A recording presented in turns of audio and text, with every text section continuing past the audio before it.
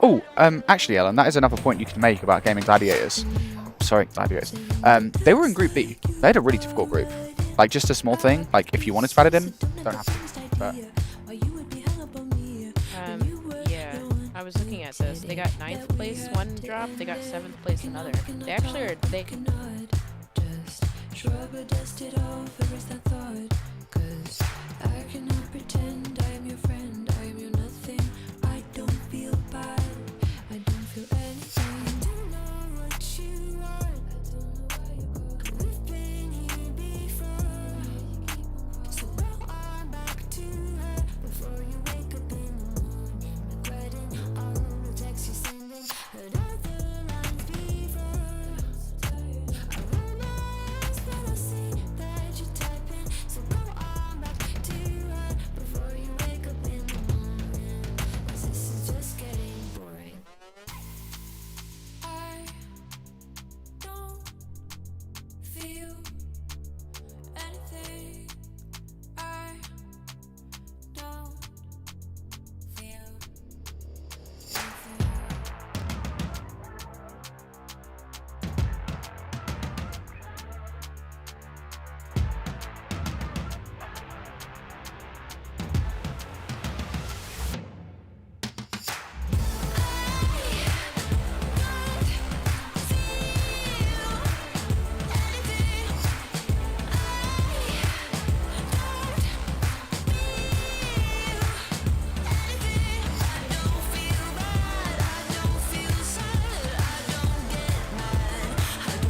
anything.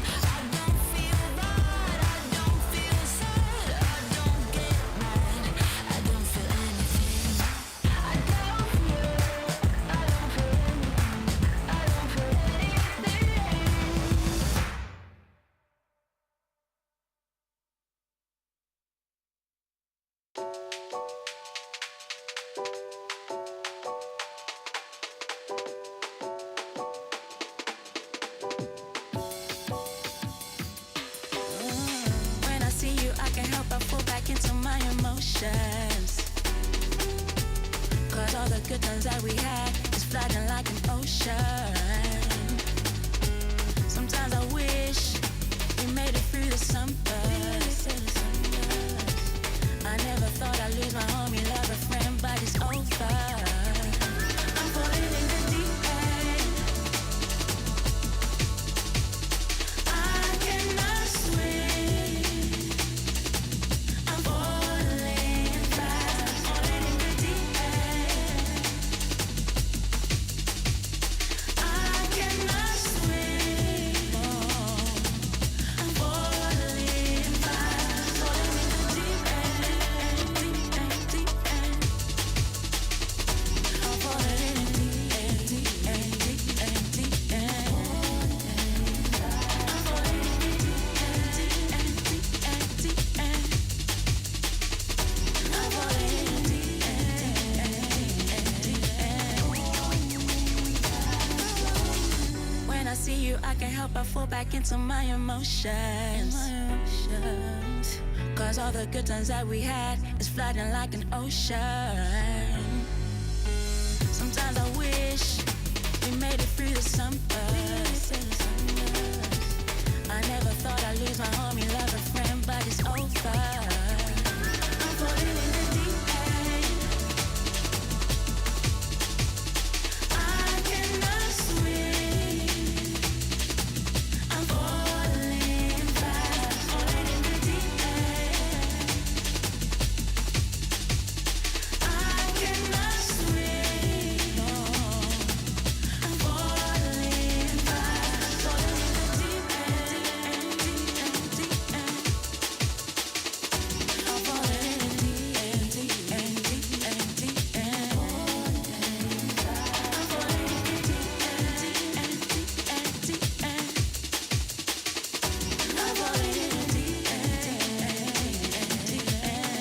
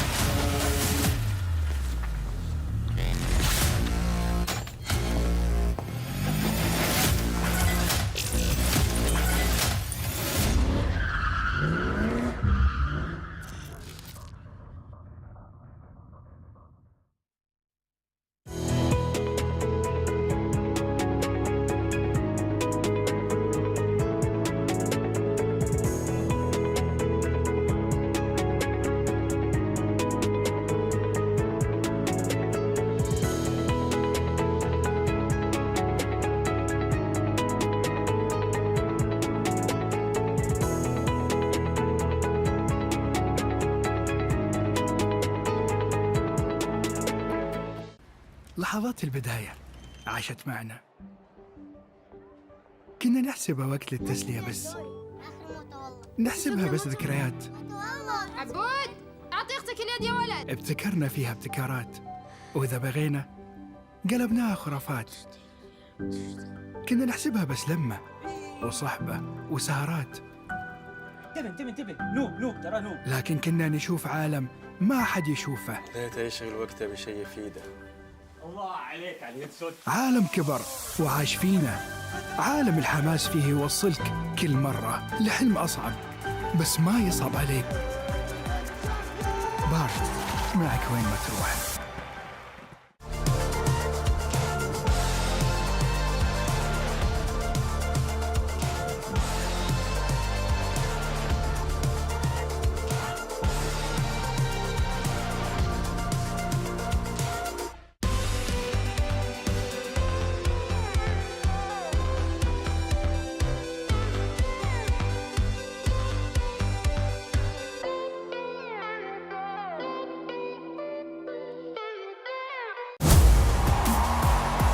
Introducing the Club Championship.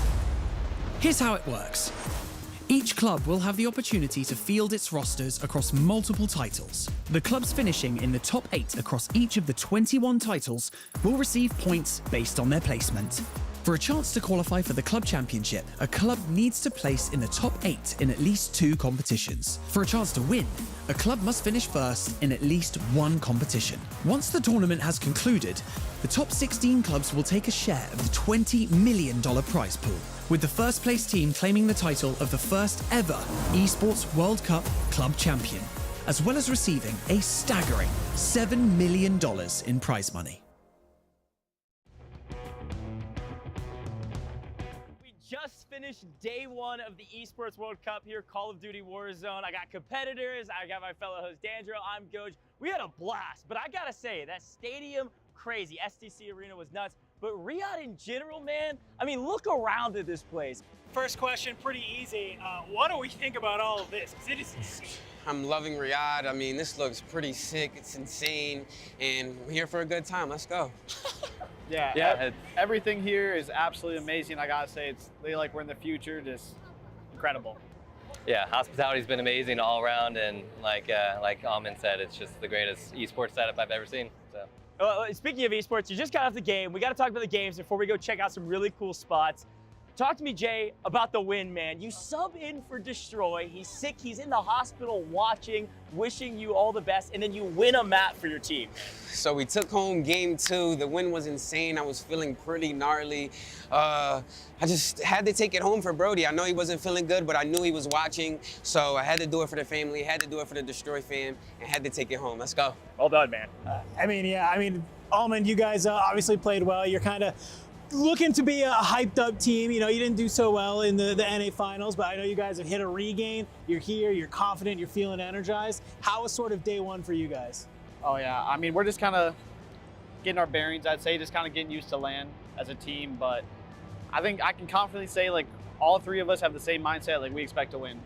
I love that. Yeah, and Husk, I think the big note I have for you is, like, what do you think about solos, man? I mean, it's Resurgence, solos, snipers galore, one-shot snipes and solos. Like, how did it all go for you and the overall team? Yeah, it was all right. I'm not too good at Resurgence solos myself personally. Me neither. I will say I really did enjoy the one-shot snipers. I got a pretty sick quick scope headshot on King Maddie. Okay. So I was kind of having fun with that. Production's got to put that in a reel somewhere. Where's the replay of that? We put that into please that. do. We'll check that out for sure. But we got a lot more places to see. We're going to take a walk and check out some more of what Riyadh has to offer.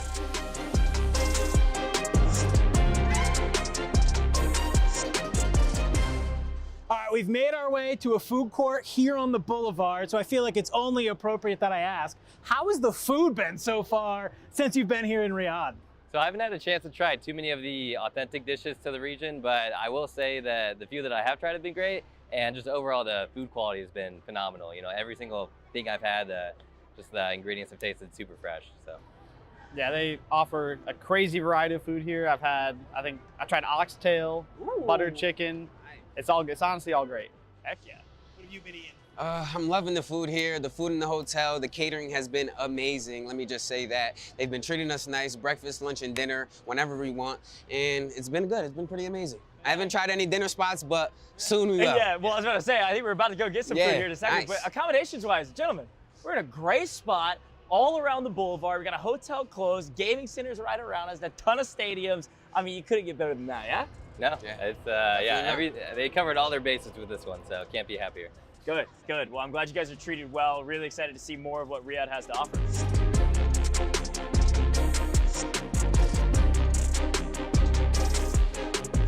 I'm telling you, everything here is branded. Esports World Cup is everywhere here in Riyadh, especially in the Boulevard. Jay, I gotta talk to you, my man. Look, you had an experience on land for the first time ever with all this branding around Esports World Cup in your face, telling you what's up. Tell me how you're feeling right now with all of this ambiance. I mean, I was feeling pretty insane.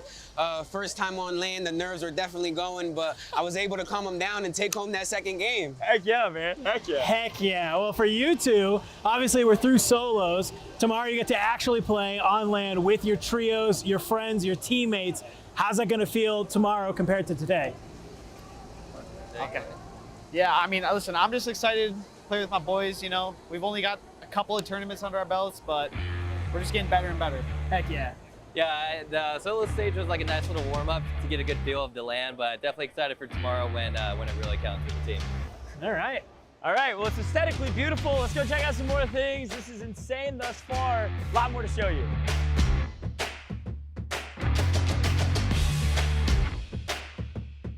All right, as we walked around the boulevard, we've seen a ton of versions of the amazing club championship trophy. I mean, we've got a version here. It's a more aesthetic version. We got massive ones around us. So I gotta ask you two gentlemen, you're working for your orgs, right? You're working for your clubs. Let's start with you, Fnatic. What does it mean to you to potentially be able to bring over 1,000 points and get your club closer to that $7 million top prize? Yeah, well, Fnatic, of course, is a household name. They're the oldest org at EWC, and they've just truly gone above and beyond for us as players, so it's up to us now to just go out there and perform for them.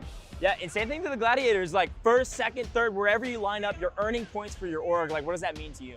Right, yeah, I mean, it's always better to be repping an organization or a club like Gaming Gladiators, so very glad that they picked us up. But yeah, I mean, there's bonuses as well for the players if the org does, or the club does well over on the Esports World Cup. So definitely can try our best to give them the lead that they need.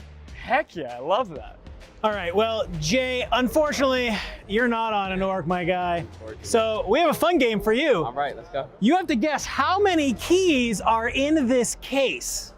Wow. Let me see. Can I get a little walk around? Real quick? Hold on.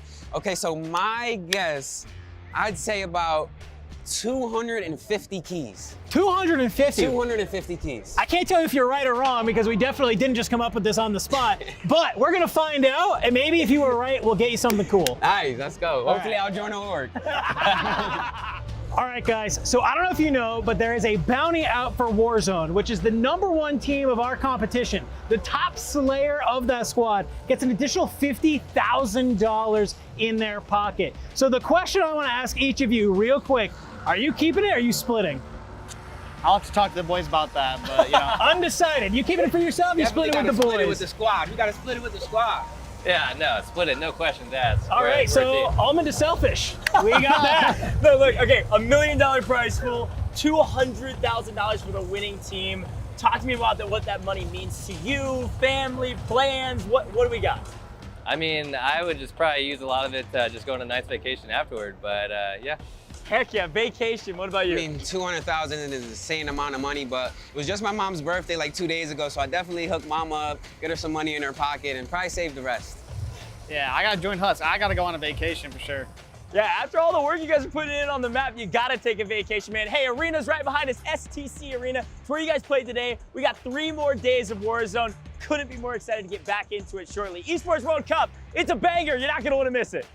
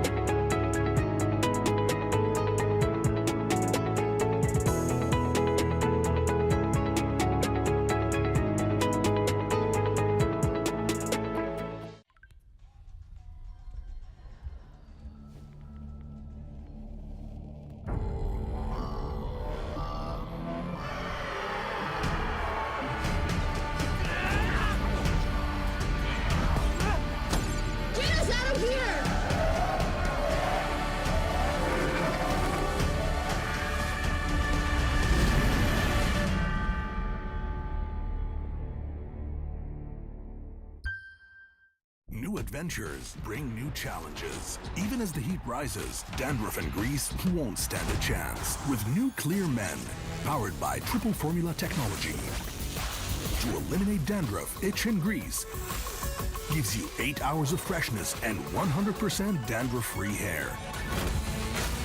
New Clear Men, 0% dandruff, 100% confidence.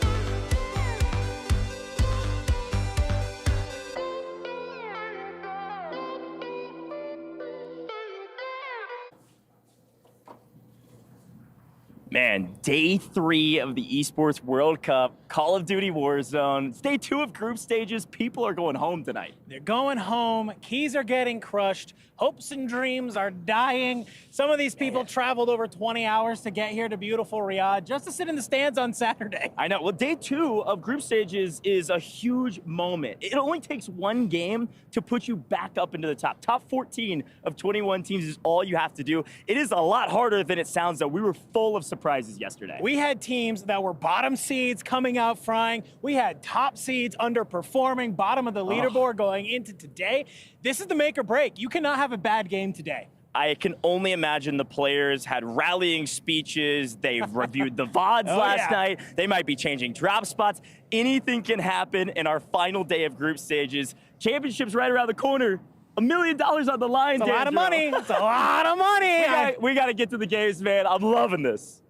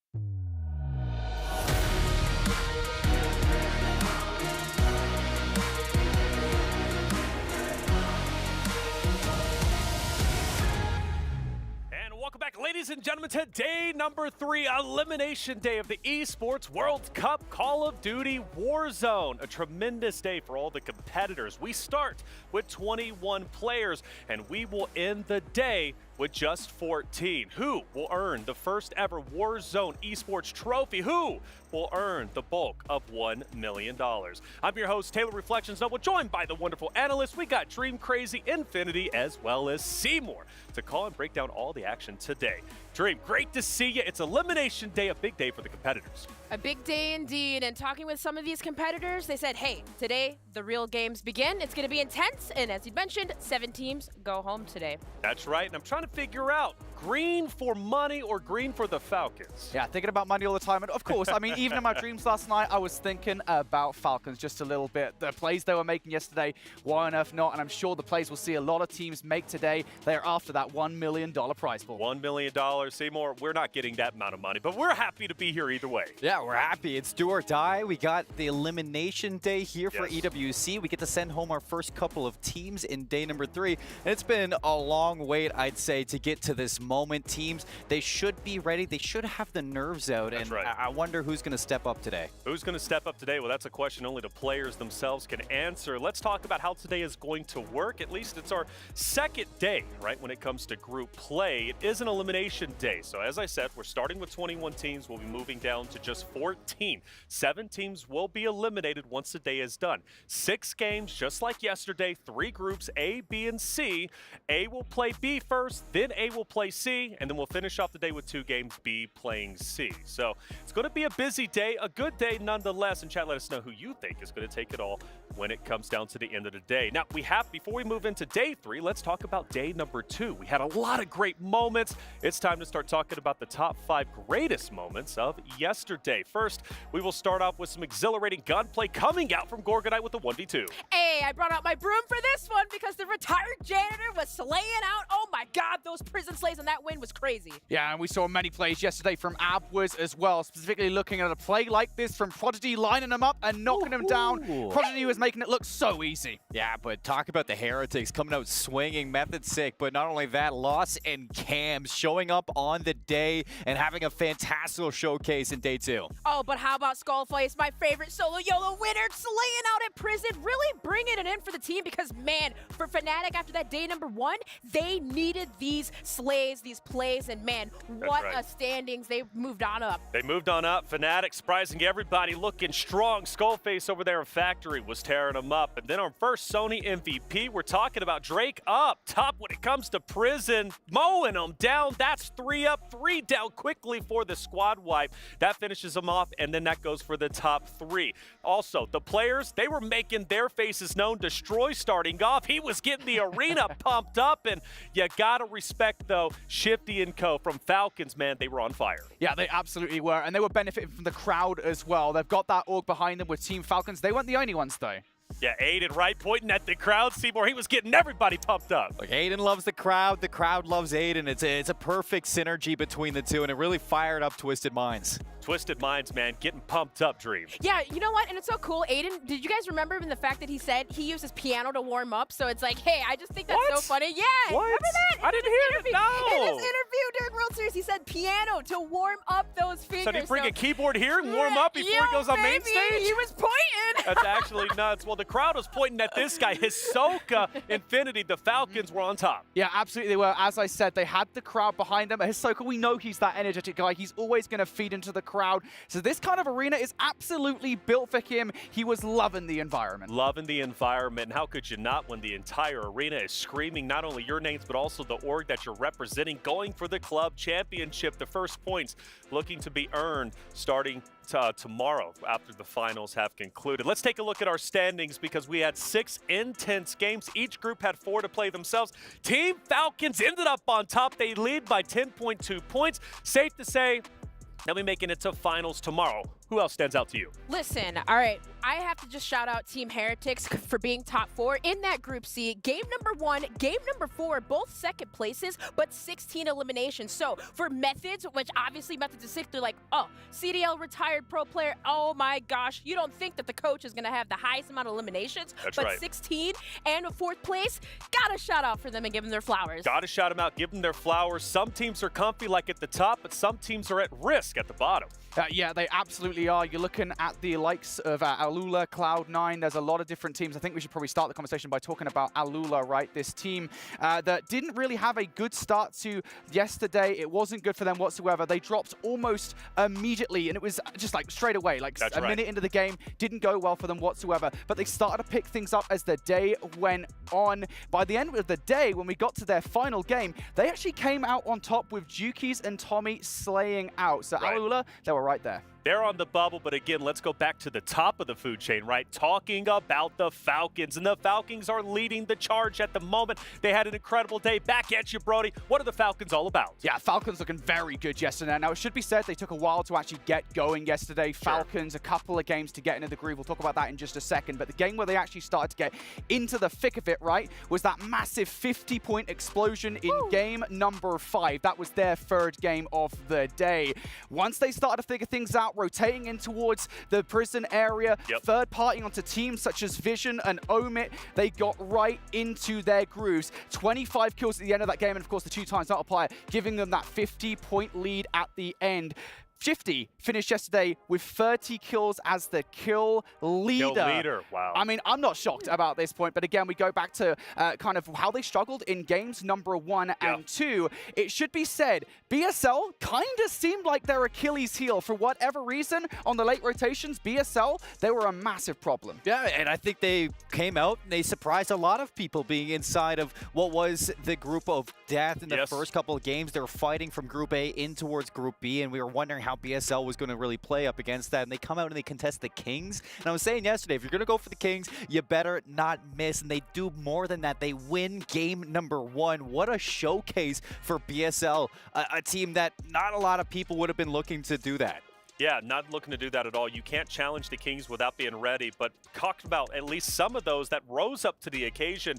Abwiz, Dream. I mean, Abwiz and them looked phenomenal. They're coming in today looking like one of the top dogs, looking like they could potentially win tomorrow's finals. Oh, yeah, and, like, you got to give credits to their consistency, right? Like, pretty much top 5 every single time. Right. And both Prodigy and the fact, Prodigy and Oiki both being the T2 and 3 slayers of the day as well. And, I mean, that game number 1, 2, Wiz only had 1 elimination, but you look at that, right? Both Prodigy and Oiki both getting 10 and 11. If Wiz just, adds maybe a couple into the mix and they keep on with that consistency, that, I mean, you guys, I wouldn't be surprised if they even stole a win from Falcons. Well, you look at it, Shifty was pointed out earlier, he's the number 1 elimination leader, right? But then, like you said, just below that, Prodigy, Oki. 2 members. 2 members of your 3. Makes sense that they're at the top of the food chain.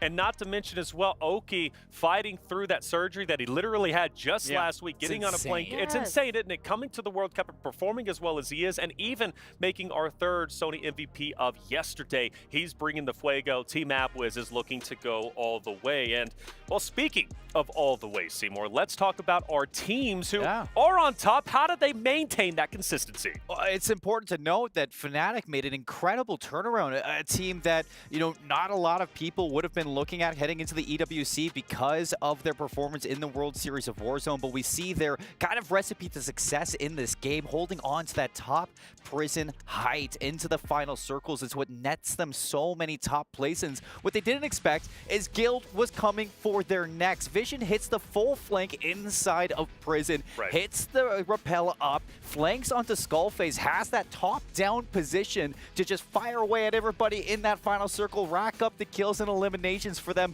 looking to turn around their day. That is exactly what Guild did. It not only turned things around for themselves, but it shows heading into the elimination day that if anybody wants to find those wins in the final circle, get that point for them to move up to the top into the final day, they have to look towards those power positions, and top prison is going to be so important. Top prison was incredibly important. Water Tower, also another key location. One thing is for certain, when it comes to Rebirth, having the high ground, you're typically going to be in a better spot than the ones who are scrambling down low. We take one look at our standings again. The reason why I want to now start focusing our attention towards those bubble teams, and one that immediately comes to mind, we covered them a little bit earlier. Let's get a bit more in depth. Number 14, Alula with Chukis and Co. Yeah, Alula, again, was one of those teams yesterday that did definitely struggle at the start of the day. Having that kind of drop-off right at the beginning of the game did not help them whatsoever. And, let's be honest about it, that is the only reason that they are as low as they are. If they hadn't had that terrible first game of the day, then maybe they would be sitting with the likes of SGP Syndicate, new icons right now, about around 8th, 9th position.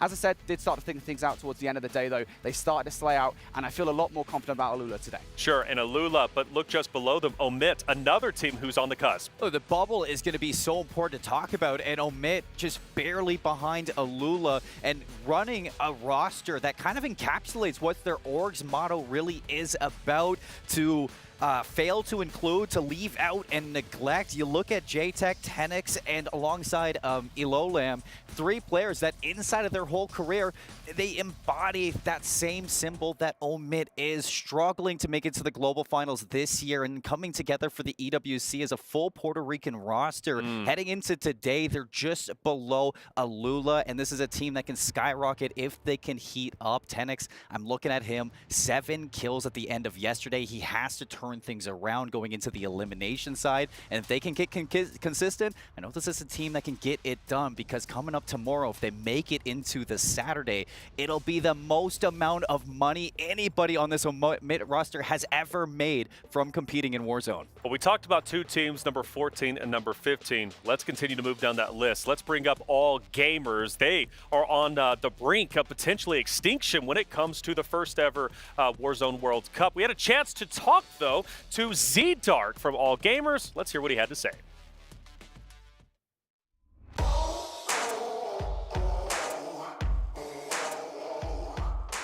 Ladies and gentlemen, welcome to the Esports World Cup here in Riyadh.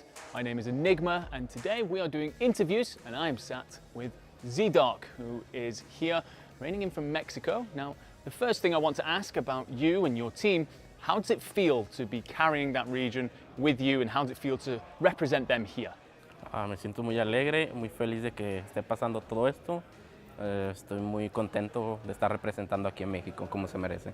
So, on the regions, LATAM, should we, as a whole space, be giving you guys more respect? Should you guys be, looked at as one of the teams that can compete at the very top end of this tournament? Sí, sí las podemos considerar, que es una región que está en el top considerablemente. Okay, so with that in mind, who do you think is the best player in the game? Because currently, no one has mentioned anyone from LATAM. Should they?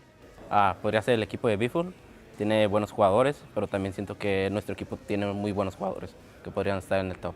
Is there any team that you don't want to land on you in the map? Would it be just Biffle, or is there someone else as well? No me importa, la verdad, con cuál equipo nos enfrentemos cuando estemos en el mapa. But is there anyone that you really want to beat?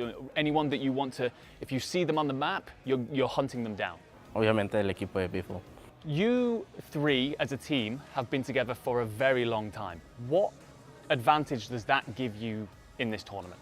Yo creo que tenemos demasiada química entre nosotros, nos conocemos muy bien y cada quien sabe su rol en el equipo y estamos muy bien entrelazados. I'm sure there are plenty of friends, fans, supporters that you want to say something to, so what is your message? Le quiero dar las gracias a todos ustedes que han estado siempre apoyando a la comunidad, especialmente a mi familia, la comunidad mexicana, la de LATAM, y pues muchas gracias a todos ustedes, por esto estamos aquí. Gracias a todos. And we wish you the best of luck through the tournament. Well, all positivity there. They're going to need that today, Seymour. All Gamers looking to go for gold, but they've got a bit of a climb. I had this team in my highlight back in day number 1. I called them that they needed to be out of the dark horse conversation into the potential winners, but they just haven't been able to show up and support that statement. They've been lacking when it comes down to their placements and kills, and heading into today, it's dire to see them turn around. I was wondering, what might be kind of their bane of the existence here in this Resurgence tournament. It really seems like they're struggling with changing from normal Warzone into the Resurgence side. It could be a pacing issue. Could be a pacing issue. And speaking of pacing, there's one team that hasn't been pacing very well, and that's Cloud9. Yeah, I mean, Cloud9 have struggled a lot, which is surprising, I think, considering their group, right? They're in Group C. It's the group that we generally consider the easier time, and Cloud9 haven't had an easier time whatsoever. And it's a similar story to Alula in very much the same way, right? They just took really long to actually heat up. I mean, you look at the placements they got yesterday, 14th to 10th to 8th, all the way to 3rd on the final day. It feels like they'd started to figure things out towards the end, and Breadman, I think, is the big reason why, again, and we've talked about him kind of being the key player for this team. You need to get Bread in a position where he is the anchor to start to get some of those sniper kills off and get some space for the team. Again, if they can do that today, if they can start to do what they did in that final game today, start to figure out the positioning, Cloud9 will be fine. We have to see that venomous Cloud9 here. I mean, Breadman was insane when it came down to solos. You talk about high ground. If he starts getting that high ground, I think they're going to be scary, right? And that's the keys to victory. Now, we did have a chance to actually talk to one of our other teams who's, well, at the very bottom, unfortunately, but they're looking to go big today. I'm talking about the Gladiators. Let's hear what a couple of members from the Gladiators had to say. What's up, everybody? I'm catching up with the game and Gladiators before they go into the final day of group stages. I got Jackal, who's actually taller than me. That was a shocker. And I got Brawlic, who's 28 this month, celebrating some success in Warzone, hopefully, at the end of the day. Brawlic, I want to start with you, though, because you guys are at the bottom of the leaderboard after yesterday. What was going wrong? Were you just running into another team, or what's happening so far? Yeah, like, It's just rough start, man. Like we didn't really have much practice in Rebirth, but yeah, we noticed that we're getting pitched between two teams, so we really like just broke it down and talked last night and today, like what we got to do, and hopefully we capitalize on that today. So. Jackal, I saw you guys grouping up behind me after your first 2 drops. It looked like you guys came in with a new strategy into the second half of the day. What was working? What do you need to build on after watching that map? It's funny you bring that up because that's exactly what ruined us. When we sat right behind you, we started switching things up. We came onto the next 2 maps, switched up our whole game plan, and then 2 horrible maps. So today we're going to stick to our plan, do what we need to do, and just really hold it down and don't switch up just because 2 bad maps. And then just keep it going from there. I love the buildup of this team. You've got Huskers, legend in the Warzone scene. You, of course, are known for your success on the big maps. And then you got a 21-year-old, the young gun in Jackal. Brolic, how did you find this guy? Honestly, I've known Jackal for, like over, because we play a lot of 2v2s and stuff together. So, but I've known Jackal, last year he had good success making it to, World Series last year. So, and I know this kid, he has a gunny and he has a brain. So, and he's young too. So this guy's the future, man. Between the 2 of you, who's dropping more kills today? Of course, me. That's Big Brolic. This is Jackal. Keep your eyes on Game and Gladiators as they climb the leaderboard. All right, the Gladiators looking to go big today, and they need to go big today, Dream. Yeah, absolutely. I mean, looking at their games yesterday, as they said, kind of how they switched up some strategies. In that Group A, they seemed to be, they weren't actually too bad getting a ninth place, but not picking up a lot of eliminations. But the thing is like, the last 2 games wasn't the best, but we really need Jackal and Brolic to slay. As you'd said, they were feeling pretty positive. Like they talked about it last night. They had some time to do a little bit of VOD review, but for that, for today, they have to have a pop-off game because being in dead last, yes, that's grounds to being eliminated, but on top of that, they have to carry the consistency through and through. So hopefully their Slayers step it up today, and Huskers being that anchor player that we're used to him being, hopefully he can be set up for success and his Slayers do his thing. The thing, Dream, about these Gladiators rosters, they've made it to global finals already. It's a team that has limitless potential. They may be on the bottom now, but again, that potential that they've already proven in the past just really a couple of weeks ago, right? Yep. We know they could be at the top, and I think they definitely can be. For Huskers, he's that anchor player. The other 2, like you said, just need to go out and slay, correct? Yep, exactly. Because, I mean, again, being in a tough group, obviously, in that group, A versus B, like, I don't know what it is. Like, the C group, we had determined maybe being the easier group. No, it seems like some teams, obviously, like Cloud9, they're having their troubles. They're having their troubles, and, well, troubles maybe potentially for the clubs. And what are they going for? Well, not only the money for the players, but they're also going for the trophy, right? The club championship trophy. And I really love this concept. If you haven't heard what it's all about, well, let's get you caught up to speed. The Esports World Cup is a unique tournament and will have a very unique trophy system, consisting of keys, game trophies, the club championship trophy, and the totem. Introducing the key. This symbolizes a participant's right to compete in Riyadh. Each team or player will receive a personalized key consisting of the inner key and the outer frame. Winning a competition earns you a game trophy. A champion's key will be inserted inside. The frame will be placed into the totem. A physical block on display in Riyadh, serving as a progress bar of the Esports World Cup. The totem will remain in Riyadh as a chronicle of the Esports World Cup history. Those who get eliminated throughout the competition must give up their keys and see them crushed. Their broken keys will be tossed into the totem and encased in resin, symbolizing those that tried to win but fell short. However, as an additional privilege for winning, each game's champion gets to select 3 opponents' keys to be encased in the base of their trophy as an additional, more personal prize. Losers will go home with their keys replaced with a token that marks where they ended their journey. Witness history unfold at the Esports World Cup. Ooh, man, those keys getting smashed up. It's brutal, Seymour. I mean, it was crazy. Yesterday, we saw the first ever keys crushed. It was Billy crushed by T1. That's in League of Legends. Here in Warzone, we get to see some crushed our own. Today, 7 keys will be crushed. What a heartbreaking experience that's going to be for some of those that came out here. Their hopes and dreams, unfortunately, ending today. 7 teams, they're going home. after the 6 games are concluded. And I know they don't want to, but that's just the way the cookie crumbles when it comes to a high-level tournament such as the World Cup. But it seems like we are getting ready to get started. Game 1 is just around the corner. Casters, let's send it to you and get this whole thing started. Taylor, Reflections Noble, don't let anybody ever tell you you're not good at your job, my friend. What's up, everybody? We're here, your casters for the TriCast, top of the show. My name's Dandro. I'm joined by Britain's best broadcaster, Sorry Infinity, and also the American Atlas of COD himself. I hold Shift.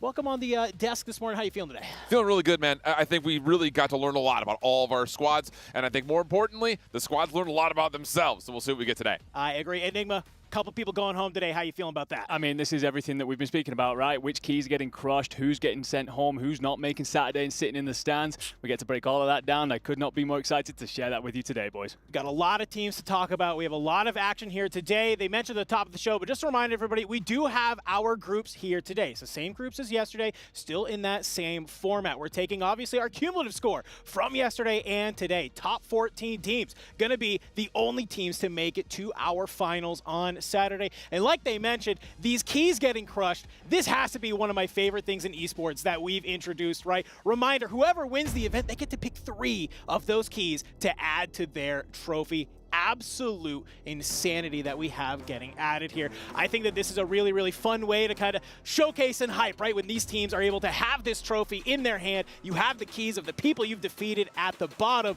That is going to be very, very special, especially for some of these orgs to know that they have been able to come out on top. I'm excited. I know you guys are excited, so we're going to go to the stage to check it out.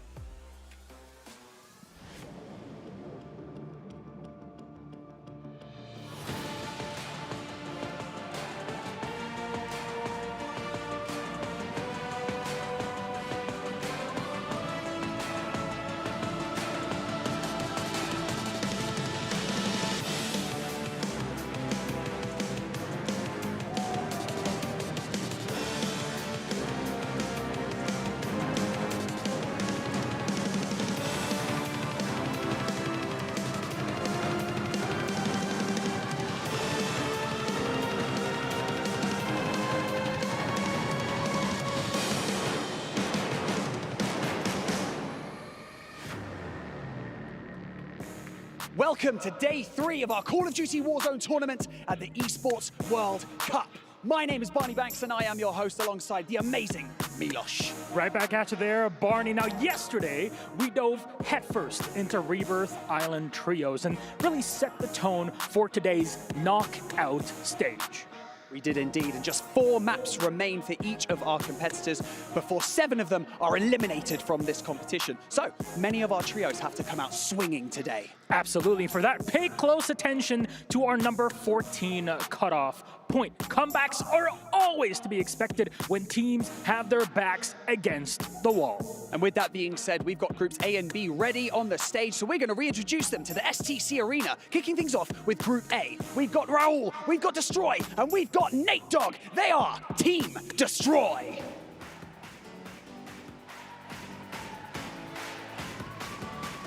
Next up, it's Lennon, it's Tommy and Jukies, it's El Ola.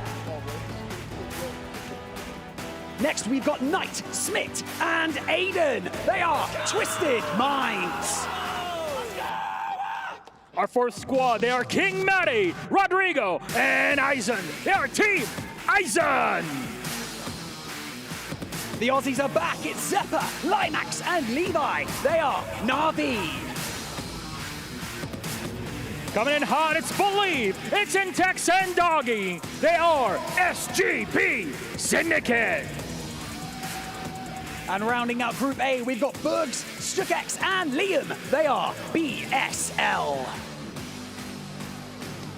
Moving on to Group B, it's Brolic, it's Jackal, and it's Huskers, it's Gaming Gladiators. Leading the pack coming into day 3, we've got Shifty, Biffle, and Hisoka, Team Falcons. Buzzing onto stage, it's Bazooka, it's Enxium and Stevo, it's Team Vitality! Next up, we've got Noobs, Skullface, and Armand. They are Fnatic. Castillo, Deus Samir, and C-Dark. They are AG Global. Coming up next, we've got Wars, King AJ, and Vision. They are Guild Esports. And last but not least, give it up for Lukitas, Hartrebs, and Drake. They are New Icons.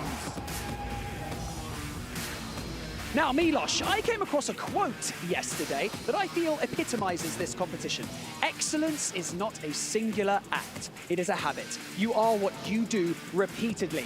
These competitors, you know, they train, they scrim, they live and breathe this game, and they play all day, all night in order to be here today competing. And it truly is incredible to watch this tournament unfold the way that it has. Oh, and by the way, that quote, that was Shaq.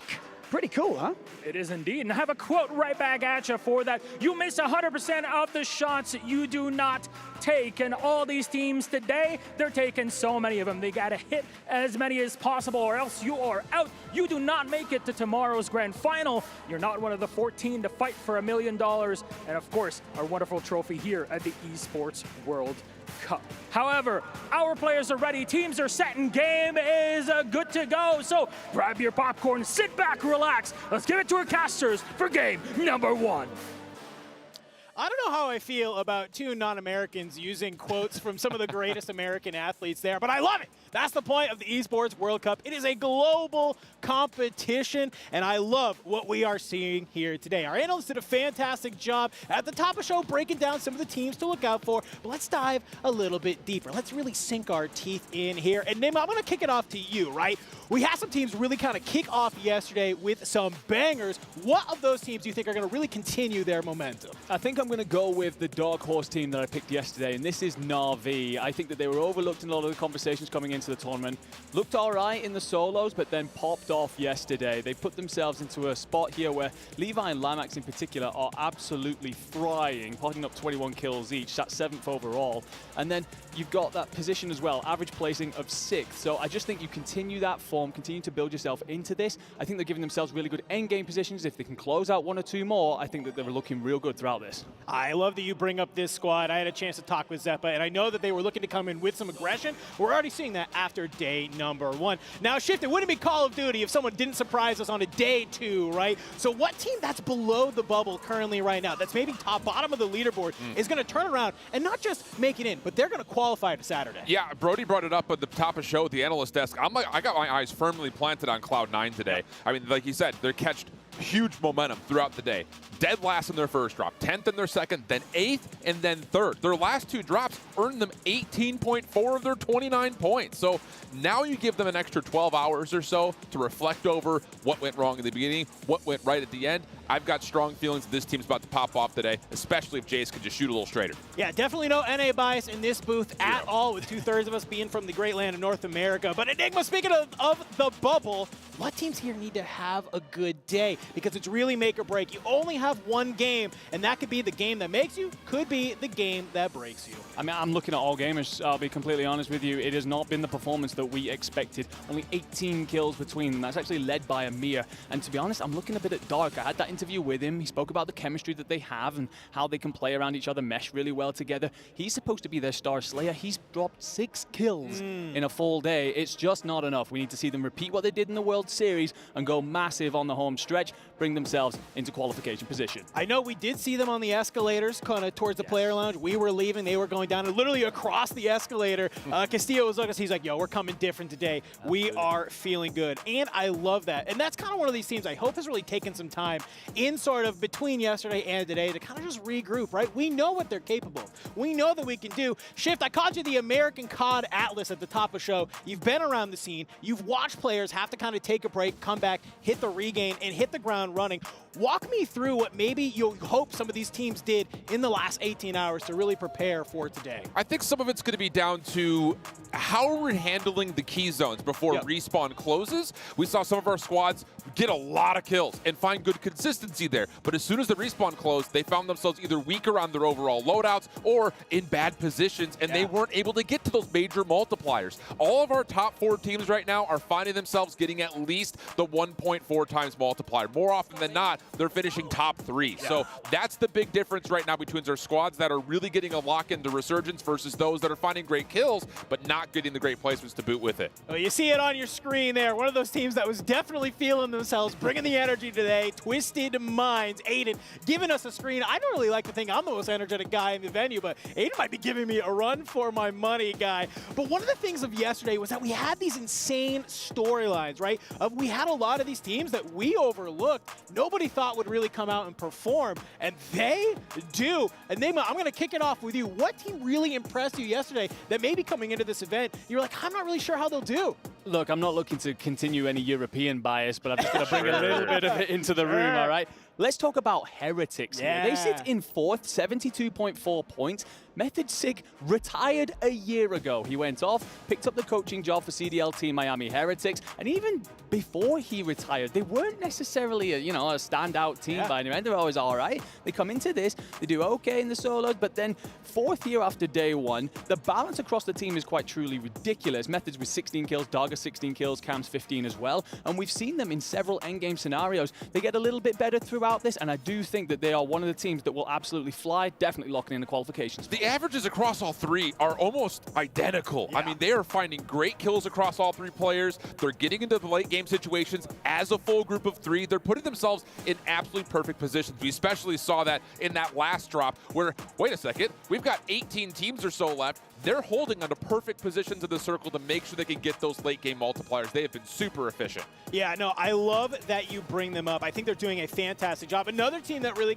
I wanted to highlight was AB Wiz. And the thing I loved about them was their consistency, right? We see them, I call it Ammo Shack. There's really no name for it on the POI, but it's that little shack that has the ammo cache kind of right outside Industry to the left of Docks and Control Center. And it seemed like they dropped there consistently, and we're just kind of letting people fly to them. I love it. They were just hanging out, doing a great job. And it's not just the fact they're hanging out, they're finding a great elimination. Yeah. I mean, Oki and Prodigy have been unbelievable, but here's the real standout point. Their worst placement yesterday was top 5, which again means they're getting great multipliers. The only team that has a better overall average finish than them is Fnatic. So they really are putting together a great game plan, and they're executing, which is really, I think, pleasant considering the fact of how the team was built very last minute. Well, I think we did a great job covering a lot of these teams. Shift, we will see you later, my man.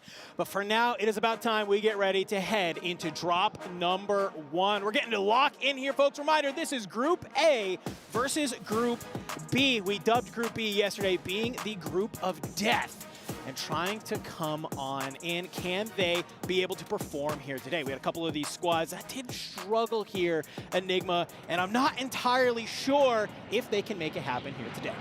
No, there's a lot of questions, right? And we are going to be talking about this all day. Who makes it on through to finals? We've several teams around the bubbles. We've got, for example, Team Destroy. We saw them up there on main stage. They're sat in 10th. They're still not comfortable. They're just one of many who absolutely must go massive. And we get them here on main screen, landing themselves top tower, lighthouse, whatever you want to call it. Raul trying to pick Skullface out of the sky. Pistol's going to work. When you got a pistol like this in your back pocket, you are feeling strong. Couple nice little tags on his skull there. He'll be able to survive as he does go ahead and land. And well, we heard their interview here today. The gaming Gladiator said, hey, we had a plan. We changed it up for some reason. We're going back to it. It looks like that plan is to play here at Prison. Prison looking like a very busy spot, by the way. Rodrigo needs to take his moment to just get his plates in. Matty's in trouble as well, and Eisend is out of here. The trio could be well and truly wiped if they're not careful. It's very difficult to get wiped at the start of a game, but we did see it happen yesterday to Al-Ula. So just taking a moment here to reset. You've got yourself surrounded by the Gladiators and also some company from team players, on Guild. Hi, there's just so many people around here. It looks like they've been able to regroup here, but I don't like necessarily how spread they are. We see Rodrigo go down again. Brolic and Jackal looking to make their way through the showers on the bottom, but King AJ laying in wait from Guild. Seeing, does anybody come out from the cell block area? I got this Holger in hand with a nice little long-range scope on it. Can definitely start frying if need to. So far, doesn't look like anybody comes in, but I believe that was a UAV that does get popped. Should give them the information they need of the players around them. It's how they play it on out from there, and it's just patience from the Guild boys. Something that sometimes they can be egregious of not being, and well, plenty going on elsewhere as Jackal and Brolic find kills, but then are traded on out. Wars is going to push up, try and third party. This finds Matty. Got to be careful though, because he's likely going to have eyes and absolutely stabs. The UK man picks up a big two-piece here to get things going, and that, ladies and gentlemen, is patience rewarded, and that is kills deserved, and put themselves back on the board here. We said yesterday they got off to a really slow start. Yep. Picked things up towards the end. Honestly, probably saved themselves a little bit. How would you start today? And it looks a lot better. Guild continuing the momentum from that last game that we saw yesterday. It was really beautiful, but back on the other side, look who's about to square off. It's AG Global and Team Falcons. I know the arena is hyped right now. We got Biffle laying in wait, waiting to see, will Castillo decide to go ahead and push, or will they back up? Looks like for now, maybe just trying to create a little bit of this kill box that we are used to. A little bit of a standoff there. But on the other side of the map, Bioweapons, Aula, we were looking for them to get a little aggro here. We saw them lose this contest off of the drop last game set, and here they are, doing a great job. Absolutely. This is one of the things that we spoke to them about afterwards as well. You know, we saw them at the end of the day and talked about how things were going. They said they needed to lock down Bio more consistently, especially against that Vitality lineup. Doing a better job. Will be contested elsewhere, but looks like King AJ here wants every bit of action that's going on around Prison, pushes himself and the rest of his guild boys up onto the rooftop. There are going to be a couple players inside Prison, but we've spoken about this landmark in particular. No surprise to anyone. Very important. Sits smack bang in the middle of the map. Biggest building there. But also, it's seeing so many teams use this as a transitional point for those smaller circles later on. Yeah, I think if you can manage to hold this, you can just look at so much of the map from that top Prison area, right? But look at this, Tommy. He's about to push on in. You're starting to see some shots come flying on out. A player just kind of laying in wait, trying to set the trap, but Tommy does not commit. He's too smart for you and these plays. But look who it is. It's Drake. Some good shots coming out from Tommy. He gets in a couple bit of tags and doesn't want to commit to this fight. I love what he's doing here. Consistently just moving around, maybe trying to get some of the teammates to come on in. Drake's still sitting here. Juki tries to throw the shoulder, flying on out. Look at us! Is able to bring them on down. Holding this in is Team Icons, but it's not going to be for free. Tommy tries to fly on in, but the trades are there. Yeah, it's rough if you are Juki's and Tommy there. You just get split in a maze of corridors and doorways. Lennon's floating above, just trying to give out any information that he can, but it does not happen. And that lovely bit of information there we get to show the loadouts are coming in, ladies and gentlemen, as we move here through Circle 2. On board with one of the teams that we talked about a little bit at the top of the show, Twisted Minds. They've looked really good throughout this. However, one of the things I will say, they actually didn't finish as highly as I thought they would. Yeah. Only 11th through day one. They had that kind of banger sort of first map set. They were feeling great. We started watching them go a little bit crazy, but it seems like as the day went on, maybe lost a little bit of steam. But knowing them, we saw how energetic Aiden was with the camera on him, giving out some screens, hyping themselves up. You know that Smith and Knight are feeling that by his side as they look to move on in. Getting a little bit to the end of Circle Zone 2, we've already lost two different teams, being Team Izund and the Icons. So they are both been eliminated. You hate to see that. Where can we go else on the map?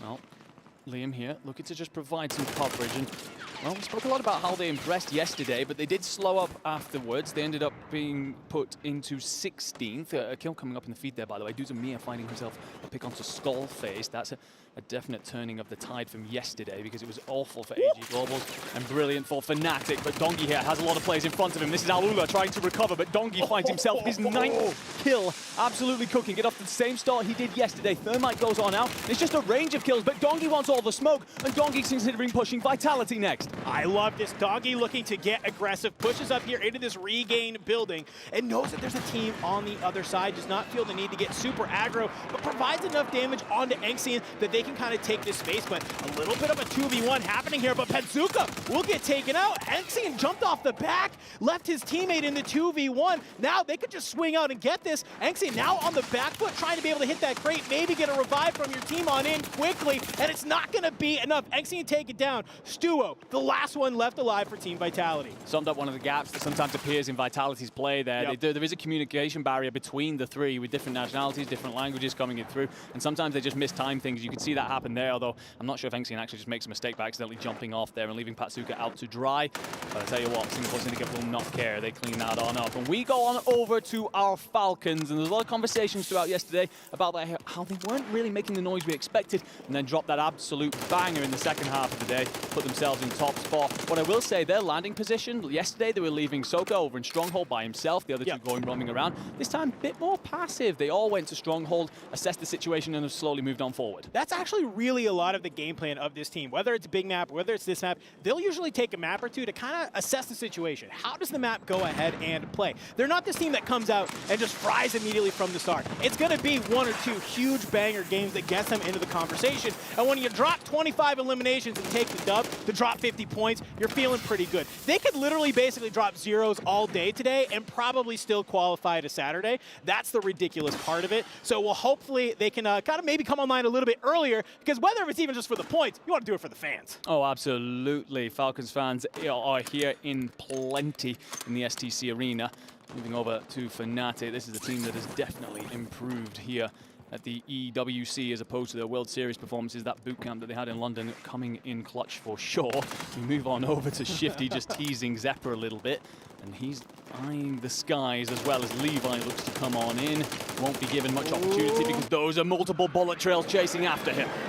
I mean, that Holger 26 just hits like a truck, and well, you even see Shifty doesn't need a rocket optic on it, just full iron sights, still cross-mapping kids like it's another day in the office. But SGP Syndicate on the other side, still here, still fighting. They find Lennon in the water, brings on down. Jukies is able to kind of find an elimination on Stua though, with the pistol in hand. Believe kind of trying to play with the team. You can see Intex on the other side, all the way over at Chemical right now, I believe, a little bit far away from the team. Hopefully they can meet back on up and continue playing through the map. I mean, what I will say from all of this, by the way, Dongi is absolutely frying. But Believe here just has Biffle over the other side and actually considers the Bunker Buster, but Biffle springs up to say hello. Believe trying to play whack-a-mole with a Bunker Buster and actually catches on Mortar a little bit here. Trying to get nice and aggressive, and we're going to get ourselves a replay of this ridiculous Raid of Terror from Dongi. Yeah, I love that. Look at just this, an elimination on the Jukies, and it's just the aggression for him to kind of fly forward, and the little bit of a patience here, kind of stopping this third party from coming on in. That is why you pick up this young man, right? I mean, everybody knows Dongi's the Slayer. Colm called him Dong Wick. I'm not really attached to that name yet or not, but he's obviously making it happen here. 13 eliminations for his team. A great way to start the second day of groups. Absolutely. The only thing I will say, the only caveat, while this is brilliant, we saw him get off to that really hot start yesterday, and then he slowed down through the afternoon. So we'll be keeping an eye on that, but right now, that is definitely a positive. 13 kills in the bank at this point. And his team leading the way in the entire lobby when it comes to kills, slightly ahead of Falcons, who are on 14. Destroy in a spot to bother there. Nate Dogg trying to provide a little bit of overwatch, but it might be a smarter move to back on off here because it looks like Destroy has fallen. So Nate Dogg and Raul to try and set up some sort of crossfire between them on this prison roof. They will indeed have company coming in from Na'Vi and potentially players arriving as well from Guild. We know that Destroy loves to play this. We saw kind of yesterday, Nate Dogg was taking that tower, and then you had Destroy and Raul playing the small side, as I like to call it, of prison, kind of locking down both sides of the map. Anybody pushes up through those stairs, you got Nate Dogg able at least even just to make the comms to the teammates. You got someone making their way through the small side of stairs or up that scaffolding on the side. They are ready to sit there and hold. Nate Dogg had the sniper in hand and can hold it on down. It looks like that strategy, though, is kind of struggling to come online here just because of some of the other teams we've seen that are trying to vie for prison, Fnatic being the main culprit. They are indeed. I'll tell you what, the performance that they have put on yesterday really raised a lot of questions about how they are currently in LCQs for World Series. Definitely looking like every bit the side we thought they would be when they came together. It feels like for a rare moment here, we get a moment to breathe. Levi, though, will have a lot of company as we see the Singapore Syndicate fly around the corner, clean up Zephyr. Levi surely next, and Limax's only option is to try and escape here. Does catch a thermite, got to slip these plates in, and you got to time this correctly or else you're not getting your boys back in. I mean, Limax was the last one alive. SGP, they could easily fly forward and try and bring down Limax. And you can see here, thankfully to our amazing CODcaster, looks like Limax was able to somehow make this wrap out through the tunnel and keep his life here. So a little bit of a moment of respite if you are Na'Vi. You're not taken out just yet. Now, as a reminder, folks, Resurgence is closed. So anybody that is getting eliminated from here on out, sorry, you're not coming back on in. There is no timer. Unless you have a teammate that can magically hit a buy station, buy you back. Yeah, by the way, zone pull is going to be absolutely massive here. It's dragging everyone off between Factory and Harbour. And guess which two teams are there? Two teams we've spoken so highly about when it comes to positioning. Na'Vi have tried to recover there, but we're going to see Twisted Minds taking a hold of it as well. So everyone now that you're currently seeing try and scramble from prison could well land themselves in front of this AG Global lineup, and it's going to get mixy.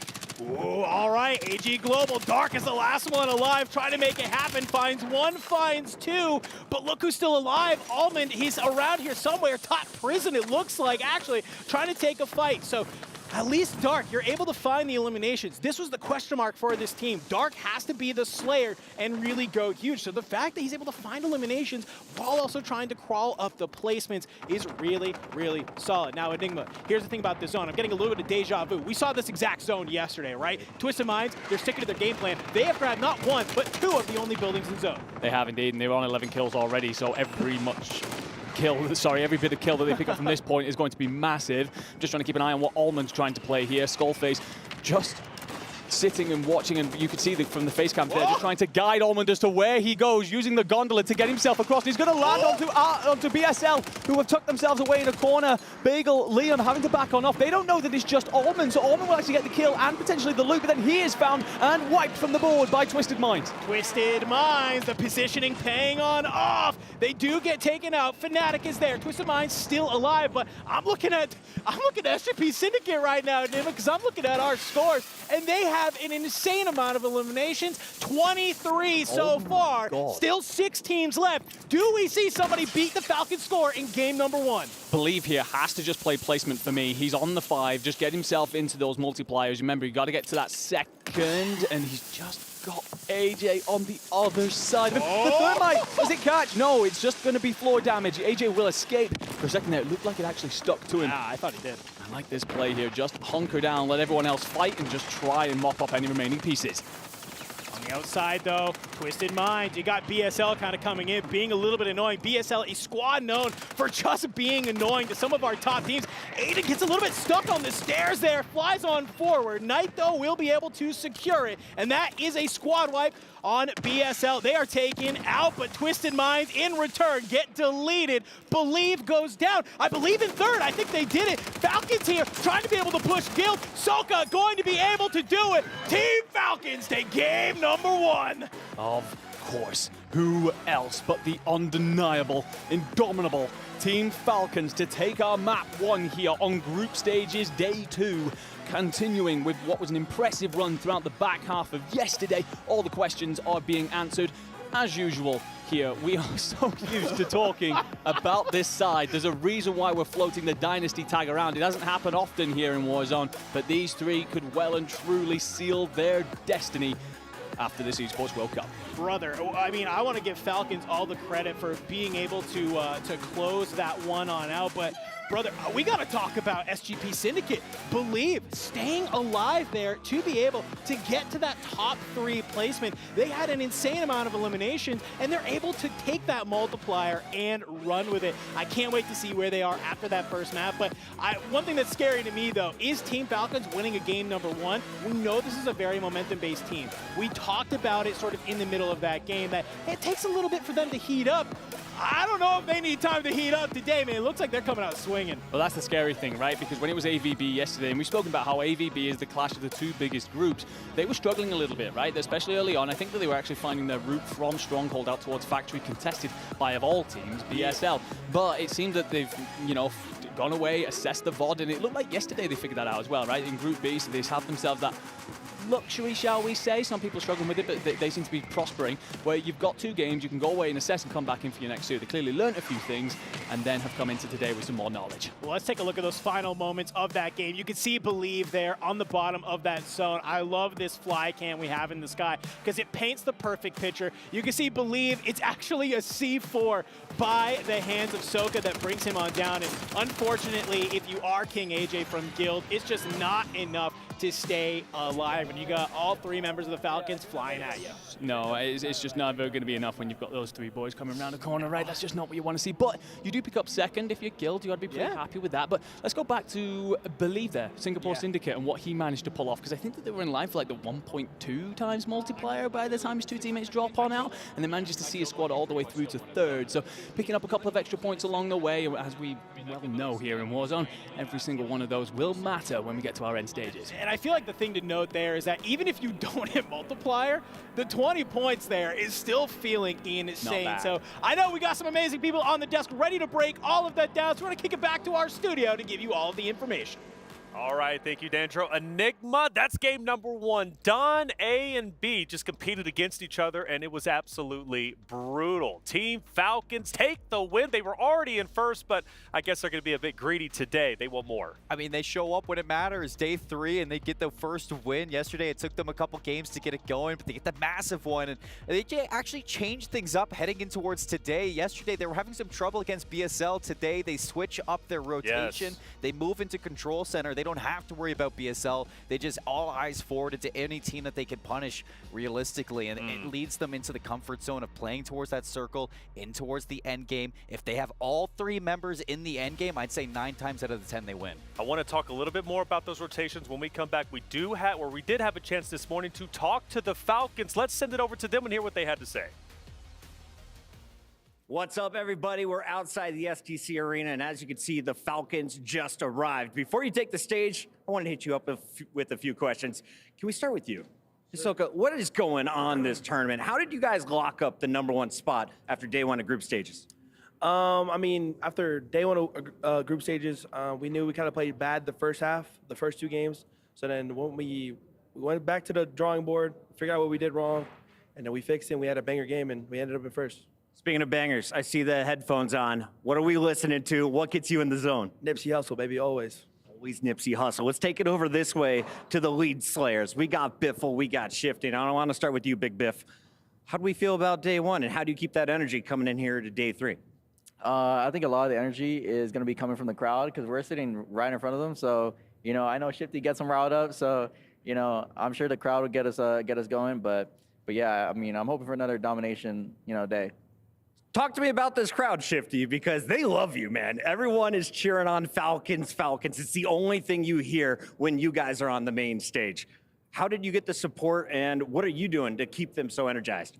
I mean, I just love it. I'm feeding off of them. They're always just chanting our names, and I just get up and I just start crowd working. I mean, to be at an event like this, honestly, the first time I think Warzone's ever had like a home crowd like this, and we just so happen to be the home team. I'm making the most out of it. It's just very fun, and I'm just enjoying the moment.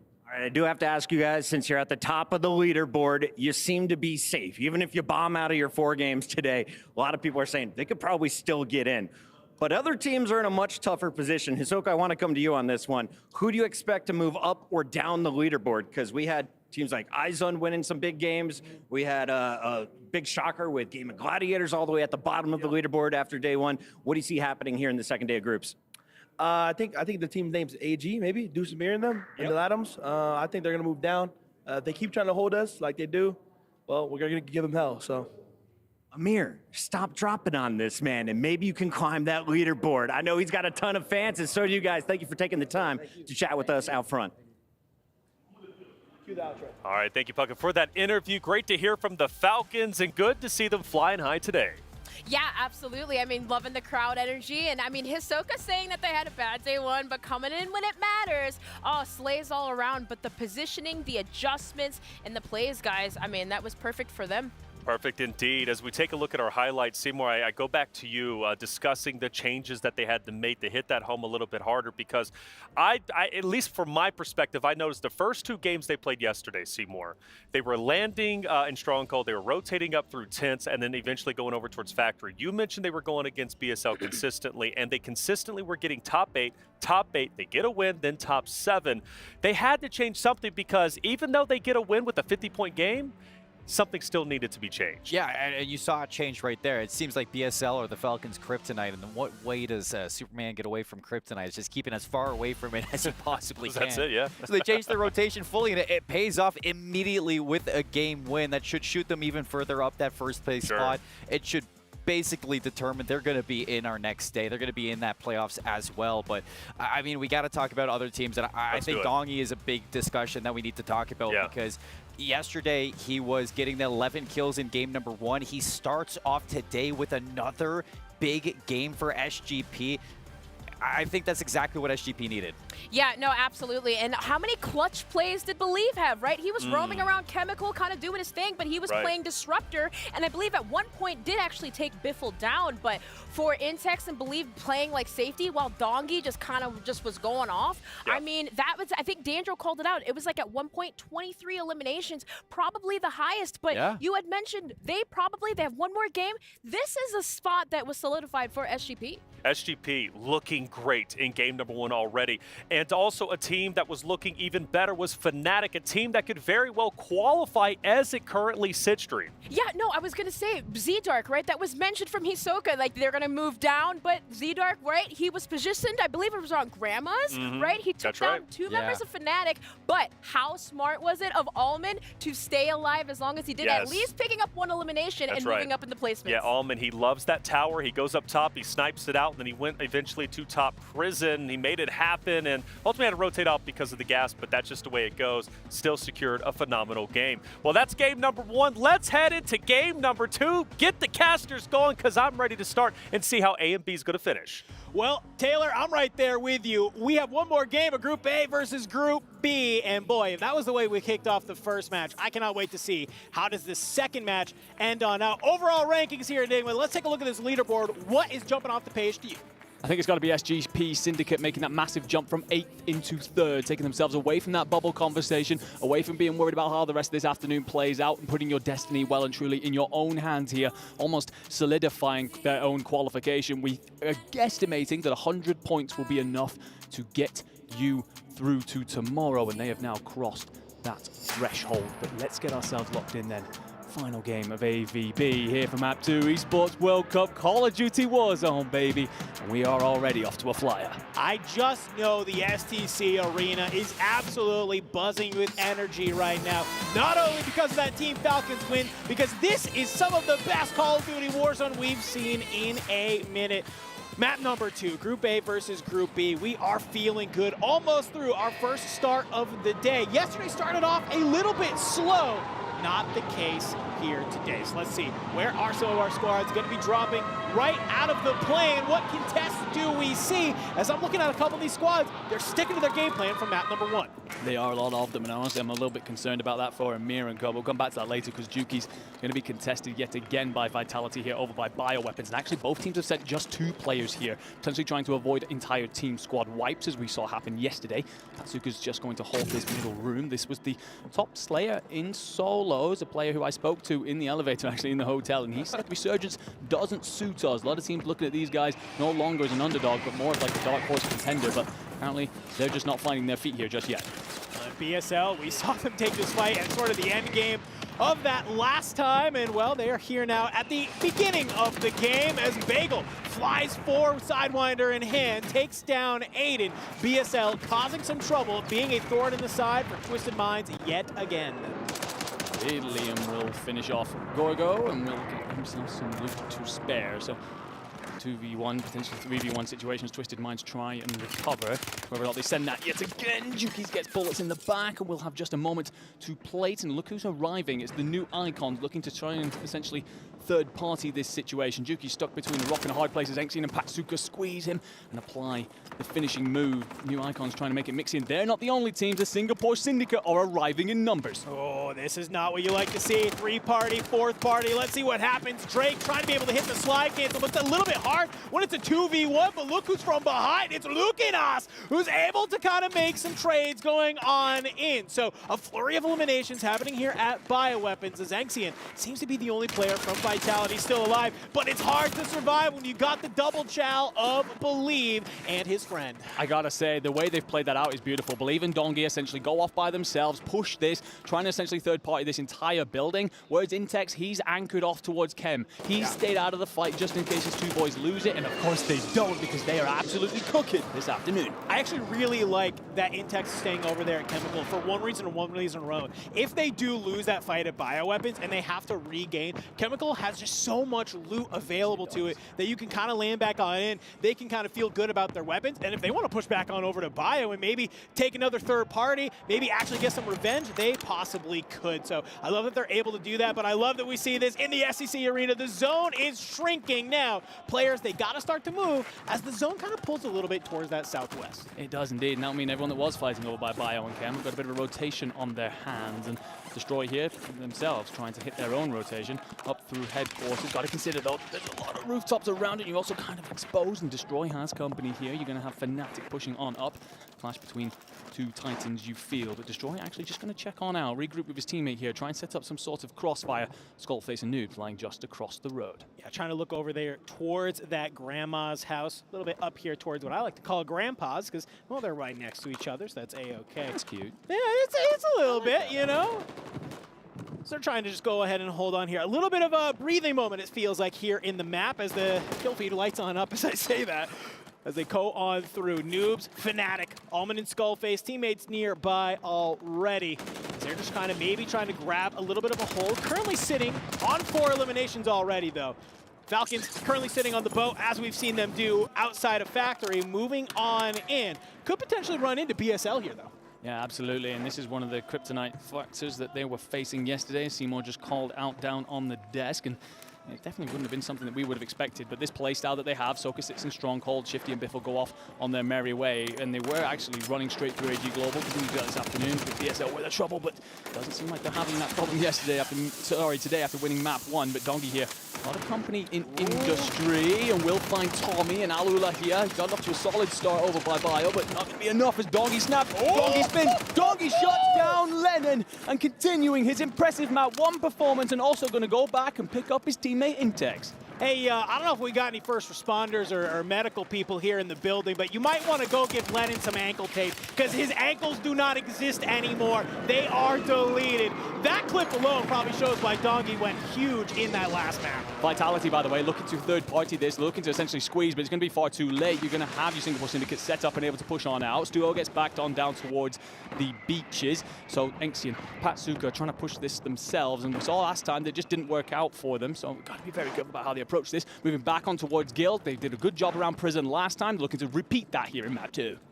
Love that they're able to do that. They made it towards the end. We saw King AJ try and win that last final fight. It just wasn't enough, though. They had a great map yesterday. Looking to do the same here today. We see King AJ getting a little bit aggressive. We'll answer back on to this Team Vitality.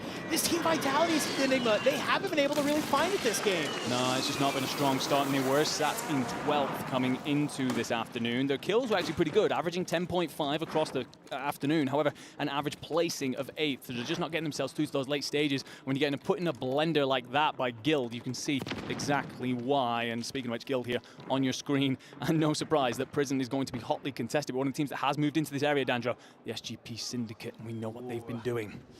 Yeah, SGP Syndicate. Now, the one thing I hope, I just don't want them to overheat a little bit. It's easy to kind of get in your own head to try and maybe think that you're the kings of the lobby. Nobody can stop you.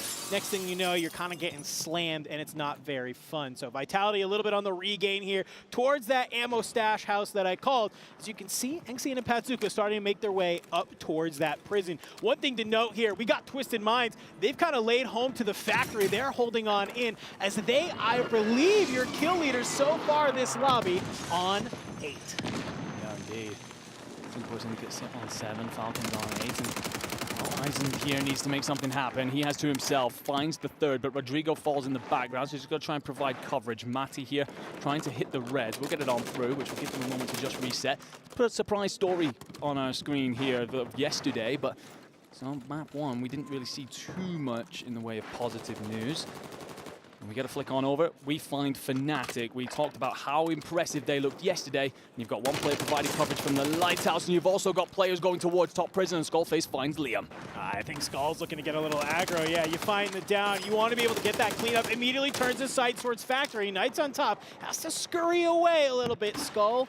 Staying a little bit patient here, saying, you want to check this again? You want to throw me a shoulder here, bud? I'll make sure you don't make that happen. Love the beauty of the trophy that we see there. What everybody is competing for. We're looking for our top 14 teams to make it to finals to have their chance to hoist that themselves. There we are indeed. 4 teams out here by Circle 3. Those 4 teams being Al Ula, one of the bubble squads that we're talking about. The Gaming Gladiators that continue to struggle. The Singapore Syndicate that had a great game last time out, but fall here. And then the new Icons, again, another little bit of a surprise yesterday, but slow start here on day 2. And those sides will sit and watch on as we see Guild here get pushed up close and actually take a stun, and the stun actually connects with everybody. Stallface escapes as such. Wars is here to reach out. AJ and Vision to try and push on up. Noobs, though, on the outside. You see kind of a little bit of a battle here with StuKX. The smoke goes down, hits some shots through it. We'll be able to find StuKX. Noobs doing a great job of playing a little of the old bait and switch, as I like to call it. The smoke coming on out, thinking that he's just trying to be able to play for some cover, not expecting bullets to come on through, but look at this, King AJ laying in wait, trying to be able to sneak their way, maybe potentially onto the roof. Guild making a similar play like we saw from them yesterday. No, indeed. The one problem is you've got Allman sat in that tower watching on over, so you've got to be careful about how you push that one out. Na'Vi, the squad that I said we should be watching out for, are pushing their way through the living quarters region. And they've actually got company in Team Destroy. You might well have company as well from Team Falcon, so all of a sudden you're trapped between a rock and a hard place because Destroy's going to return some fire. Actually, I agree with this play. Get out, regroup with your teammate. You've got Raul available to you, and Nate Dogg still has 10 seconds of resurgence time. Yeah, I like this. Kind of Destroy. They make a little bit of a heat check, and they say, we don't want to commit to this. We don't have to spend our time trying to take this fight. Let's go ahead. Let's back on up to this building, sort of regroup as a team, figure out what we want to do. We can see Bagel does get taken out by the Twisted Minds, and, well, Na'Vi for now. They got control of this big building, but the Falcons are lurking. They are on the hunt. They are indeed. And that is a terrifying phrase for absolutely anybody. And you got to think that after coming out on top yesterday and then absolutely smashing through map 1, that leash that they might have been on from Soka trying to anchor might have been lengthened just a little bit. And have your fun, boys. We're through to tomorrow. That's what matters. Biffle here looking to play through control center. There's actually going to be no one relatively nearby. So that gives you a moment to loot up, ensure you have everything you need to consider endgame. Yeah, they basically have this entire outside of zone on the sort of northwest side of the map completely to themselves, all right? So we have a couple of teams, though, that are starting to make their way into zone. A lot of buildings that you can hold on through here. Team Destroy kind of trying to grab a couple of these houses. We have Na'Vi grabbing the main big one. BSL looks like they've laid it in the water. They're trying to make some sort of regain. Twisted Minds, though, they've opted towards that factory side to try and hold out some of these people, maybe having to come down from headquarters. One of the rotations that is going to be very difficult here with Twisted Minds being set up is going to be over from that living quarters, and we know that we have Team Destroy over there. We also know that we have Na'Vi. Twisted Minds just try and keep an eye on things. Then again, apologies, next circle could actually squeeze up. So Twisted Minds trying to edge their bets a bit by just sitting one side and hoping it pulls towards them. We saw that same kind of look for Na'Vi yesterday, and actually on the other side of the circle. So if luck repeats itself, then they will have their own rotation. Shifty here, top tower, looking on over. It feels like you've got an ant's nest just below you, but when do you strike? When do you kick it and send everyone sprawling? Yeah, I love that they're kind of sitting up here. It feels like Falcons potentially could maybe make a really easy third party between Guild and Vitality if that does break on out. Vitality just kind of hanging on out here, waiting for Guild to kind of throw the shoulder, peek there, head on out. Maybe you get a good angle, but a little bit of just wait right now. But look at this, Team Falcons. They made their way to the top of this building. They're looking to get a little aggressive here, Enigma, as this is going to be an absolute bloodbath if we see this break on out. It is. And the thing is as well, the Falcons aren't even in zone yet, but I just don't think they care, because Shifty, he's on 7. He's tearing through anything that steps out in front of him. You got to assume that you can hear that Guild lineup just beneath you. And look who's arriving there. Vitality just going to be scurrying underneath, and Shifty actually spots one, gets the crack, but not the finish. The stun will connect. Covering stun, whoever that was, just saved their teammate's life. And Shifty go trying to escape here, but will take bullets in the back, and the circle, is squeezing. You've only got moments here, and you've got to assess your situation and fly. Yeah, I really want to see what the Falcons are going to do here. You're playing in the zone. You're taking a lot of damage right now. Gas mask only for Biffle and Soka right now. So Shifty will start taking a little bit of that as they're able to hold on to the side. Guild also kind of playing a similar situation here, knowing that maybe they can bring down the Falcons. I'm worried, though, Enigma, if either of these teams need to make it on down, you have a lot of squads that are looking up at you. You do. Falcons buy themselves some time with the PDS plays, but the problem you have is at some point you've got to move. And if any team is set up and waiting for you to arrive, you're just going to be a sitting duck. And Twisted Minds again, set up in good positions. There is another PDS coming out of the Falcons. And actually, Zone will fall slightly more favorable, but they've just got to continue to buy time for now. Yet another PDS. C4 goes out. We've lost Shifty. Soka and Biffle will have to do it by themselves if they're going to repeat, and Soka's looking to push.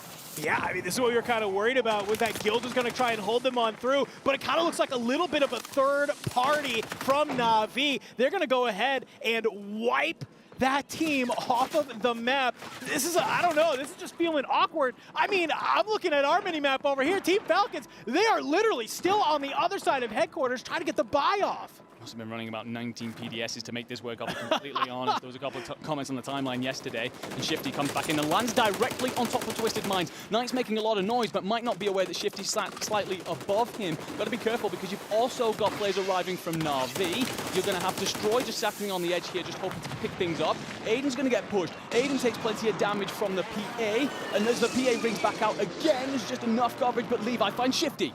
Destroy looking to move their way on in. Bunker Buster dealing some insane damage. Soka just trying to play his life. Snakes are in. The form looks good. You see Knight down below. Soka will go ahead, clean that up. Levi taken on out. He is just absolutely reaping the rest of this lobby. Yet again, back to back. Yeah, give them the praise. Give them the hype. They are here. I think they ended that game on 15, 16. I'm seeing 15, baby. 30-point game, back-to-back dubs. We were questioning how many games are going to take for them to heat up. Yeah, it's going to take 0. I mean, this is just ridiculous at this point. It does not matter what format, what map, what mode, we just see these boys fly. Falcons on top here for the first 2 games of the day. But there were so many questions after the first 2 yesterday, whether or not they could fly, whether or not they could make things happen, and it turns out that they have absolutely no troubles today. I thought they were going to be in so much trouble at one point there, but the PDS plays come on out, they make the rotation happen and just let everyone else scramble around fights while they needed to find their form, and they executed that brilliantly. You know, I was talking to a couple of the other talent from some of the other games, and they were like, you know, the Team Falcons, they kind of started yesterday a little bit slow. They're like, oh, they weren't doing that good. And I was like, yeah, well, they had their one-banger game, and that's what matters. When you look at these 2 first games, though, it is hard to not feel the dominance starting to emerge.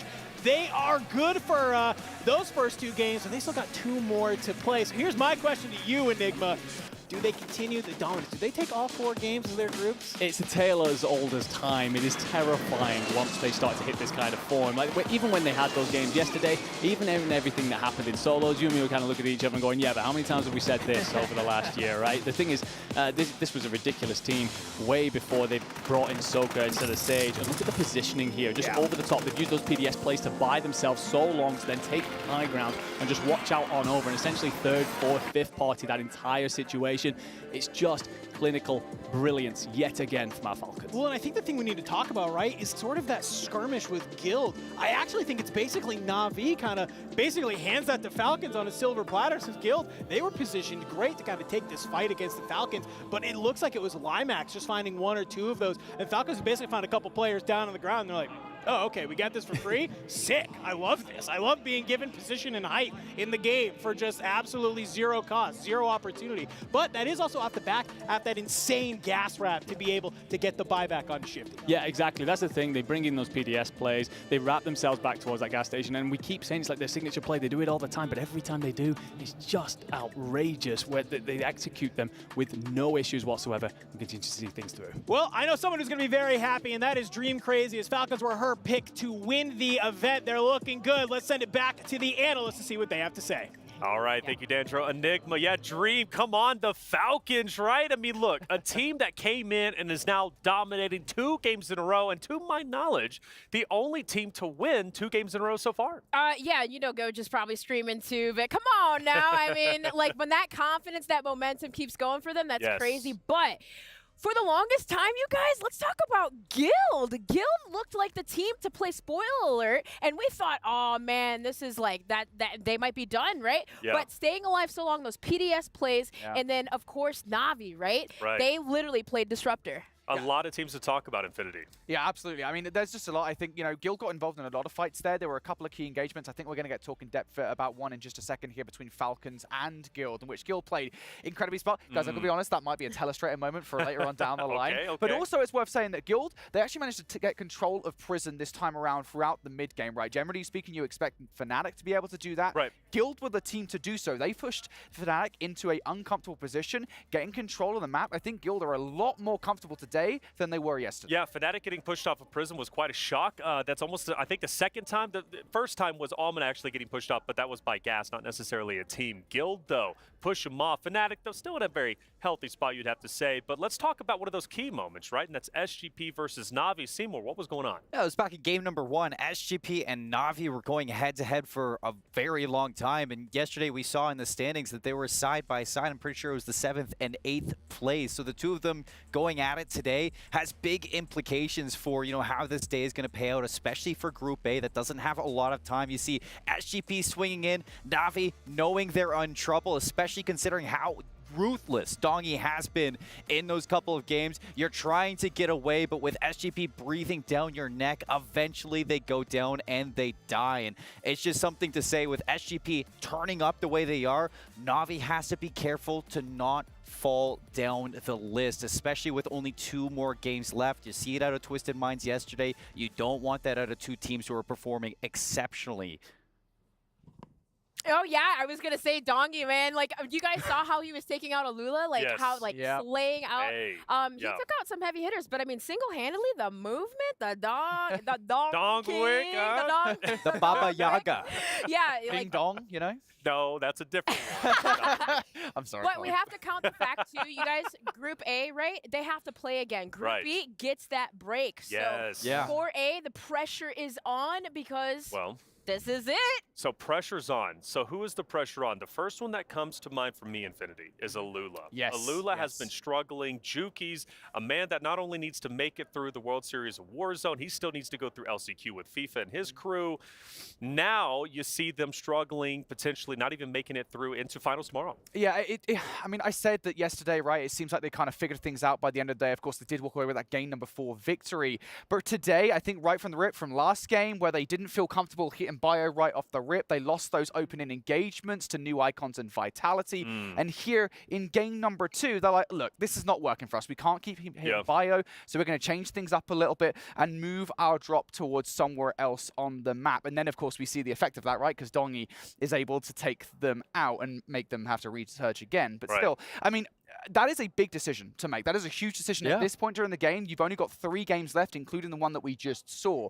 To change your drop now is a massive decision to make for Alula. It's a big decision to make. It's not easy to change things up, Dream. As a competitor, you get used to where you're at. You want to alpha your location, but if you're not alpha in your location, the only sensible option is to change things up. Oh, yeah. And I mean, for Stiwo, Enxian, and Patsuka, like, they seem to always be there at Bio, just completely disrupting them. And I mean, we saw for some of the other teams, like, yeah, we switched our strategies, but it didn't work out for them. So for some it did, for some it didn't. But you have to think as a competitor, you got to be comfortable, you have to be feeling yourself, because when you're awkward in those positions and those rotations, it's just chaos. That's right. There's no time to be awkward, is there, whenever you're playing? As we look at our highlights, we're going to come up to a moment that I want to discuss, the final moments for Falcons and their brilliant play to rotate into zone. Obviously, Prison, though, is a consistent talking point, Seymour. Yeah, Prison's a huge talking point, especially considering Fnatic hasn't been as much on the ball with holding Prison as they were yesterday.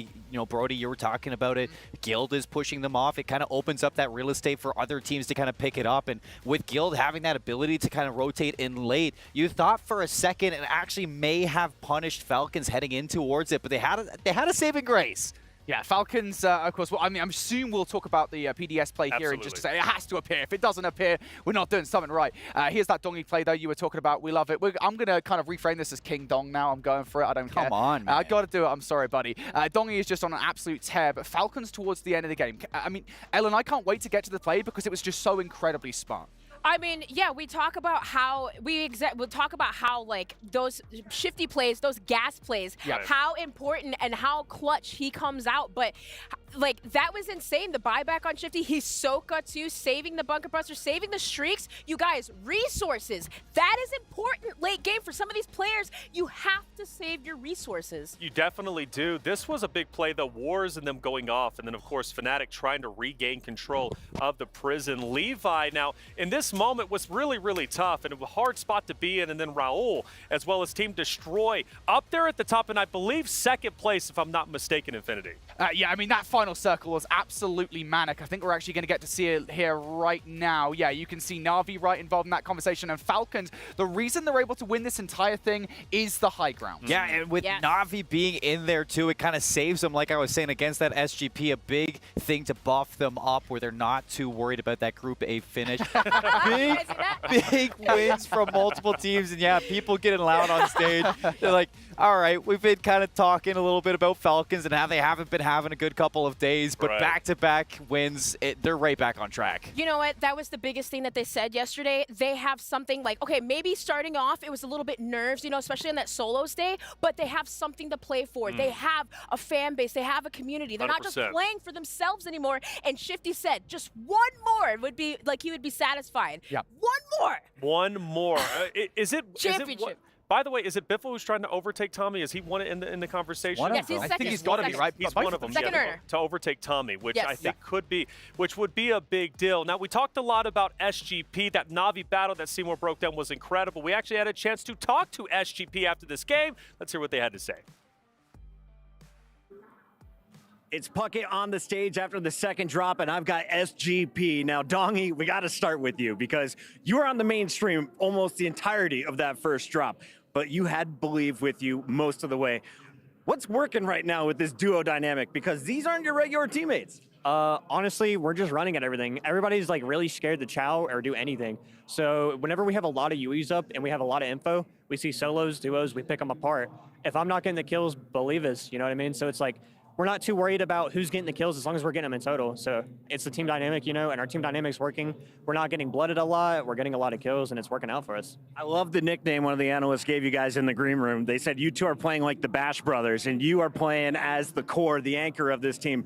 Believe we haven't really shown your screen enough today, but you are also putting in work. Talk to me about what you're bringing to the table. Are you calling out the players? Is Dongy calling out the players? Are you just both seeing somebody and sprinting at them? If we see someone, we're sprinting at them, but usually like we'll have a UAV up, but we'll get info, and then we're just trading each other out. Like if we get knocked, then we're picking each other back up, and we're just flying at everything. It's working out. Intex, I know there was a lot of questions. Who was going to be your third when Mutex couldn't make it? You've got Dongy. He seems to be a fantastic fit. Are you guys working around his play style, or is he fitting into what you guys do naturally? He's definitely fitting into what we do naturally. Usually, you know, they're just running around together. I'm the anchor, so I'm just reeling them back in. They're getting the kills. I don't got to do much. I'm just chilling. Like, go for it, you know? Like, that's it. Coming into the day, what was your rank, and where do you think you're at right now? I think we're in 8th when we came into today, but I think we're probably top 5 right now. I think so, too. The scores are still unofficial, but these guys are moving up the leaderboard. Keep your eyes on SGP going into the finals tomorrow. I agree with that, Bucket. Keep your eyes on SGP. They're looking to make the finals tomorrow. Yeah, I mean, the Baba Yaga of SGP, he looks like he's just ready to tear. This guy is an animal, and, you know, he may not have been the first choice, the second choice, but he was the right choice for this team, and now really turning things up to 10 for SGP, really making a statement in the start of today. Yeah. I was a little bit worried about SGP, especially considering, you know, yesterday, Dongy had that 11-kill game back in game number 1, and then after that, he kind of trailed off, but to see them shift for SGP, and you heard it right there, they're just throwing out UAVs and they're trading each other out. Yesterday, it seemed like they were patient. They were trying to play safe, play for that placement, but this playstyle fits them very well. Fits them very well. Just for my own information, what the hell's a Baba Yaga? Because you guys seem to know. What is that? It's like a demon, kind of like a ghost thing. It's like a mythological thing. Oh, you never seen Ant-Man and the Wasp?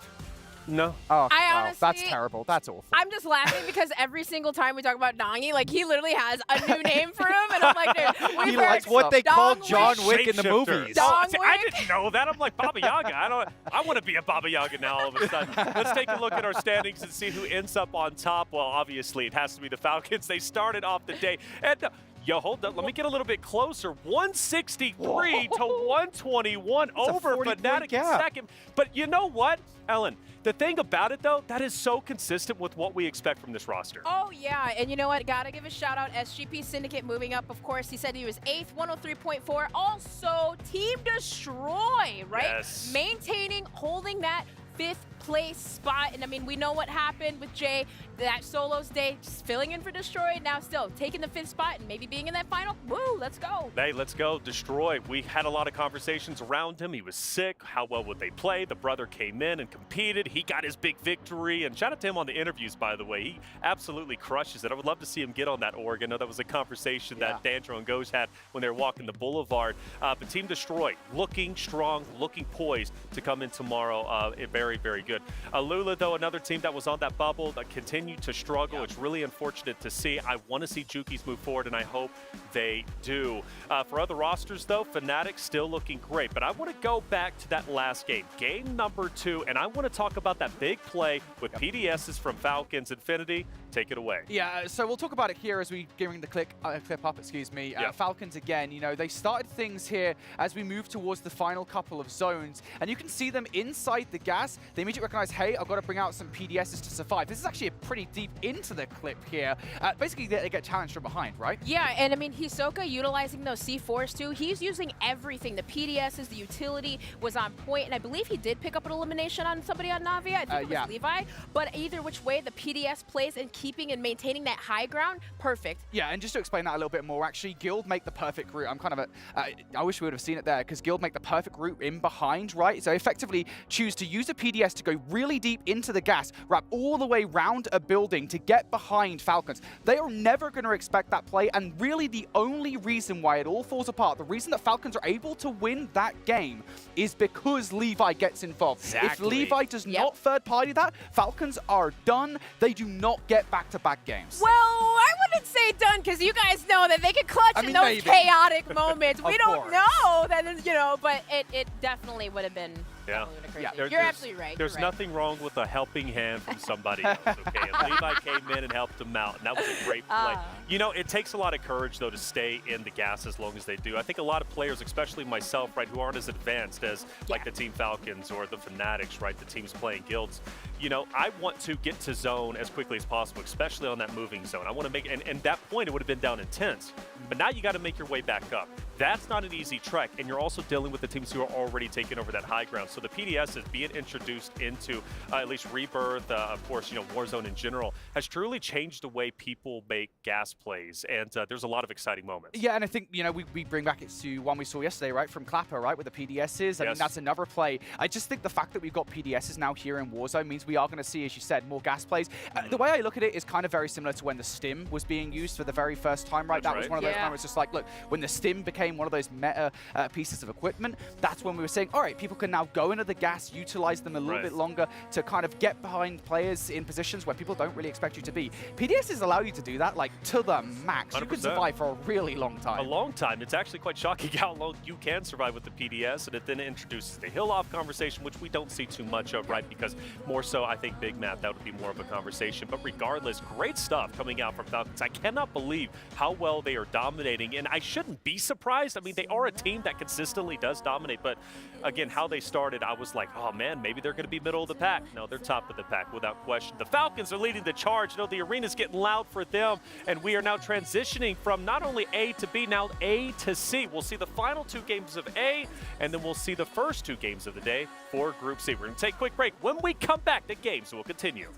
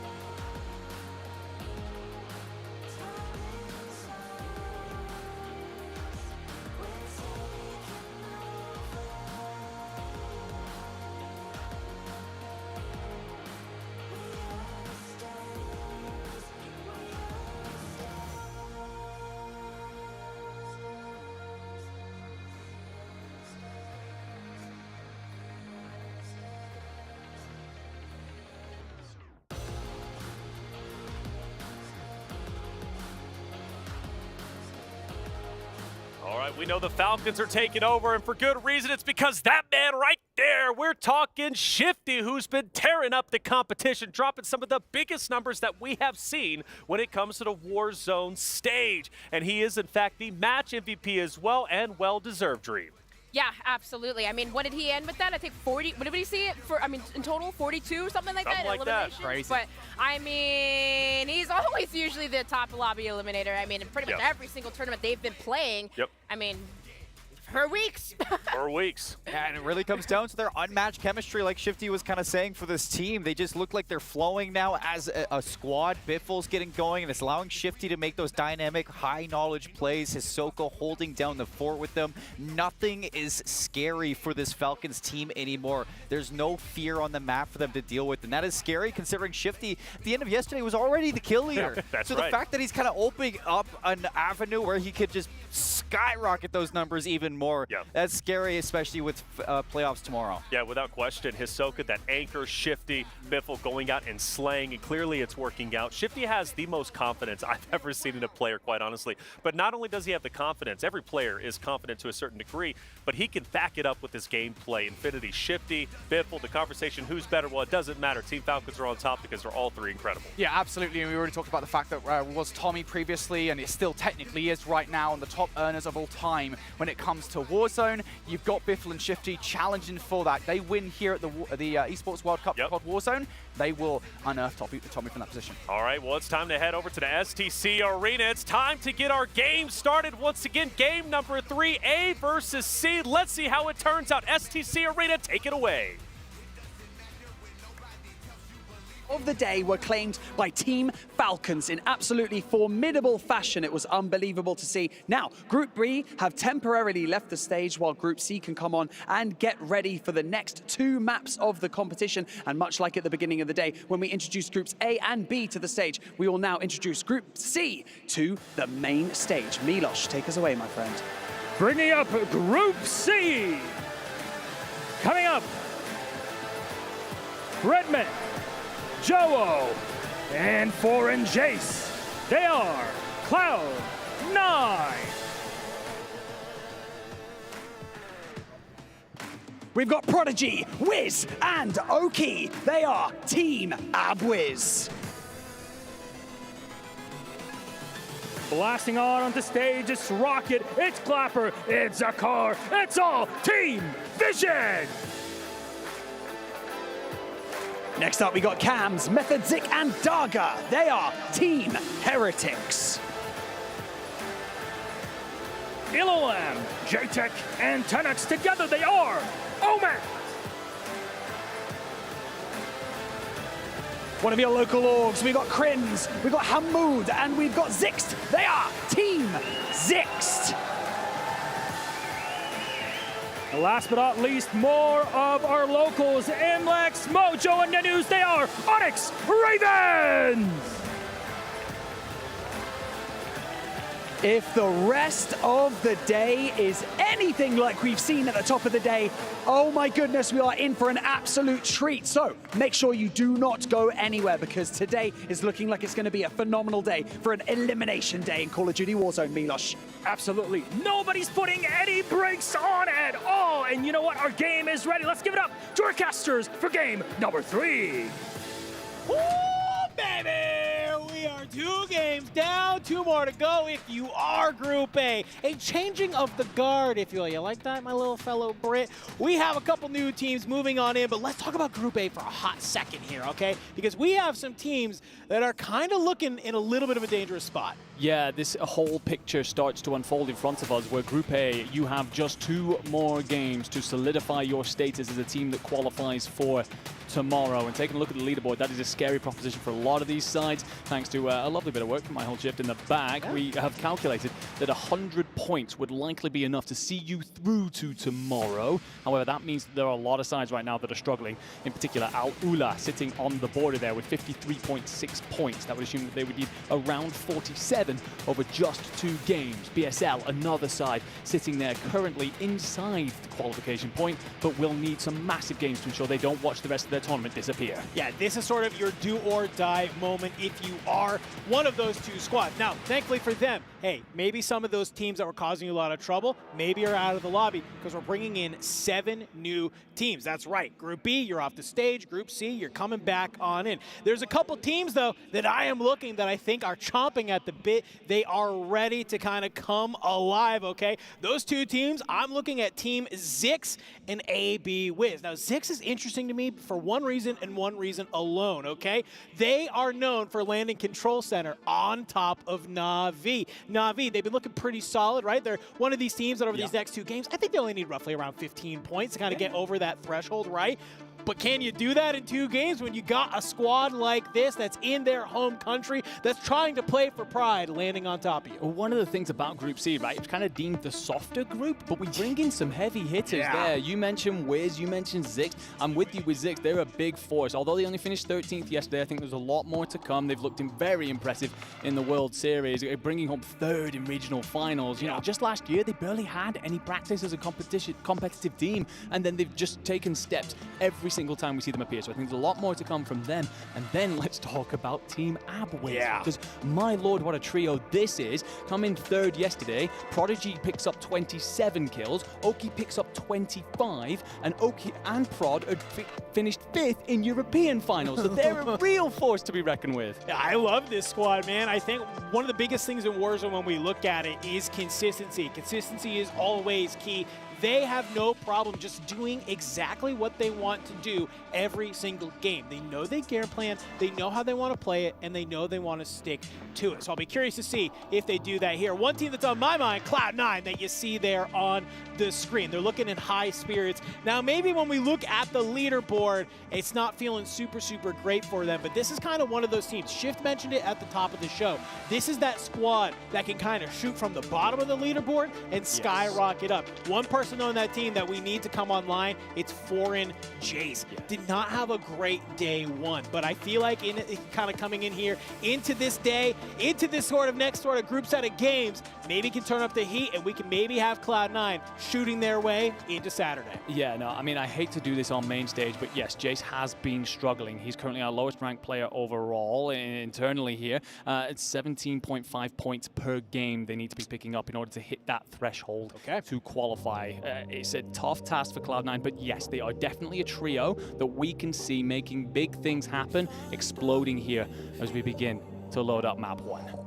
Group A versus Group C starting now. Our sort of second collection of 2 games that we are going to be looking at. Like we mentioned, last opportunity for any of these teams in Group A to score their points to try and get to that top 14. So I'm seeing the plane come on through. STC Arena is feeling it. I know that they are excited just as we are to drop in to this first game of Group A versus Group C. There's going to be a few teams as well to keep an eye on here, and Zix immediately finds Dagger, by the way, a pistol drop that just goes all wrong for the Spaniard. The Heretic side, by the way, looking really good coming on into this, but contested immediately by Team Zix. One of the Puerto Ricans here has Nate Dogg in his size, but Nate Dogg wants to contest the tower and will lose that to the fellow Puerto Rican in JTech. A little bit of an unfortunate situation there as JTech has claimed that tower, like you said, immediately hops on out as we can see Team Destroy sitting on top prison. Doggy finding himself at the water tower here today, shooting out some of these drones, trying to be able to maybe get a little bit aggro, get some of that loot. You love finding these armor plates on the ground, as I am starting to see a flurry of eliminations come across the map. Yeah, we are indeed starting to see a bit of movement happen on out there. Destroy being one of those, finding Tenix. Look at this push out of Team Zix, looking to put more pressure onto the Spaniards. Can put into a corner. Method 6 is peeled off elsewhere. It feels like the Spaniards are in some sort of revival scenario, while you've got the 2 Saudi Arabians and the Pakistani player looking to just make all the living quarters their own. I mean, there's just so many areas on the map that are looking a little contested. I'm looking towards Stronghold. I'm looking over towards Headquarters. I'm looking over towards Chemical Engineering. We're seeing contests all off the top here as we're starting to see in the kill feed. Twisted Minds starting to come online. Omit here over at Grandpa's, as I called it earlier. J-Tech goes down. Lam trying to take this fight. Answers back on the Raul, and looks like you've been able to keep this online for now, but just not yet. Lam spotted it. He heard some of the comms. Destroy, trying to run away. It might be able to be a little bit slippery. Fight gets reset. Yeah, and Destroy does have to slip the net here because if he goes down, then a recovering Nate Dogg is the only player remaining for them, and Lam is just going to continue to hunt. The Puerto Ricans need to pick it up a little bit after yesterday. They weren't awful, but they weren't brilliant, so it's good to see that kind of energy out of them nice and early. But here's one of the big storylines on our screen. Cloud9, we do believe they can make it happen, but they've got to have a day where they pick up 70 points, which would have been like 4th best yesterday, so they've got a mountain of a task ahead of them. Well, it's not really a good start when you're seeing Jace get shot out of the sky, landing over here towards the harbor. Jobo's getting full sent by 3 members of SGP Syndicate, and they've already started flying forward. They want to be able to find Jace. They need to stay alive. There are 2 members alive if you are C9, but whoa, a little bit of catch by surprise. Jace does get found. Resolute will let him go forward, but Dongi making the read. The wall bang comes on out, brings down foreign Jace. And Jobo lands back in, trying to go for this loadout, gets deleted. That means Breadman's alive somewhere, but you are put in the blender of your Cloud9 right now. Look, Joe, I got a couple of questions about a few things when it comes to you, but that play, what are you trying to make happen there? Jace has just been swarmed by 3 members of the Syndicate. Yes, he finds one, but it's only because of a prox miner being tucked away into a corner. Whatever you're trying to play for there was just unbelievably risky. Anyway, Dongi, he's getting pushed. He's got 3 kills already, but move on over towards Al-Ula, who are trying to contest this bit of situation here, and Lennon's trying to find Intex, but just doesn't spot him. And the thing is, we might get to see everything here in Codcaster, but Lennon's got to do some finding. Looking to push up here, will find Intex, but he's just got to make sure this is nice and clean, because Believe isn't far away. He's going to get his ankles broken yet again here, but he does enough to clean it up. But the teammate here is on top of him. And the thing is, there's actually going to be another team arriving here. Twisted Minds getting up close and personal. We know this is the stomping ground of Z Smith, Aiden, and Knight. They've made their way over here towards the harbor, trying to push it towards Alula, but Lennon not letting it happen. Finds Aiden, brings them on and down. Z Smith from the top rope, though, will be able to answer on back. So some solid work there. Aiden will be able to come online.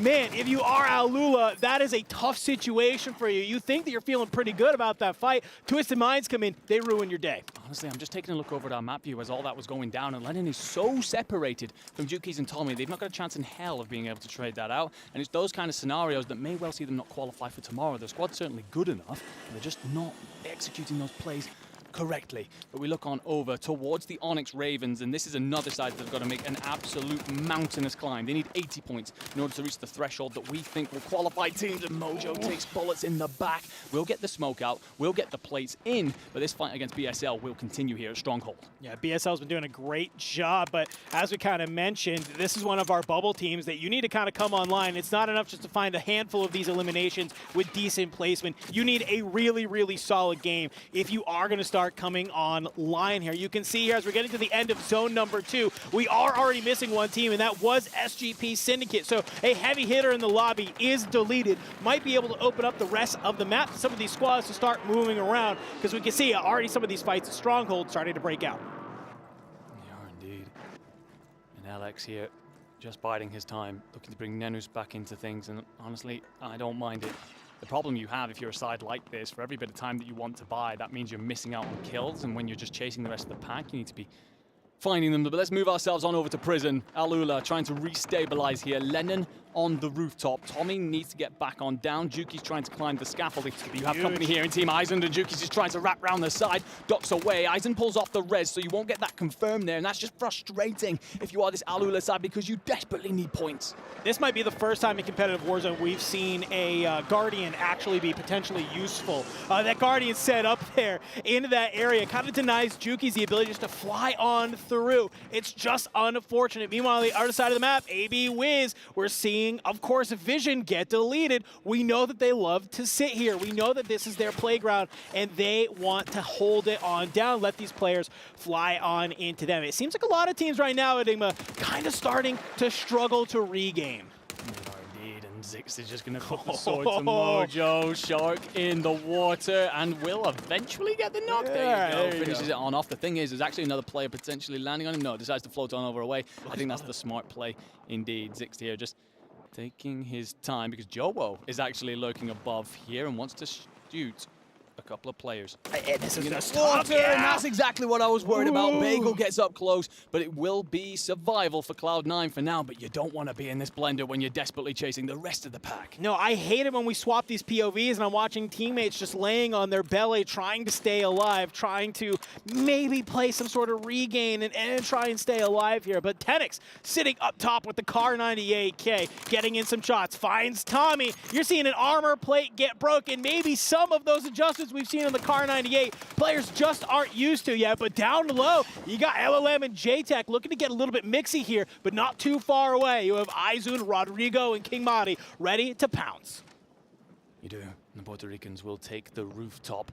Actually, they will be able to be uncontested for just a moment. Team Izun might well play this rooftop eventually, but it's going to take them a moment to get there. So let's move on over then towards the living quarters. A range of teams looking to battle this out. We've got the Onyx Ravens and, well, Control Center then for Prodigy and Oki, two of the big players that we said would come on into this and make some noise, but the Heretics backed into a corner, and more company here from Method 6, who actually manages to catch Limax coming through the door. I really like that play. They basically sandwiched that one player, delete them, sees a couple of the toes of Limax, gets the full, and it looks like Heretics have kind of been able to gain control for now.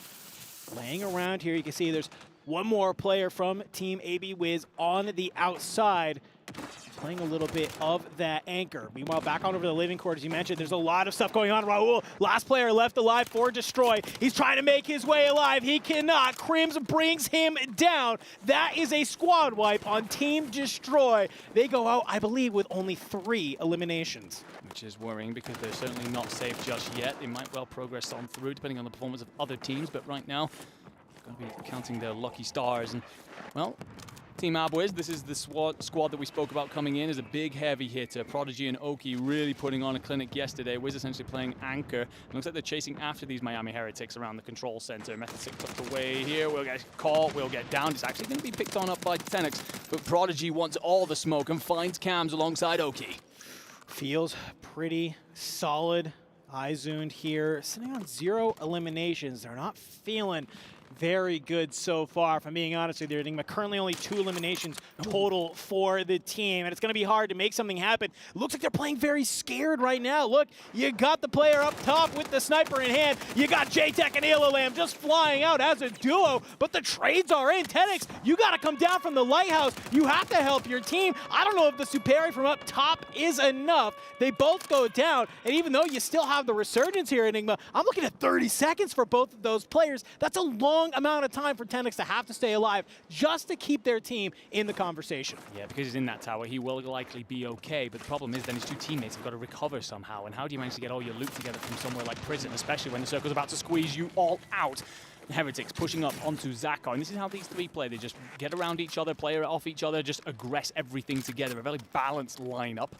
And just showing that chemistry that they've built over years and years, looking to hold off the edge of the circle here near Stronghold. They're going to have company from BSL. Well, Resurgence is closing right now. We are out 4 teams already. But what's kind of the interesting thing to me, Enigma, I'm seeing 5, 6 teams right now on double-digit eliminations in this lobby already. We still have 10 squads up. So right now, it is about playing your life. We have a lot of teams who you've earned your points. You've earned these elimination points. It's now all about scoring that placement multiplier. That is what you want to be looking at. And when it comes to kind of those total kills there, I'm looking at Na'Vi, I'm looking at Twisted Minds, currently sitting on 13. BSL, a team that we talked about, currently sitting on 12. Those points to come on through. And just to remind you guys about the placement multipliers, you need to get 8 for 1.2, 5th for 1.4, and then second will give you that 1.7. That doesn't sound too far away when you sat in 10th on Big Map, but it feels like a lifetime here on Resurgence. BSL just looking to try and move through the edge of this circle. But this is the problem. When you rotate on late, you get held, and you're currently being held by Team Abwiz, who rotated over from Control Center and have found Liam. And I love this. Look at our little mini-map here in the top left. Team Heretics, they've been able to already start this. Rap and AB Wiz kind of move in behind them to start holding BSL. BSL, you are hanging on by a thread right now. really no gas mask to use. You have this one PDS, but you're still in the gas. You don't really have to move if you're Abwiz. You're just waiting on him. Prodigy finds Stukex. Maybe they can find some more. Na'Vi, one of the top slaying squads that we just talked about, sitting here on top of this building. This is a power position. This is indeed a power position, because although you don't have maximum height from the headquarters region, those players have to come towards you because of the pole. You're also going to be able to look out on over Team Abwiz, who are coming from around the control center. You're also going to have Team Heretics, who are trapped down on the beaches just south of living quarters. This is indeed a great position, but you've got to take advantage of it if you're Na'Vi. We said they only need a couple of okay games, but a big game would well and truly see them through to tomorrow. Well, I think more than that, just seeing them through tomorrow, it kind of would, I think, give them a lot of confidence that they can perform in a lobby of this caliber. AB Wiz, you're able to hold out BSL, but now you got to make the hard part of getting on it. 2 players trying to stay alive. You throw the PDS down, maybe try and make a gas play, reset this fight, but I don't know if this is enough, Enigma. You got Na'Vi, they're up there. Look, they're looking down at you. Omit, 2 players only left alive. Looks like Tenix got taken out. Everybody trying to play their life. This zone closes on in, but look where we're going, baby. It is just not even anywhere near here. This is a massive snap. This is definitely going to benefit Team Abwiz, Team Na'Vi, and potentially the Puerto Ricans as well, because it just completely shifts everyone off towards that northwest side. Right now, people just scrambling to try and survive in the living quarters as Nenos finds Smith, and that will be Twisted Minds on out of here. We're also going to lose Team Izund, and we're also going to lose Team Abwiz. Players falling like dominoes in this one. Oh, but you got Heavy Hitter still in here. You got Heretics. You got Na'Vi. We called this a power position. You're starting to see why. It is just a field day for them as they take out Vision. Squad 6 going on down. Limax currently sitting only on 2, but you got 2K damage, so he's shooting. He's helping the team. Heretics sitting down below. Omit, delete it. We're left to 3 teams. We are indeed, and it's going to be Na'Vi holding the rooftop, surely the power position here, because teams have got to rotate beneath them. Do you have the PDSs to potentially make the play? There are 2 players with gas masks as well, and you could be well set up here to see an Australian victory, a big game that would guarantee them some qualification points. However, you do have to clear out Nenus and Co. This is much better from them and the Heretics. How do you play it? The PDS comes on out. The problem is that tells everyone that you're here. I love the potential of a PA play to light up the whole region and send everybody scrambling here, Dandro. That's exactly what happens. We're starting to see the PA come on in. Heretics, they're laying in wait. The Onyx Ravens have started to move. The Thermite starting to tick down Cams. Methods taken down. Cams deleted. Methods, you're trying to be able to stay alive, but where is Daga? I don't know, but look who's still up here. Na'Vi, they got PDSs in play. They are just flying on through. The shots are coming on in. Can they bring down the Onyx Ravens? It looks like they're actually able to reset. Finally, here's the moment they start to move. Levi currently sitting on 10. Can they close this out? I mean, Levi goes up, down, and gets shot in the back as well. And actually, the Onyx Ravens looking a great spot here as Mojo snaps. A 1v1, Limax will light it up, and Mojo goes huge for the victory. We said that they needed to pick up 80 points coming into today. A mountainous task up against it, but they go huge here in their first game of the day to bring themselves a bit of hope, a lifeline light at the end of the tunnel to qualify for tomorrow. Hey. If there's anything we've seen here as part of the Esports World Cup Call of Duty Warzone, you can never count a team out. That has been the storyline every single day. You can never overlook someone. You can never expect them not to make it. A team like Onyx Ravens being bottom of the leaderboard coming in today after groups yesterday. Shift talked about what do teams need to do to kind of regain, prepare for today. They obviously hit the lab last night. They did their VOD review because they end that with a win with 7 eliminations. A solid 14-point game to kick it off. Well, one of the things we've spoken about in terms of the Falcons, right? You get that benefit of playing your first 2, learning something, playing your last 2. If you're Group C, you didn't have any opportunity, really. You played all 4 games yesterday. If you were put in a blender, you just got to learn on the fly, which is a very difficult thing to do in lobbies of this quality. So to go away, have a look over your VOD and talk about the kind of things that you need to fix is absolutely massive, and they've shown that they've done exactly that coming into today. I feel for Na'Vi, who are currently on our screen. I thought that it was theirs to lose, to be honest. But second place and a good return on the kills will more than likely guarantee them through to tomorrow. I mean, they came down in second place. You still got 20 eliminations. So let's take a look at how that sort of end game did happen on through, because this was really awkward, right? Na'Vi, they have this power position until it's not a power position, right? You see 2 of them jump on off. Zephyr following far from behind, but it's just a quick little push out and trade that happens on through. And it's just basically some of these trades coming on in. Some great positioning from Onyx Ravens at the end of the day. It's Mojo ending grinding it on out against Limax. You love to see it. Na'Vi, though, you don't hate it too much if you are them. 20 eliminations, second place, 1.7 multiplier. We said they needed to have an okay next 2 games. Well, hey, that's a great way to kick it off. Yeah, it's not bad at all. And honestly, it kind of, that end position there kind of sums up how it's been for them through this tournament. You're in good positions, but you're just not seeing those things out. I think they're unlucky because what happens is that all the engagements that are going on elsewhere take a bit too long for them, so they run out the PDSs and have to make the play, no longer the power position that they had hoped that it would be. But again, I think that will be enough to see them through to tomorrow. Maybe they can apply and give themselves a bit of freedom in this next game in order to just like kind of, okay, how do we do when we actually run at our opposition? Well, we'll have to wait and see. First game of Group A versus Group C. Done. That's enough for Enigma and I here today. We're going to send it to the desk to see what they have to say about that first game. All right, Dandro Enigma, pleasure hearing you throughout those first 3 maps. 3 more to go, 1 more specifically for Group A. So those teams at the bottom, well, they've got 1 more chance to step it up because if they're on the bubble, well, things start to get a little bit scary. But Onyx Ravens taking the victory. First time we see them at the top. Yeah, you know what's funny is it's just one of those teams, and I'll fully admit I was not expecting them to do anything whatsoever, especially after yesterday where they were pretty silent. I think they're currently sitting at something like previous to this game, obviously, like 19th or 20th. They were down there. They are down there for sure. This is going to put a lot of pressure on some of those teams that want to get on the bubble, want to qualify for the final day. Yeah. Big game from Onyx Ravens. And this is the first time that we actually see a team in the danger zone. Your Cloud9s, your AG Globals, and your gaming Gladiators actually stepping up to the task of trying to battle their way out of the trenches and trying to put some pressure on those bubble teams. It's a huge moment for Onyx Ravens, giving themselves a chance at that day coming up, trying to get to the playoffs. And honestly, I didn't expect them to win that final zone because I was looking at that point, Na'Vi, top green, PDS is out, overlooking tents. They were lasering everyone. I thought it was their game for sure. They dropped down and they just couldn't take out Onyx Ravens. Do you know what? It's so funny. This must be the 3rd time this has happened now. I think it is the 3rd time, at least from my memory, might even be more than that Na'Vi have had the zone pull for the final moment of the game. And they are so good with positioning, and they even had the PDSs that we've already had that kind of lengthy discussion with. So for them not to walk away with first is so gut-wrenching. And I think, again, you kind of add another layer to that with the idea that they're going head-to-head with Onyx Ravens, which I think in their mind, at least, after the last day of Onyx Ravens play, they should have been like, yeah, we absolutely should have won that one. Also worth saying, though, Heretics were involved in that situation. Yeah, no ice in Australia, I guess.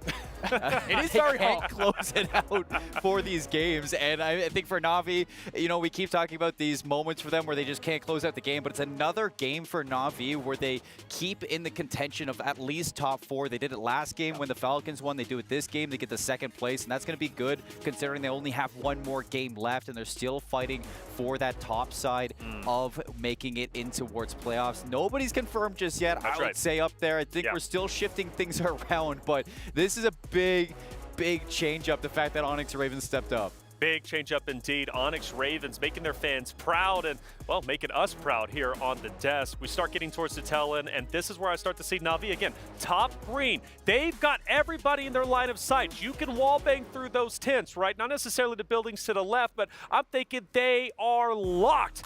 But then all of a sudden, Onyx Ravens, right, they're few, but apparently, despite them being few, specifically just Mojo, well, he takes on the entire world, beams them down, and that's where you just got to rely on yourself. You see how pumped up he is, standing up, giving the high fives. They loved it. Isn't that also, Mojo was the one who was in the water swimming for his life. I can't remember who it was, but he was trying to get away from the player with the pistol in the water. Oh, yes. And it was one of those things for Onyx Ravens that, you know, you see moments like that for them, you think you're just going to count them out of the game, but the resilience is incredible for them. Without question, you have to have resilience at this stage. If you do not, well, your regain's not going to happen. You don't regain, well, you're not going to make it far. And, well, let's talk about potentially not making it far, Alula. Conversation shifts to them. They're now very much in the danger zone. Things are getting scarier even now because Onyx Ravens, they take a win. They were in 19th. They could be shooting up past Alula. Yeah, BSL continue to be a problem for some of the fan favorite teams here. They were the ones to remove Alula, who, I mean, to be frank, they also were not having a good time leading up to that moment. We could see them kind of flailing a little bit, just trying to survive for long enough to get the resurgence, get your teammates back in. They just do not feel comfortable right now. And I'm really not sure what it is. I think a lot of people were talking about, you know, are Alula in this situation where maybe they're getting too aggressive, too solo on these plays? Yeah. Or is it a situation where they're just not having a good rotation in the middle of the map? I really don't know. But it is worth saying now, we kind of mentioned the situation that Alula were in before we got into the game. Yeah. There was 1 point between them and Syndicate. Syndicate have, I think it's 4 games, including the one that we just saw. Alula only have 2.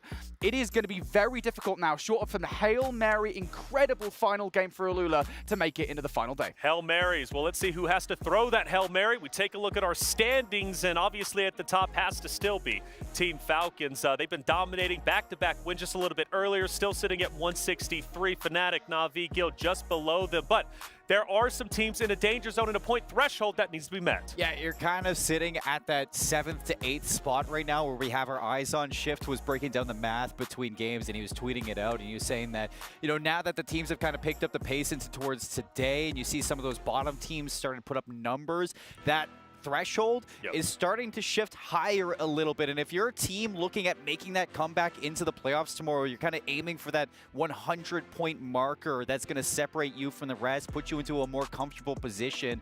And obviously for some, it's going to be a harder task than others, but it's still possible. I mean, we saw Falcons yesterday put up 50 points in a game. So you turn up in one game, you shift that narrative immediately. That's Falcons, though. I mean, that's Falcons. I don't think there's many teams that can put a 50-point game up. I agree. I mean, the Falcons, if anyone's going to do it, we know it's going to be Falcons. I mean, Ellen knows what's up with that. So. Yeah, she definitely does. But the competitors here are stellar, every single one of them. And the thing is, now it's a matter of, for Group A, if you are on the bubble or if you are a little bit further down in the danger zone, it's a matter of how much do you want it, right? This is your time to shine. When you still have Group B to play, still Group C to play, right? That's a scary prospect taken whenever you're down the list. But it seems like Game 3 is over with, and it's time now to move into Game number 4. Let's send it over to our casters. We got Shift and Ghost to call the next 3. Well, ladies and gentlemen, welcome to the caster booth. It is fiery out there at the STC Arena. We're having a blast watching all the games, but Shift, it's our time to take the cast, and it's going to be fiery because we got a lot of math to do, my friend. We've been cooking up some stats. We've got thresholds. We got all types of things we can talk about, but at the end of the day, you've got to be top 14, and that's all that matters. And like we've continued to mention, it looks like the number will be right around 100 points, so there are some squads that only have one more drop left. Do or die time. The only bit of good news for some of the squads like Alula, which you keep bringing up, is hey, not the greatest first 3 drops, but they finished their day yesterday with a 26-point win. Is that going to be enough? Hard to say. On the other side of things, though, the teams that have stayed super consistent are actually a lot of the teams that are playing for placement, holding on to key ground, and then saying, the kills will come to us. Let's just get our multipliers first, and Na'Vi is the prime example of that. Yeah, it's a perfect summary of the Na'Vi team. They've been rotating early. They say the kills will come, and they find them. Levi had 10-11 by himself, almost secured the 2x multiplier, of course, thwarted by the Onyx Ravens. In the green room, I literally jumped for joy when I saw the Onyx Ravens get their win. Did. Unfortunately, a little bit of a frustrating win. They only had 7 kills to boot, so there is kind of a high-risk, high-reward playstyle that has to happen from a lot of our teams, especially if you're down into the 14th or below spots right now. You know that Group A, this is your last chance to make a move on this leaderboard. You've got to put up a ton of points. I expect to see gameplay completely shift at this point. So I hold Shift, my friend. Yes, sir. We're about to get into the game, and I gotta say, if we're seeing teams of 3 rotating around the map together, that means we're gonna see teams of 3 fall early. That's very true. And the thing is, it's not just conversations around kills versus placement at this point, because it's both. You have to be able to secure both of those. On the other front, not just talk about groups like Alula, but also looking at teams like Izon, who had a great individual map yesterday. They're on the bubble. They need maybe 9 to 12 points. That's not a guarantee. So there is this level of how much do we want to play risky? How much do we want to stay safe? Let's get it on. Nothing given, everything earned. Welcome into game number 4 of the group stages, day 2. The last chance for Group A to make a move. Welcome to Rebirth Island. We're back, and it's about to get spicy. Here comes the drops, and immediately we see Dongi, Believe, Intex first to hit the ground. And that team has been dominating today, had a frustrating last map, but likely passed our threshold at this point, currently in 5th place. Watch out for that SGP Syndicate squad. They have been reapers on the map. Speaking of some math here, Shift, something else to keep in mind, high risk, high reward, certainly valuable, but big question mark is if somebody can wipe some of the top teams early, the top slaying teams, that means there's more points to go around for a team like Aula. And that's the other part of it is, you know, we deal with kind of the opening of what today was with A versus B. Falcons were taking all the freaking points away. So there is this level of who can actually do almost the exact same thing, especially for those groups in C that are getting their first real taste of what the day has looked like to this point. So yeah, lots of interesting conversation points, but I think the biggest thing here, you got to keep your eyes on teams like Al Ula, they're number 2 in purple, Izun's team number 7 in white, and Destroy's team still number 1 in red. Yeah, Destroy has fallen early, but should be fine. We're going to hop on board with our last map. Winners, Team Onyx Ravens, had a 14-point game, not too shabby, but they need about like a 50-point win to even be in the conversation, to be making it to the finals. And right now, they're frustratingly rather falling on the other side. I think that's almost a full team wipe. Speaking of a full team wipe, 1 goes down, 6 gets taken out, but Squad 10 fully eliminated already. We told you it was going to be hot. We told you teams were going to rotate together. That squad is out of here. I believe that is Heretics. Our Heretic squad, who had a great last map. And not just a great last map, they had a great day yesterday. They were one of our most consistent squads in terms of all the individuals participating evenly, and also just finding consistent results and overall placement. So definitely a bit odd to see them fall early, as Al Ula is also in a bit of trouble here fighting up against Intex and Co. Yeah, this is trades back and forth. Both teams suffering some losses, but now Tommy all on his last legs. He has to win this. Gets Believe.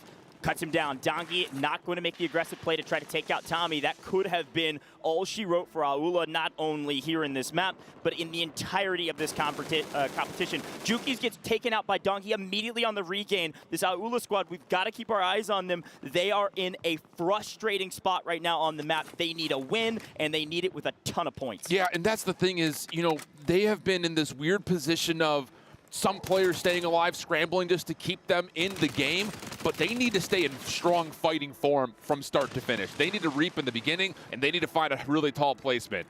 So that's something to keep our eye on. Over towards one of our very safe teams at the moment, Team AB Wiz.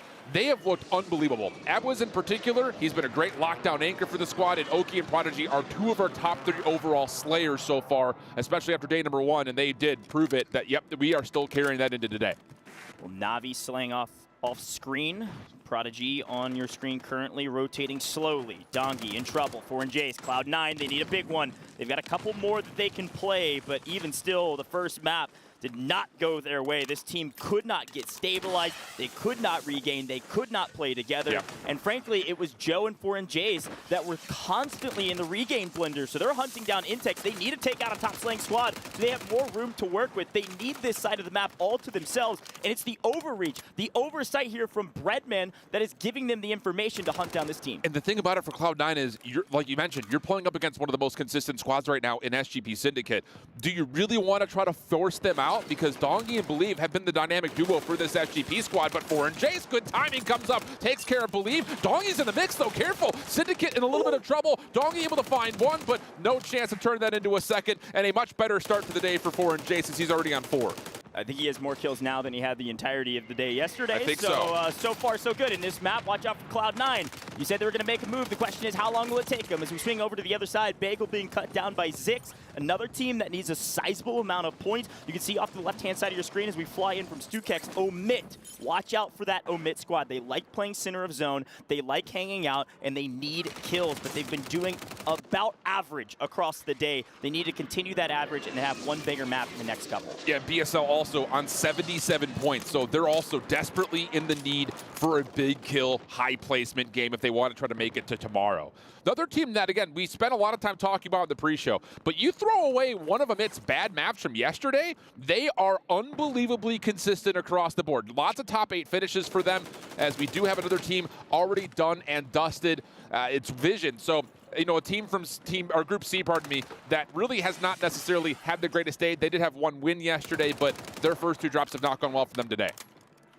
This team, Onyx Ravens, they need a big one. Frankly, anybody in Group A needs a massive game. Onyx Ravens down way down the leaderboard, won the last map. Could be the second team to win 2 maps in a row. So far, we've had 3 map winners, and they've all been birds. We've had Falcons, we've had Ravens. Let's see if maybe the birds will continue to soar above the competition, hopefully this time with a few more points. And look, a big question mark, Destroy's team, this one, they're right on the margin. They're right on the fringe. They need like a 10-point game to make sure they're above that 100-point threshold. And look who they're near. Team Eisen, who also is in the same boat where they're so close, but still needing a little bit of work to be done. So if they find a way to battle early here, that may throw a team completely out of the running as, again, lots of early action means we got so many things to look over the top of as Destroy Squad is in a little bit of trouble here. You see him in the kill feed falling, but down towards the bottom side of the map, Zik's team looking to possibly farm on that Onyx Ravens after their win. There's the back and forth we were talking about. Eisen, Omit, striking each other. Destroy in the mix as well.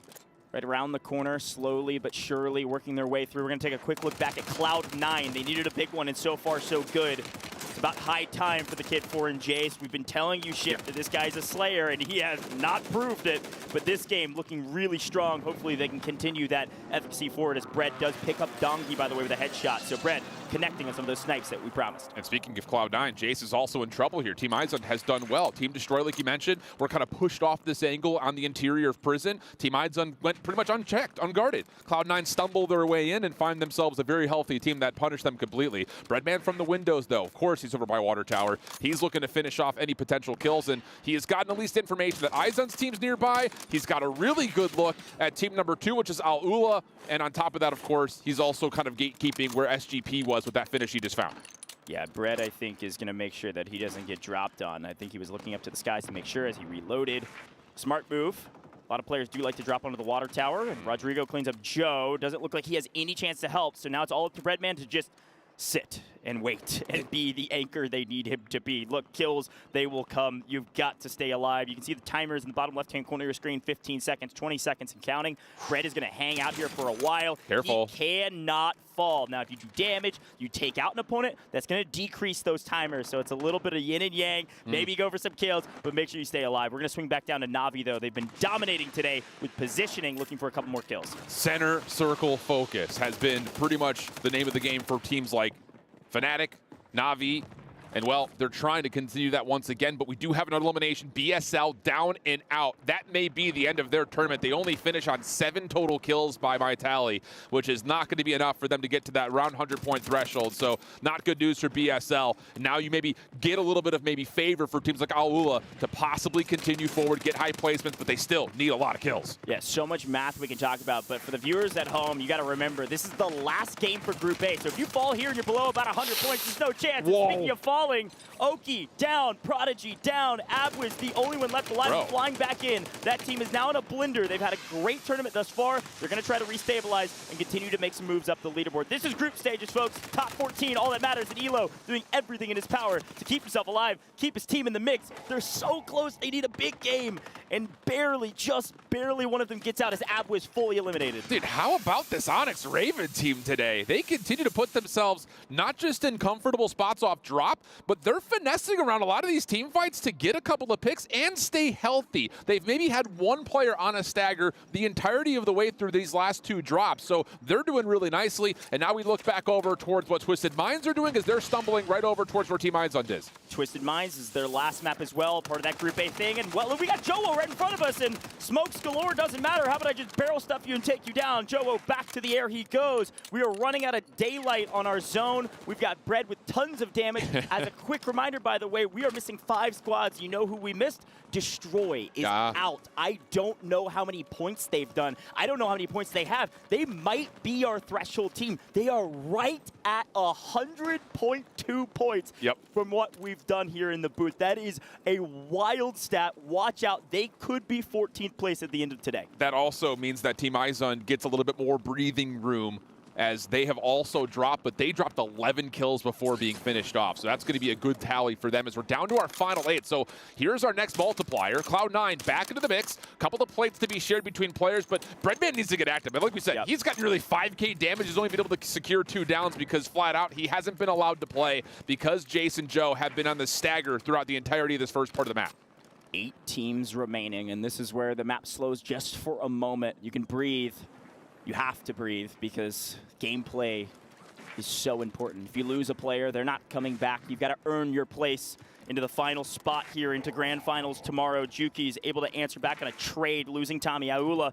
They must win, and they must win in incredible fashion. Need around 50-some-odd points if they can. Seemingly in a bit of trouble as Juki's does continue to rain terror on this Amit squad off screen, and Na'Vi sits patiently waiting for any enemy to come their way, frankly waiting for that multiplier. Yeah, honestly speaking, this should turn into an Alula storyline pretty much from here on out. They're sitting on 8 kills. A stagger comes back in. Tommy's going to get back into the mix. Smoke will start to push teams towards their direction. This could get really hairy, especially if Alula gets seen first, which Foreign Jace has gotten some damage. He wants to chase. He wants to chase. He's on 5. He had 4 in the first circle. And, well, this is a ridiculous push by Lennon. I don't know what he thought was going to happen. Here comes the third party. Juki's in trouble. Juki's is able to take down Jowo, so at least gets one. It's going to be on the back of Juki's and Tommy we go. The old guard trying to maintain position at the top, but they are so close to being relegated, so close to not making it to Grand Finals tomorrow, and somehow hanging on by a thread, both Cloud9 and Aula. Yeah, and Cloud9 are in a position to where their kills aren't necessarily great, so now you're just trying to stake together a couple of points wherever you possibly can. This is all about how long can you exist if you're Jace. But the hardest team to deal with right now seems to be Na-freaking-V. 16 kills, they're already controlling over towards ship. A couple players still remain to allow them to get in towards this docks position, but Aula and Tommy with the high ground could potentially rain some damage from above. This is a huge take. This is Zix down below. This is one of the teams that could potentially gatekeep this Aula squad. Again, they've got a couple kills. It looks like Juki's is on 4 and finds Mood from behind. Great footsteps, hearing.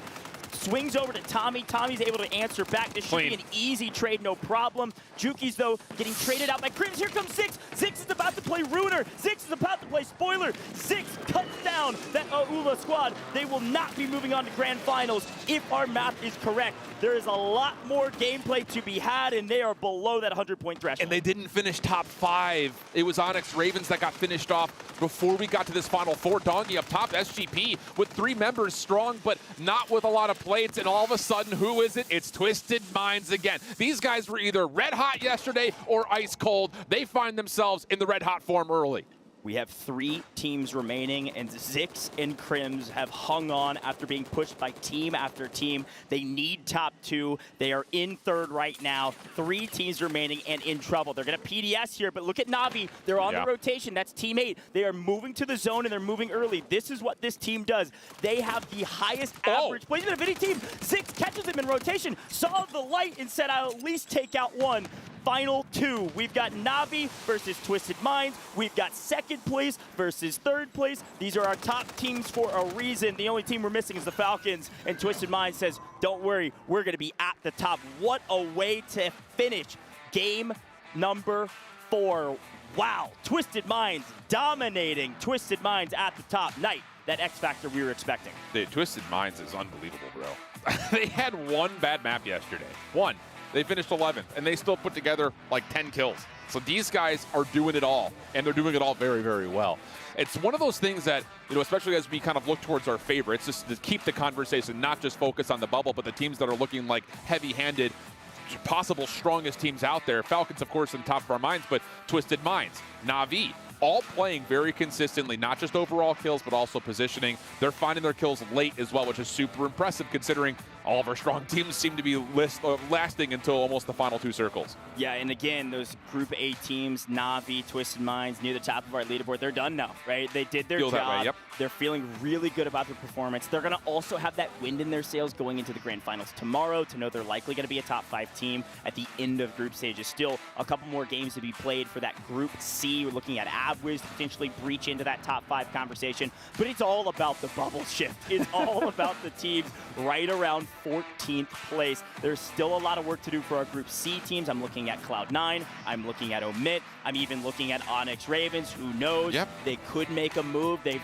been feeling really confident in the last couple maps, but they still need a crazy amount of points. Absolutely. And again, Group B has to play up Group C next, which, again, feels like it's going to be a little bit more difficult. But here's a look at that last rotation. You talked about it. Na'Vi hard preferring to try to get to the zone before the circle actually gets there. The difference was Zix calm and collected. A 1v2v2 situation, 1v2v3 actually, and he's still able to find a couple of kills, make life that much more difficult. Could not quite finish off the second kill, but still lots of damage done, and essentially gifts the game on a silver platter to Twisted Minds at the end. Yeah, you know, I'm sitting here doing the math, and at the end of the day, I think Twisted Minds wins that regardless. It's just a matter of how many points they get, and it's really just added insult to the rest of the teams. You know, when we were talking about that game for Aula and some of these teams on relegation point, like on that kind of cut point we talked about, they not only needed a win, they needed a ton of kills, and they needed somebody like Twisted Minds to not be there in the final circle. They needed those points, but Twisted Minds comes away with a crazy amount of points. Let's head over to the casters, the analyst desk. Taylor, Reflective Double, where are you at? What you got for us?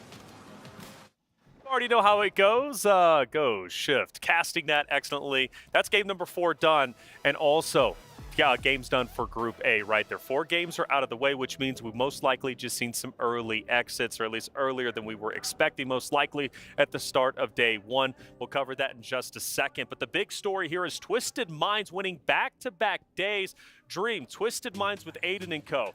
They're pumped up. They're feeling great. They've got to be on top of the world. Yeah, and I mean, Shift said it, right? They had like one bad game, but still able to pick up so many eliminations, and that like the synergy that they have between the squad, even with that IGL with Z-Smith, right? Taking over late game, but you always see them together. And with these games, you guys, listen, Group A, Group B, C, Elemental P, you know, you guys doing all the math and stuff as a competitor, it just doesn't matter. That's right. You just got to win. You got to be alive in those in-game moments, and they're always together. They're always alive, all 3 of them. Always together. And Twisted Minds, I believe, was your prediction, if I'm not mistaken, Look, I think I got it in my back pocket here somewhere. I don't know where you can see, but I got the pin you right got here. The Twisted Minds the Twisted Minds pin. Beautiful. I'm gonna put it right up here when the games are done, because I well. imagine they're gonna be on top of the world. Bias caster. Bias cast. Well, I'm biased towards 6. I've been saying that, but then again, Fnatic was my official pick, and Fnatic is looking pretty good, right? After all, tomorrow we'll be crowning our champion. We'll see who it is. But Twisted Minds, seriously, good job from them. Just back to you, though. What makes Twisted Minds such a great team? Obviously, you were backing them at the beginning. They've now got wins in back-to-back days. What are they doing right? I mean, it's just they've put together a good team with experience. Last time we saw this team kind of take the stage in a Resurgence area, it was all the way back in CDLR. They had 3rd place, and that was online. So you put them in LAN now, where Aiden obviously feeling the crowd. We saw that earlier on, and you put Gorgo Knight in that same situation where he's the retired Resurgence janitor, just cleaning up all those messes. Z-Smith, he's got the brains. Ellen was touching on that the first day. Him taking that IGL role has been proving to be the recipe to success for this Twisted Minds team, making it to those end games, and then utilizing that experience together to clutch up in those scenarios where other teams just don't seem like they can put it together when they have all those members there. They, most of the time, will put that one together. And I think this Twisted Minds team, they just have such a good trio that trusts each other. And they have to have that trust. It's imperative. Gorgo Knight, by the way, shout out to him. He hasn't played on LAN, at least from my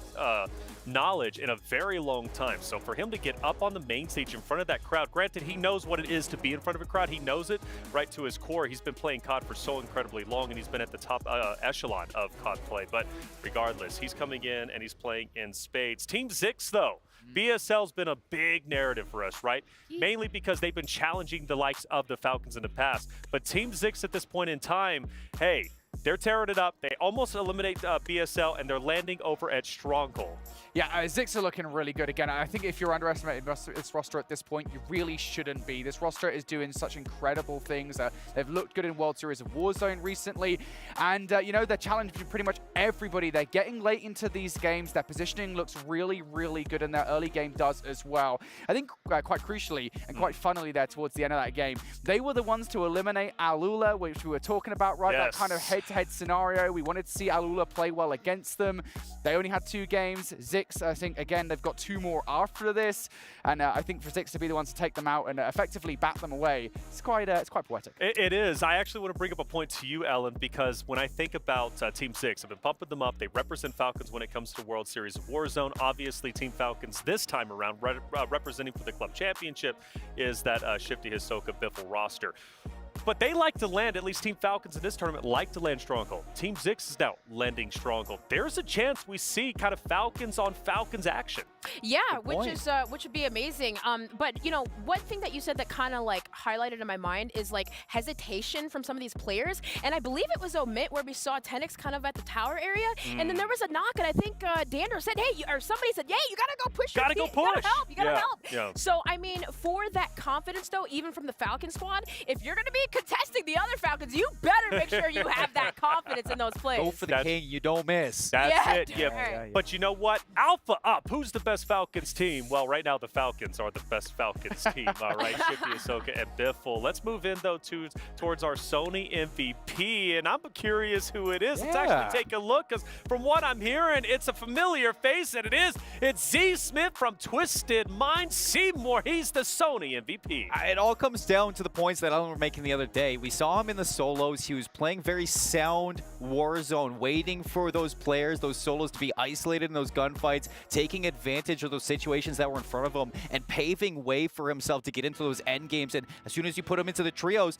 Alan, you said it, he's going to be leading this team in the end game to so many winnable situations. Exactly. And you know what though? In the solos, I love that you said that because of how well he was performing. He said, "I'm challenging everything." He has the confidence. If you don't miss, don't lose, right? You guys have heard that for years. But for Z Smith, having that confidence, it's carrying over. But with your teammates in hand, yes, taking over not only slaying power, but that late game IGL. Listen to me, he says. It's working. I love that. Well, let's sober up a little bit because now it's time to move into our standings. And unfortunately, we're going to see a couple of teams, I think, who are going to be eliminated today. We're looking at the bottom 7 to start off. And I'm hearing a bit of a yikes, but let's at least talk about it. Seymour, what do you notice? I mean, Alula, 67 points, where, you know, Shift earlier was saying there's a threshold, and that threshold is looking to be around that 100-point marker where about Aizen and Team Destroy are sitting. It's not a good look to be that far down the leaderboard. Even outside of that number 14 spot, you're probably out. Yeah, and while they aren't currently below that number 14 spot, we should point out that BSL are currently sitting at number 12 in Group A. They are done and dusted right now. They have to sit and wait and hope that the teams joining the next set of games will not get enough points to knock them below number 14 on the board. And again, we talk about that kind of magical 100-point threshold. Right now, they are well below it. So they're going to have every single appendix crossed. Yeah, every single appendix crossed indeed. And I mean, even for some of those bubble teams, Cloud9 too needing to catch up. But for Omit securing that, that 14th spot, the 100-point threshold, as that, you know, Goj and Shift has mentioned though, it was between what Team Destroy and Izund. So even just being able to move up, solidify that, yeah, it's going to be tough for those bottom teams. It's going to be tough indeed. And by the way, Team Zix sitting up there in 11th place, a team that's also on watch. They're just below that 100 points, and I mean just below it, sitting at 85-95, right? So my vision's not too good, to tell you the truth. So it's one of those, regardless though, being in 12th or 11th place, not a safe spot, especially, like I said, Stronghold if they start battling against Falcons. Yeah, you're kind of just hoping there if you're BSL, you're like, Falcons take the wheel, just get all the points, make sure nobody can get anything right now. You know what? I wanted to say something, though, about Stronghold. Onyx Ravens, right? They were contesting, at least in the beginning, BSL for a while. So you're seeing some of these these bottom half teams taking that confidence to fight that engagements, because if you can knock a top team out for those lower teams, that would be good for them, right? Then they can just, I mean, farm each other. Farm each other. Not easy to do with some of them, but some, you know, can maybe farm just a little bit. Well, there it is. That's 4 games down, 2 more to go, and now it's all about Group B versus Group C. The final 2 games of group play, the final chance to finish outside of that bottom 7, right? You want to be top 14 if you want to play for all the glory, not only the Warzone World Cup Championship, but also for the bulk of the $1 million. We're going to take a quick break. When we come back, group play will continue.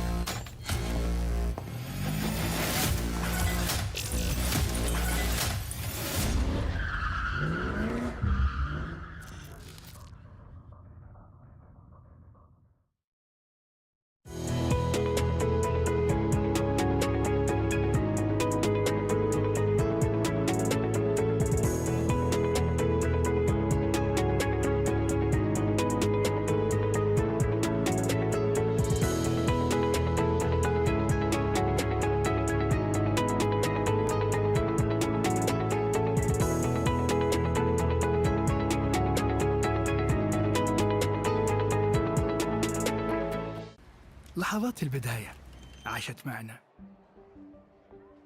كنا نحسبها وقت للتسلية بس. نحسبها بس ذكريات. عبود أعطي أختك اليد يا ولد. ابتكرنا فيها ابتكارات، وإذا بغينا قلبناها خرافات. كنا نحسبها بس لمة وصحبة وسهرات. انتبه نو ترى نو. لكن كنا نشوف عالم ما حد يشوفه. ليته يشغل وقته بشيء يفيده. الله عليك على اليد سود. عالم كبر وعاش فينا. عالم الحماس فيه يوصلك كل مرة لحلم أصعب، بس ما يصعب عليك. بارد معك وين ما تروح.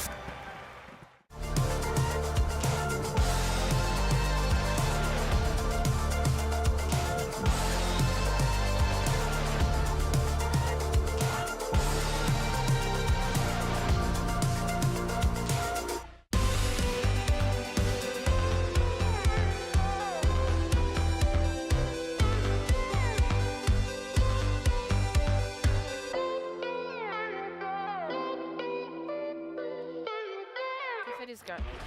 We're good. Okay.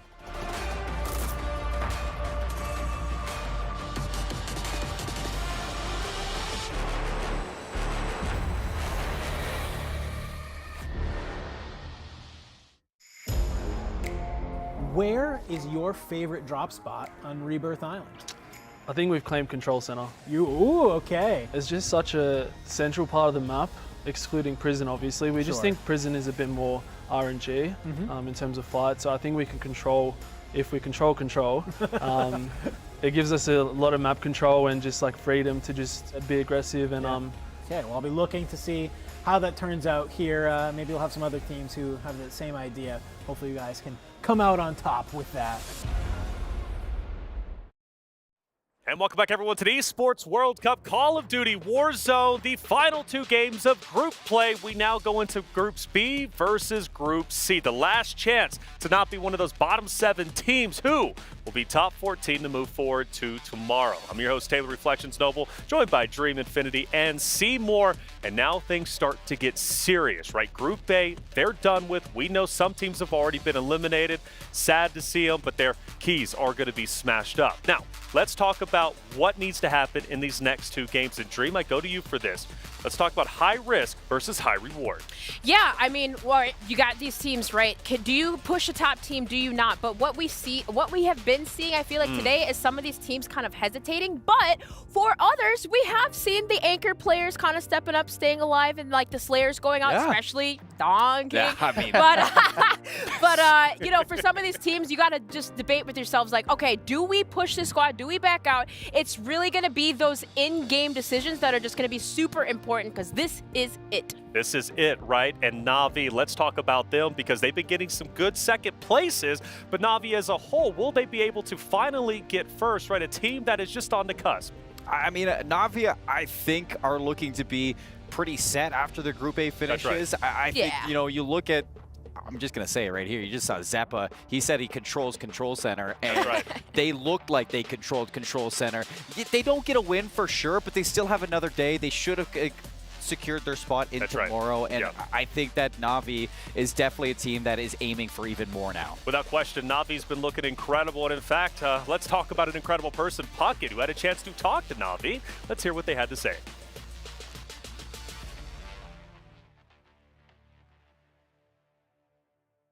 It's Puckett here on the stage, and Group A is done for the group stages. Now, you guys don't know exactly where you're at on the leaderboard. This is the first time you're seeing it. I took a screenshot for you. You can go ahead and hold that, pass it around. Okay. That's not bad, that's not bad. Second place. Did you think you'd be that high on the leaderboard? Yeah, of course.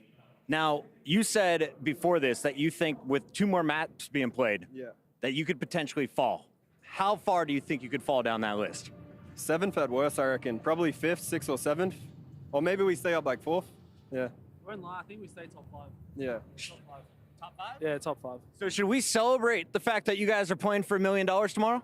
Nah, job's not done. Job's not done. How we feeling though? I'm feeling great, you know what I mean? No one remembers the route, they only remember the win, so. You guys were so close to taking one of those maps. You're always in the top 5, it seems, so far. How are you staying so consistent? I mean, honestly, I think we're really harsh on ourselves. We should have probably won both those maps. we definitely put ourselves in the position to win both of them. So we're pretty mad that we came second both maps.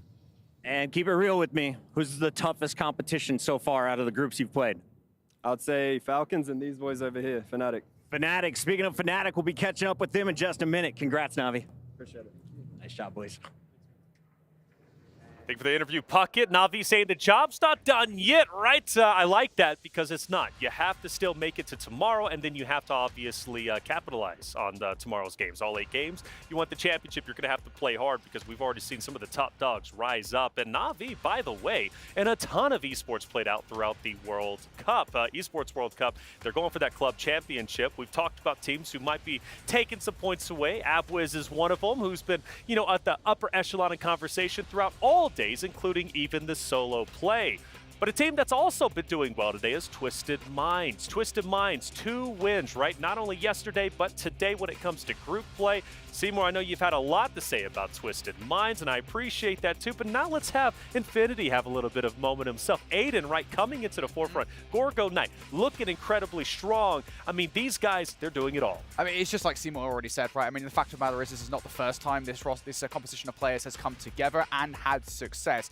And going back towards that CDLR, as I remember it, I think they were perfectly fine with kills. Just getting consistent high placement was their issue. And it is worth saying, I do think to a certain extent, the same thing is happening here. They've had those 2 wins, which is awesome. Great job, Twisted Minds. But they have also had a couple of games where they are falling in the mid game and not being able to get all the way up towards the top. And I'm not too sure where they are right now in the standings, but I don't think they're quite with the big boys just yet. So if they can get that consistency down, if they can get late into the games and then, of course, get those dubs and the high kills, they are absolutely a contender. They have to be to take the entirety of the Esports World Cup. Without a doubt. Without a doubt. Well, the good news is that, I mean, even if they're not like in top 3, right, conversation, they're still in top 14. So big adjustments could be made tomorrow. And honestly, I don't even think they really need to make big adjustments, in my opinion, to going into tomorrow. It's even the fact that, like, you guys all picked the same orgs to win. I'm the only one rooting for Twisted Minds here. Smart, dude. I don't know what you want from us. What do you mean? Only Goj and I picked Falcons. You guys are delusional. I'm the only one who chose Twisted Minds, and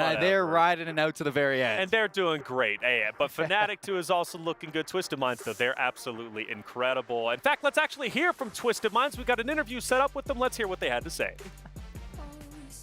Welcome back to the STC Arena, where I am joined by Twisted Minds, your winners of map number 4 in our day of eliminations. I'm going to come to you first, Knight. Buddy, we kind of talk about survival being the theme of today, but you guys are feeling pretty comfortable at this point, I think. So it looks like you're just having a good time. How are you feeling so far?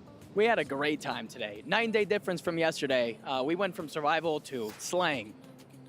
Survival to slaying. I like that. We can write that on the shirt somewhere. That's cool. Smith, how you doing, man? You good? I'm doing great. Doing great. Nice. Okay, so I just wanted to talk to you about today's kind of approach, because a lot of teams are coming in today all out aggression, or maybe playing a bit tactically to try and get that multiplier if they manage to win a game. What did you guys come in with, and what did you anticipate your opponents would do? Honestly, I don't think we really changed up our game at all. I think today's we're just in a better headspace, and I feel like if you try to change up your game and not play with confidence, it's just going to change everything. And we said it last night, like as soon as we all got together, we're just going to lock in and play the same way and just play our game, and it's just working a lot better today. You are Mr. Confident, man. That's every single interview we've had. Confidence, confidence, confidence. I love it. You can't hesitate. If you don't have confidence, you can lose every time. That is true. That is very true. Aiden, what's going on, man? Where are the sleeves? I'm feeling good.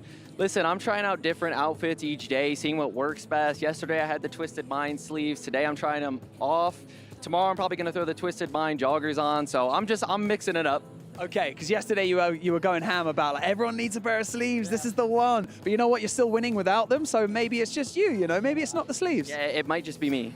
Now, you know what? I've spoken to many teams over the past few years that I've been in this kind of game, and you know what? A lot of people have different answers for this, but do you guys have any pre-match rituals? I've spoken to people before, and they've said that they have to wear a certain type of shoes, a certain pair of socks, or they have to hug their cat in between games. That was a bit of a weird one. What about you guys? That's crazy. Honestly, I just get a little bit of caffeine in the system, get energized, and just try to keep the vibes up, just mess around a little bit, try not to take it too serious as we're going in, and that's what I do. Knight, I hear that you like a bit of 80s rock, am I right? Yeah, I like to throw in some Journey, sip on my caffeine, and that's how I get cracked personally. It works for me. I love that. And Smith just has enough confidence, that's fine. But don't stop believing, Knight. I absolutely love it. Thank you so much, guys, for joining me in this post-match interview. Congratulations on map 4. Guys, we're going to throw it back to the studio to continue our elimination day. Thank you for the interview, Barney Banks over at the STC Arena, talking to Twisted Minds, a team that is pretty much confirmed to move forward to tomorrow alongside that of Falcons as well as Na'Vi. But now let's talk about a team, unfortunately, whose run has officially come to an end. And I'm very sad to say it's actually Jukies and his crew, right? Team Alula. They have officially been eliminated. Their key will be crushed, and whoever wants to use it for their trophy, well, they've got the opportunity to do so. Alula, a team that came in, was much hyped up, but unfortunately just didn't make it happen. Dream. Jukies, a great competitor, still trying to make World Series of Warzone Global Finals along with this roster, of course, including FIFA Kill, but they gave it their best effort.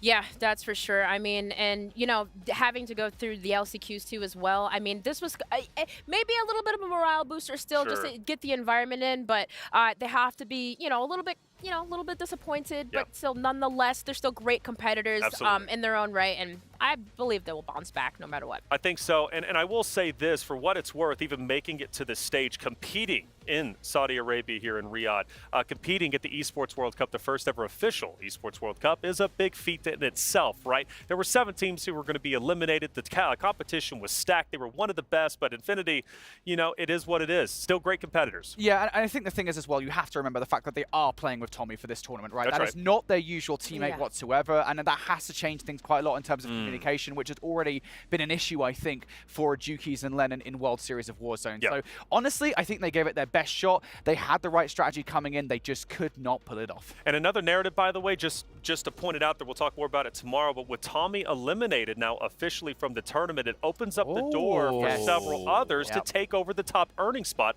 when it comes to Warzone earnings. A conversation we'll have tomorrow, but now I want to focus on, as we're like just very close to getting into the game, I want to talk about the teams that are now officially in the danger zone. 2 more games left.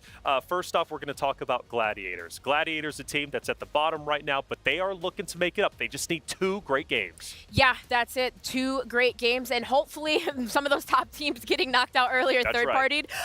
But for them, yes, this is it. They have to pop off. They have to. No mistakes. No mistakes? No mistakes. I believe in Huskers. He's on that redemption arc. Cloud9, also a team that's on the come up. You know, we had that conversation about who's the best sniper in North America. Is it Huskers? Is it Breadman? Well, we're going to see here in this game because they're going to be in the same lobby and they're going to be fighting for the same positions. And yeah, Cloud9, I just don't think it's gone so well for them the last couple of games. We said coming into today, we wanted to see more of the last 2 games from yesterday. And you're looking at the placements from the last couple of games, 11th and 7th respectfully. They're still sitting at 41.6 points.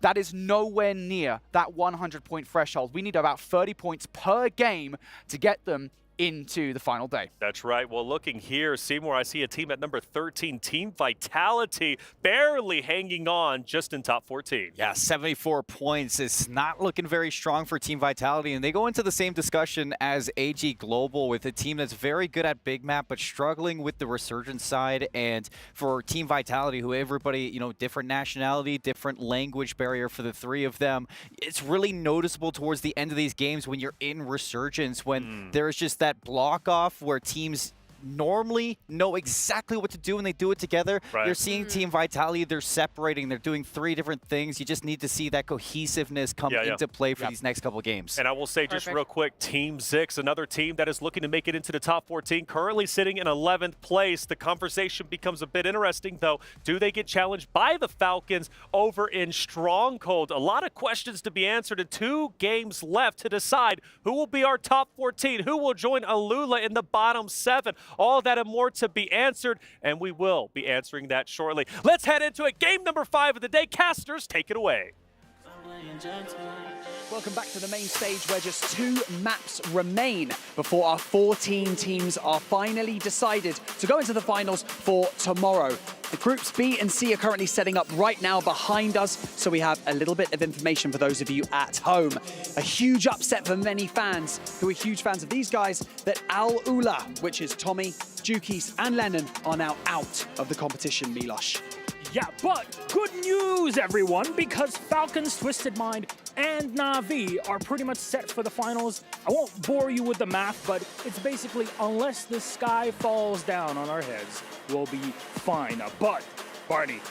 2 more games to go. That's it. We got 14 teams that need to make it in tomorrow. 7 will be knocked out. We have reached the boiling point. So it's do or die. Our game is ready. Our players are set. Let's toss it to our casters.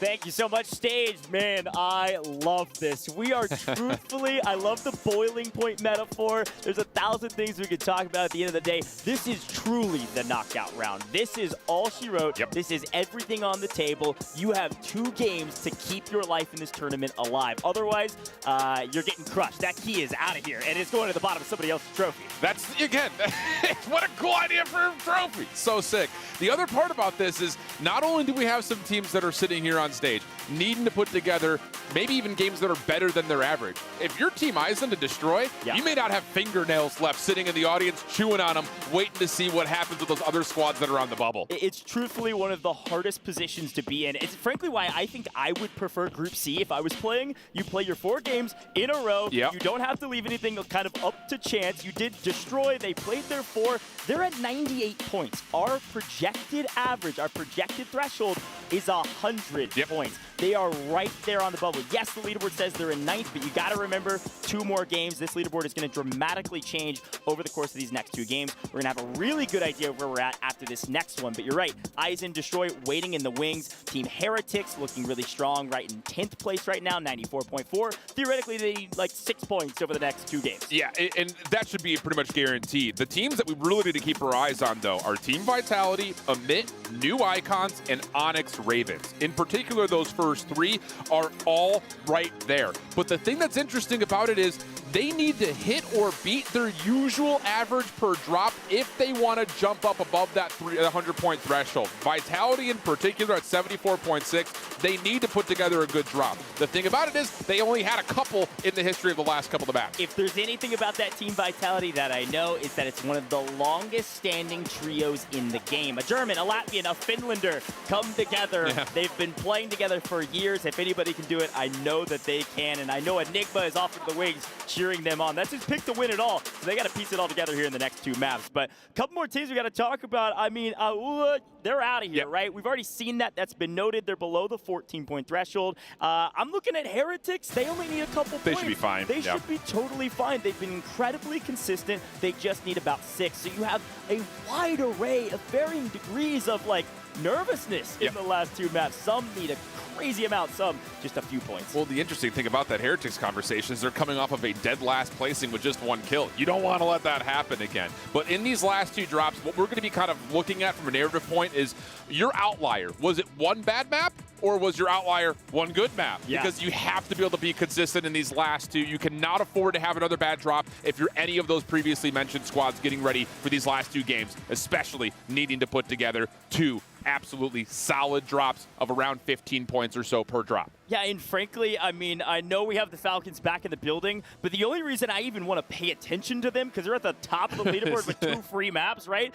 is because they might be contesting Team Zix, who is not in the contention at the top. They are right there on the bubble. They need about 10 some odd points to be somewhat comfortable. They would like a lot more than that, but if there's any team that can completely chalk your competition, it's this team. And this team tried to drop on at least part of the Falcons last year at World Series of Warzone, and they got obliterated for it. So it's like, run away from Shifty, maybe change up your drop spot. I don't know. He's the top slayer for a reason. Yeah, and it's one of those situations where Zix has played a very wild settle drop so far, because you're right, it is one of those situations that in these particular matchups, they find themselves fighting the Falcons all the time.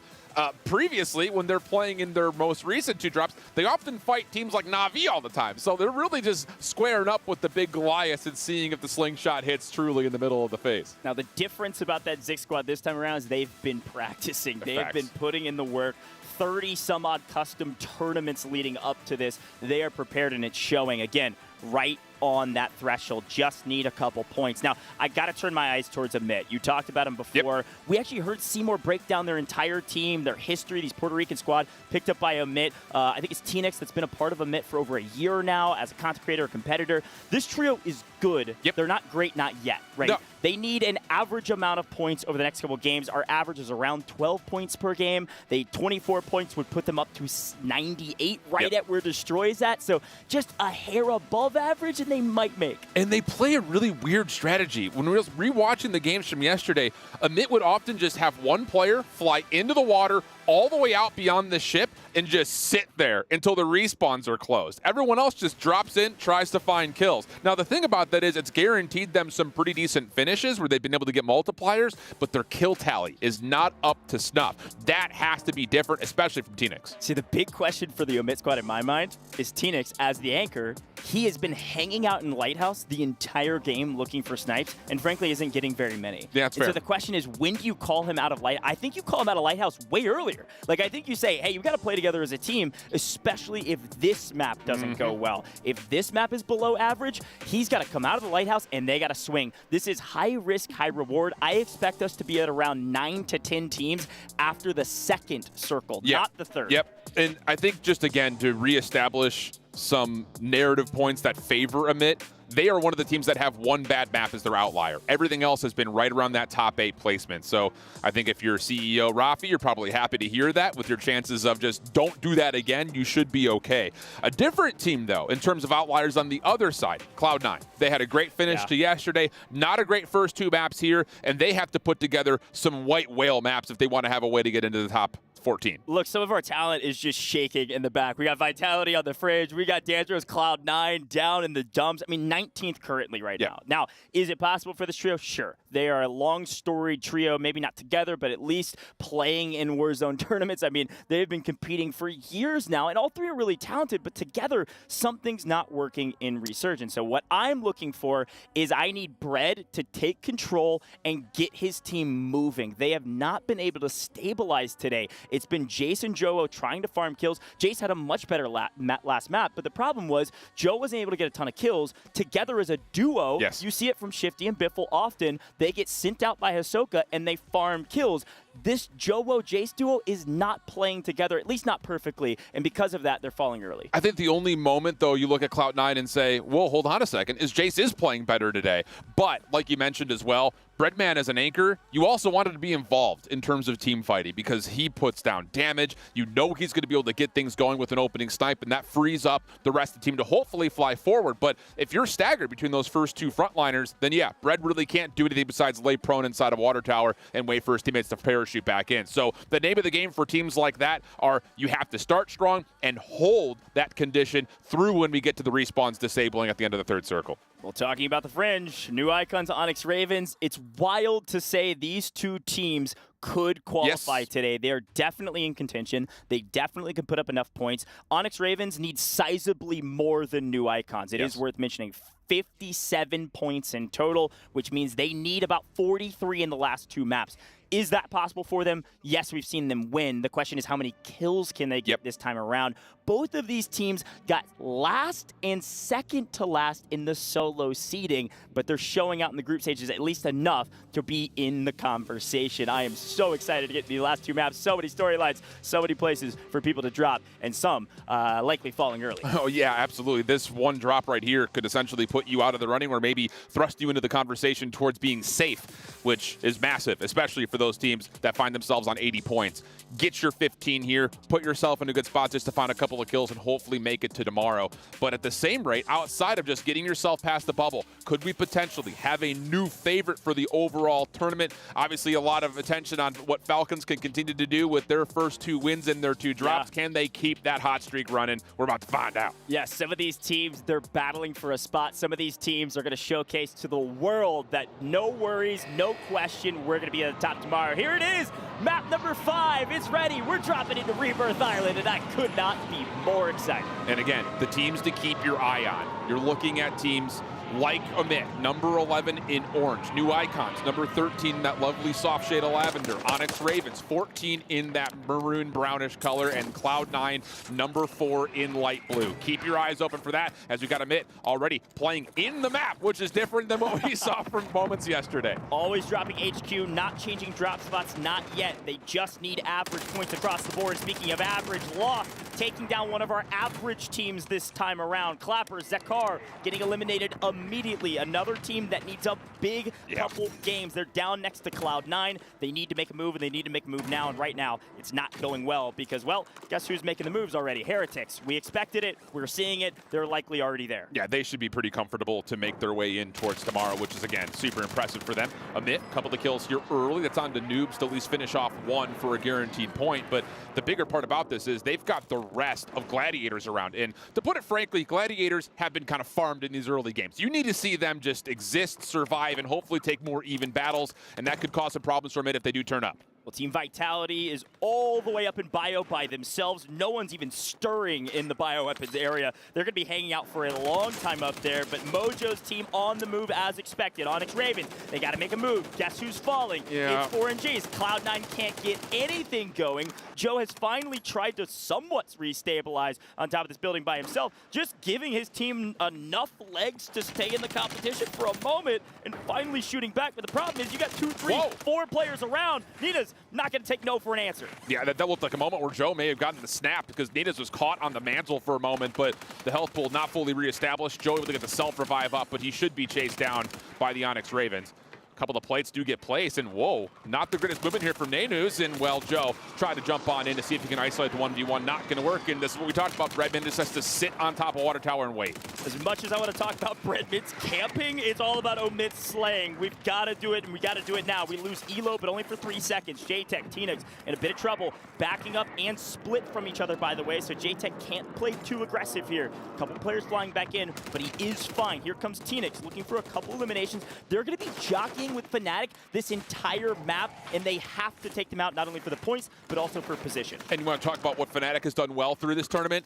Control the high ground around Prison. They have essentially dropped in and gotten that for free, and once the circle starts to shrink, they set up a Bermuda Triangle that you just don't want to wander into. So Fnatic playing for position. It's worked for them so far. It's working for them again here now. Already top slaying teams thus far. It's got to be Heretics. Method Squad up at 5 eliminations already. They are moving on their merry way well into the grand finals, I can only expect. As Breadman is out, Cloud9 is eliminated. An utter breakdown on main stage. You hate to see it. You love the content. Unfortunately, can't quite put the competition together today, as Elo also will fall. Cloud9 would need a monstrous effort in the last map, and I can only expect that is not going to be the case. No, it feels like that is probably done and dusted for Cloud9. I mean, they would have to get, what, like 60 points off of 1 win, so they need 30 kills in a win, which has not been touched yet by just about anybody, including the Falcons, who have put together some high kill tallies. So not looking good for those boys. Now, over to the other part of the conversation here as we head down over towards Team 6. Vision Squad is not technically out of it. They're having a good start, 5 kills to this point in total, and more around the area. This is the Heretic squad that's a bit split, so they're going to have an opportunity to kind of win this left side of the map and maybe do some more damage. Well, this is what we wanted Cloud9 to do. They're right next to each other on the leaderboard, 18th and 19th, nearly identical points. One has fully been eliminated. One is nearly the top slaying team thus far. They have to keep moving, though. They don't have enough points to sit back and play for multipliers. Go get your kills. And here's Teenix up in the tower, 0 eliminations, team dying down below. They're trying to do that 2v1 strat and just not working, not perfectly, not yet, but he has to stay alive for his team to get them back into the lobby. And there's some vying for positioning around headquarters right now, but keep your attention over towards the northeast side by Chem and Bioweapons, because there's a couple of squads that are seeing each other and trying to figure out how they want to wrap back in. And they're going to get in safely here. But the question is, how do they get closer and closer to Prison? There's a buy station kind of on their way, so there is an opportunity once these respawns close for them to maybe use that, but there's going to be a lot of battles just outside that Industries Prison area. I feel bad for my boys on Vitality. They were free and clear, but anytime you feel safe,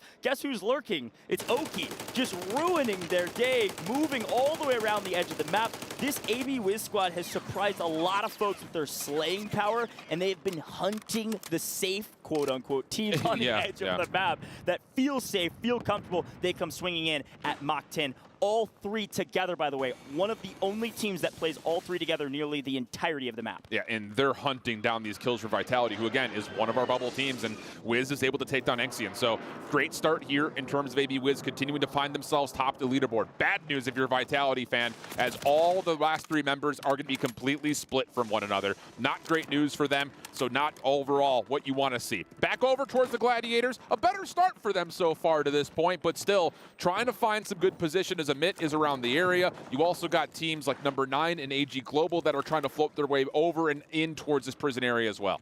Surprisingly, I was wrong about the amount of teams fully eliminated. These teams won a ton of points, but they're not going high risk, high reward. They're still playing this tried and true strategy. Maybe only the last map where they full send. Elo in trouble, 1v2, no chance, out of here. JTech gone as well. Yet again, it's Tnux up in the tower, I can only presume, waiting, watching, getting his teammates back onto the map, and hopefully they can find some better success the next time around. This team, another squad, all moving together. Yeah, and you know, Guild really has shown up in a great way. They didn't have a great start to yesterday, but they really put together a couple of great games in a row, first and a second place back-to-back. Now looking pretty strong in terms of total kills plus positioning in this one. And another bubble watch team, Onyx Ravens. How could they possibly find their way in? One member dropped at the moment. LX is going to be able to get themselves back into the picture, surely. Only 3 total kills, though, for Onyx Ravens. They're not the slayest, or the heaviest of slaying teams, rather, I should say. So they need to find some way to get some kills and get a good position if they want to have a Miracles run. Falcons in one of the probably hottest waters they've been in thus far. Ahsoka in trouble by himself. Biffle just barely spawned in time. Falcons, of course, fully safe, but they want to add an emphasis. They want to add that exclamation point to their performance thus far. They want to win it all, and right now they're poised to do so. But Biffle has been flying back in for a while, is floating way over to the edge of the map, just trying to stay alive. We swing back to our Crim squad, shooting at them, still alive, right on that edge. In this next rotation, going to be a dicey one. Vitality back with all 3 members, have Onyx Ravens top right-hand side of the map. Both will be fine to get into this next circle as it moves really not too far. It's an even split, so there is no slow or fast side for really anyone at the moment. It just comes down to who do you read around you and what gunfights do you want as we keep going up towards prison. Omit versus Zix. 2 teams on the threshold, one team needing a lot more points than the other. Zix only needing about 10 and 2. Omit needing about 26 and 2. And Elo gets gunned. 3v2, will they push the equation or Looks wait? like it. Staying patient, here comes Crims, moving up, looking for an elimination from above. Tnux is off his HQ, Tnux is out of his tower and gets punished. It's now JTech trying to keep his team in this. They look frustrated, but the job's not done, gentlemen. Keep pushing. Yeah, and Gladiators heard all of that. We're looking down upon that from top headquarters, and it looked like they may actually try to dive in for a third party, but Fnatic was watching them. So it's a little bit of you watching me watching him situation for those squads towards the bottom side of the map. As we head back over towards Zix, still trying to deal with a little bit of rotation issues as now all of a sudden Heretics are in the picture, and Cams will take down Crims. Hamoud essentially has to commit to this one way or the other. His teammate behind will anchor, but they need to rotate here soon. Next circle coming to a close in 5 seconds. Heretics have been this guerrilla just swatting people out of trees constantly. They're consistently playing spoiler to any team trying to get anything going. This Heretic squad surprising a lot of folks on the map and at home. Very well done thus far. But new icons, they need a big one. Another team way down at the bottom in solo has been performing fairly strong in groups. This is also one of those teams that has a couple hot games and a lot of cold games as well. They get hot one more time, they might make. They're hot right now. 9 kills, all 3 members still alive. Just a little bit of battle on rotation to get in towards that HQ position around Factory. As we head back into prison, AG Global, really a disappointing group stage for them to this point, trying to find a way to work their way through, and Z-Dark has done well. 7 individual kills for him. AG Global not able to put together much besides Z-Dark, though. That's going to give them 10 in total, so they got a long way to go, but this is already looking pretty decent, but the Thermite causing a problem. Castillo following up will make sure Noobs cannot confirm the kill, and AG Global will stay alive with 2 members. Welcome to the game, AG Global. Might be too little too late. We'll see. They got to do it again next map, and they need the multiplier. We still have 13 teams remaining. Color me surprised. Yeah. I did not expect to see this. These teams not necessarily playing scared, strategic, what have you. They're not full sending. They just need average points if they're in the middle of the board. Teams at the bottom, AG Global, they got to keep sprinting around this map. But here's Mojo. Here's the Onyx Ravens. They're still alive. They've been doing a good job of this. They're right inside the circle, right on the edge, trying to make a move here shortly. And the interesting battle here is the fact that you've got Vitality potentially fighting right over the middle, Respawn fully disabled. So all these engagements down towards the bottom side of Prison and over towards headquarters about to get absolutely nasty. And I was about to say, we haven't said anything about Falcons lately. They were almost nearly full wipe, but they've been quiet looting up. They are back full 3, and you know what they like to do late game. They're a major threat, and they're looking to chase down kills. Resurgence closed. It is not all quiet on the Western Front. There's still 13 teams remaining in this lobby. We do lose one. That's Pat Zuka out of here, gone, off the lobby. Only one more to go. Watch out. They need a banger on the next one to maintain their position. But we head to Clapper and Rocket down near the bottom of the leaderboard. They needed a big map here to make sure they're staying in contention. And right now, it's just J-Tech lurking below. Have you ever seen that seal meme where it's just spinning around, floating? Yeah, I've seen this once before. We're seeing it again. J-Tech is not going to take any chances. Yeah, they're just playing for positioning at this point. Not a lot of kills, though, just 4 for Amit. So this has not been a great game for them as you look back over the minimap again. Keep your eye on that right side of Prison. You've got a quick rotation from Onyx on the way in. They find themselves some safety. But we've got a huge collection of teams over towards the right-hand side. Amit does eventually get taken down. J-Tech falls. They will finish with just 4 kills outside of any major multiplier. Not a great game here for Amit. Rocket out. 3 teams right on the threshold being eliminated left, right, and center as the Falcons begin their tear in this map. It came a little bit later than usual, but this time it looks a lot like the first couple maps. Biffle on a tear, Shifty carrying, and Nina's Mojo in trouble but still alive. I won't even call it barely breathing. They were able to keep everyone alive as Gladiators being torn off screen.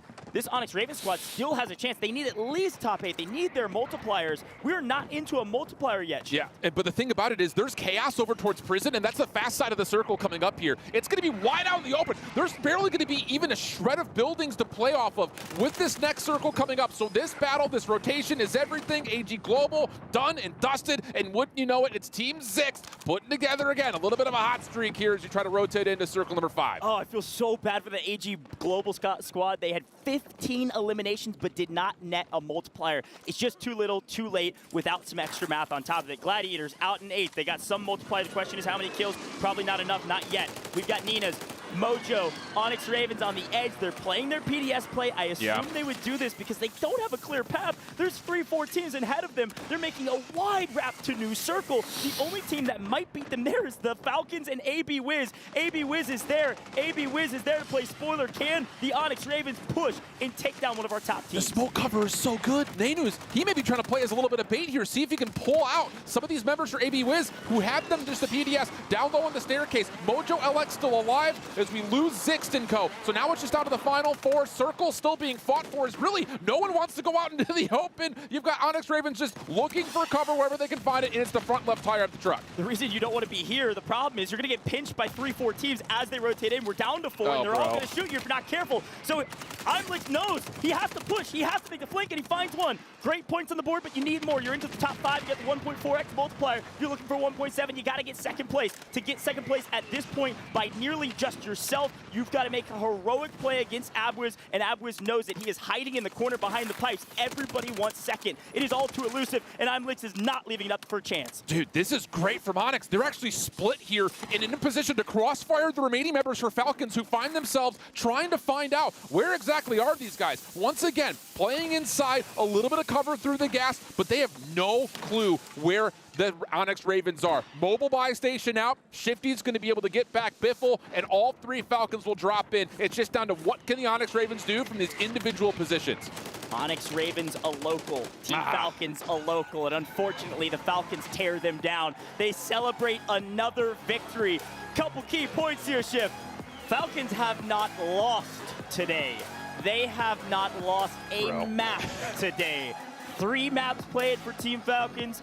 They are undefeated in our knockout round. When their backs are against the wall and everything counts, they do not lose. Dude, the thing about it is, and maybe we can just put it out there on the air and ask for the request from Brody or Seymour, how do they regain after being down to Biffle, flying in, barely makes the threshold on the respawn to get to be full fighting condition. They're so darn patient. As soon as they get to that circle number 3, if we're in trouble, don't take any fights. Get ourselves looted up. See if we can get some cash. See if we can get our loadouts back. Then when they do, let's get in position and let's rip everyone apart. One more point about this team is exactly what you mentioned. They're nearly unkillable. Unkillable and unwipable. You see it in Big Map, you see it in Resurgence. It doesn't matter what map we're playing. They're so difficult to fully take down. And this is what every team talks about when they're facing Team Falcons. They say, how do we full kill them? We see one down, we have to swing on him. When you swing on him, you get punished in a 2v3. You just lose. Yeah. And frankly, right now, it looks like everybody's losing to the Falcons. But we got to turn our eyes to the Onyx Ravens. Yep. They had a sizable game there. This time, a few more kills, double-digit eliminations. They're well above the average. The question is it going to be enough going into the last game? They've got to do it again. But a 1.7x multiplier was massive, and it was on the back of Imlix. They made a huge flank play on AB Wiz and completely broke down that team. Yep, and that's what we need to see in terms of how do you possibly win out these odd man situations late game, catch someone by surprise, especially when you know for a fact, you do the math, hey, there's still a full team of 3 out there somewhere. When do I want to make the play? How can I possibly be the person to not shoot first, stay alive, get to that top 2 position? And Onyx Ravens have done not just well in this game, they've been great today. They have got themselves a win, a 5th place, and now a 2nd place with 1 game to play. They're looking good today. Look, they're looking really strong. I was talking to Mojo, barely missed out on global finals last year for different competitions, and yesterday, they wanted to prove that they're one of the best teams. A couple locals, by the way. Imlix, a local here in Saudi Arabia, representing Onyx Ravens. Really excited about this squad and excited to see if they can do it again in the next map. They still need a sizable amount of eliminations, and they need that placement, which they've been very good about, at least today. The other part about it, Amit, Vitality, they did not do much, so they're still very much so in the hot seat. Well, we got to hear more from our analysts. Let's head over to Taylor Reflections Noble over there at the analyst desk. All right, thank you very much, Goj, and I hold shift. That's game number 5 done. The first chance we had to see B play C. There's only one more chance, one more map to go to determine who will be top 14 and then who will be our bottom 7, joining the likes such as Alula. Now, let's talk about the elephant in the room, though. Falcons, once again, get the job done. We talked about them being the first ones to go back-to-back, and now the first ones to win 3. There's only 6 maps played throughout the day, and after all, they play for themselves, and they've won 3 of them so far. Listen, when you think, again, we talked about this even on the solos day. Both Biffle and Shifty, always the elimination leaders, even on LAN, right? Top 2 easily. But once they start going, once they start winning that momentum, it's almost unstoppable. So I had said that. I think I said to one of you guys, I was like, what if they went all 4 today? What if? And now they just need one more. Can I just throw my notes at this point? Actually, so fact check me on that, right? They played 3 so far, Group B, right? And they have won 3 games so far. They can literally go 4 for 4. What a nutty stat line that I wasn't expecting. I know Falcons fans have been going nuts out there. They've been chanting and getting loud for their crew of the Falcons.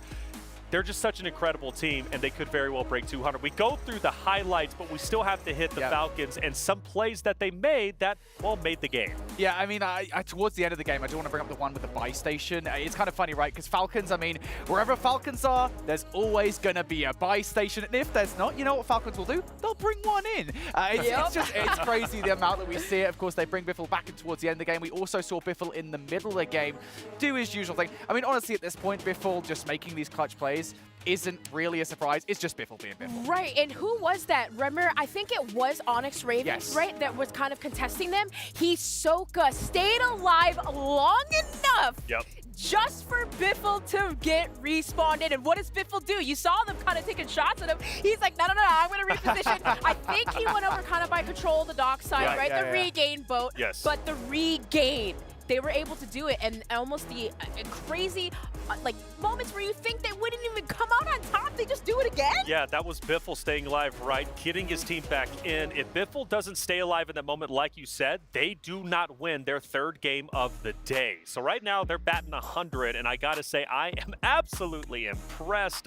I know Repo's doing his watch party, and those boys must be going nuts at this point in time, and there's Biffle on your screen. But there are also some other great plays. We saw Oki several times throughout this map, and then, of course, we want to talk about maybe some negative things. Let's talk about, well, C9's early exit. Yeah, C9's early exit was unfortunate. And some of these plays today, I mean, they played, you know, pretty decent yesterday, but today kind of seemed questionable on some of these like regain moments or landing spots. But I believe, Brody, you had mentioned like they had repositioned from one side of the map to the other? Right, yeah. So we've seen C9 spawning in towards Harbor. That's been their drop pretty much all game long. I think it's been their drop pretty much all week or days long. Right. A couple of days long. I don't know what the word for that is. But, you know, they must have gone down because they made a very quick rotation very early on, if not, over towards Abwiz on docks. Now, if it is a reposition, I got to be honest, you should know that Wiz is going to be there. I would not be going for a Wiz. Like, I know you got to imagine yourself as the competition to beat. You got to imagine yourself as the venomous squad. I still would not be challenging Prodigy and Oki in the way that they've been playing. That is a bold reposition from them. Can I just say, though, speaking of challenging LX, right, like Onyx Ravens, they have been lighting it up. Also, AG Global, right? 15 kills, didn't hit that placement, but they are slaying out today. Yeah, they've been slaying out. Onyx Ravens have really taken over and come into full form. I can't wait to see them potentially tomorrow as they're well on their way to doing so. Well, let's bring in our casters as we transition to the final game of the day. Go! I hold shift. You're calling it, baby. I'm loving it. And Falcons 3 for 3. Do we get a 4 for 4? I don't know. They need it. They need a win, frankly. They've moved up the leaderboard. Onyx Ravens is the team to watch out for. That's right. Great placements. They gotta have kills. Taylor, I'm just so excited you all talked about this team. This Onyx Ravens team was last in solo seeding. That's right. Ridiculous feat to move this far. But Shift, we're looking at Omit, Ravens, Vitality, Icons as still on the threshold. Icons, I don't know. It's gonna be tight. It's just one of those things, though, getting your point, Taylor, like, no one's touching the Falcons right now. Nobody at all. Like, their ability to regain is unrivaled at the moment. That's and the fact that they have gotten 3 in a row, 4 in total, I think there's definitely a high chance that they just keep doing what they do to get 5 total, 4 in a row. I think they can do it. Yeah, I kind of question, too, Team Zix, right? Team Zix, another team that's on that edge. I think they're going to be all right, but they still have to continue to fight hard. The fact that they almost eliminated the Falcons, Biffle staying alive, shows tremendous prowess of what they can do. But I'm ready to get it started. Let's head into our final game of the day, boys, and see who takes it all. All right, Shift. We got to take a look at that leaderboard, man. This is a crazy data point set. You and I are nerding out about the points right now because Falcons have somehow breached 200 points. Yes. Are you kidding me? Yes. That's a 40-point average in 5 games? That is ridiculous. These guys are dominating, but the big question mark is all about the threshold. Looking at Icons, Vitality, Omit, Ravens, they all need sizable games in all varying degrees of difficulty. New Icons basically need an average map, 13 points. Yep. And on the other side of things, for Team Eisen, Destroy, BSL, man, you really hate Vitality, Emit, and Onyx Ravens right now because you could still find yourselves in that top 14 if they have bad maps. So there's a lot on the line. Last drop before we say farewell, not only to teams, but also some of their keys. We've got 6 more teams that need to crush their keys, all right? Yes. That's going to get crazy. Almond in trouble immediately. Shotgun in hand, able to trade out one.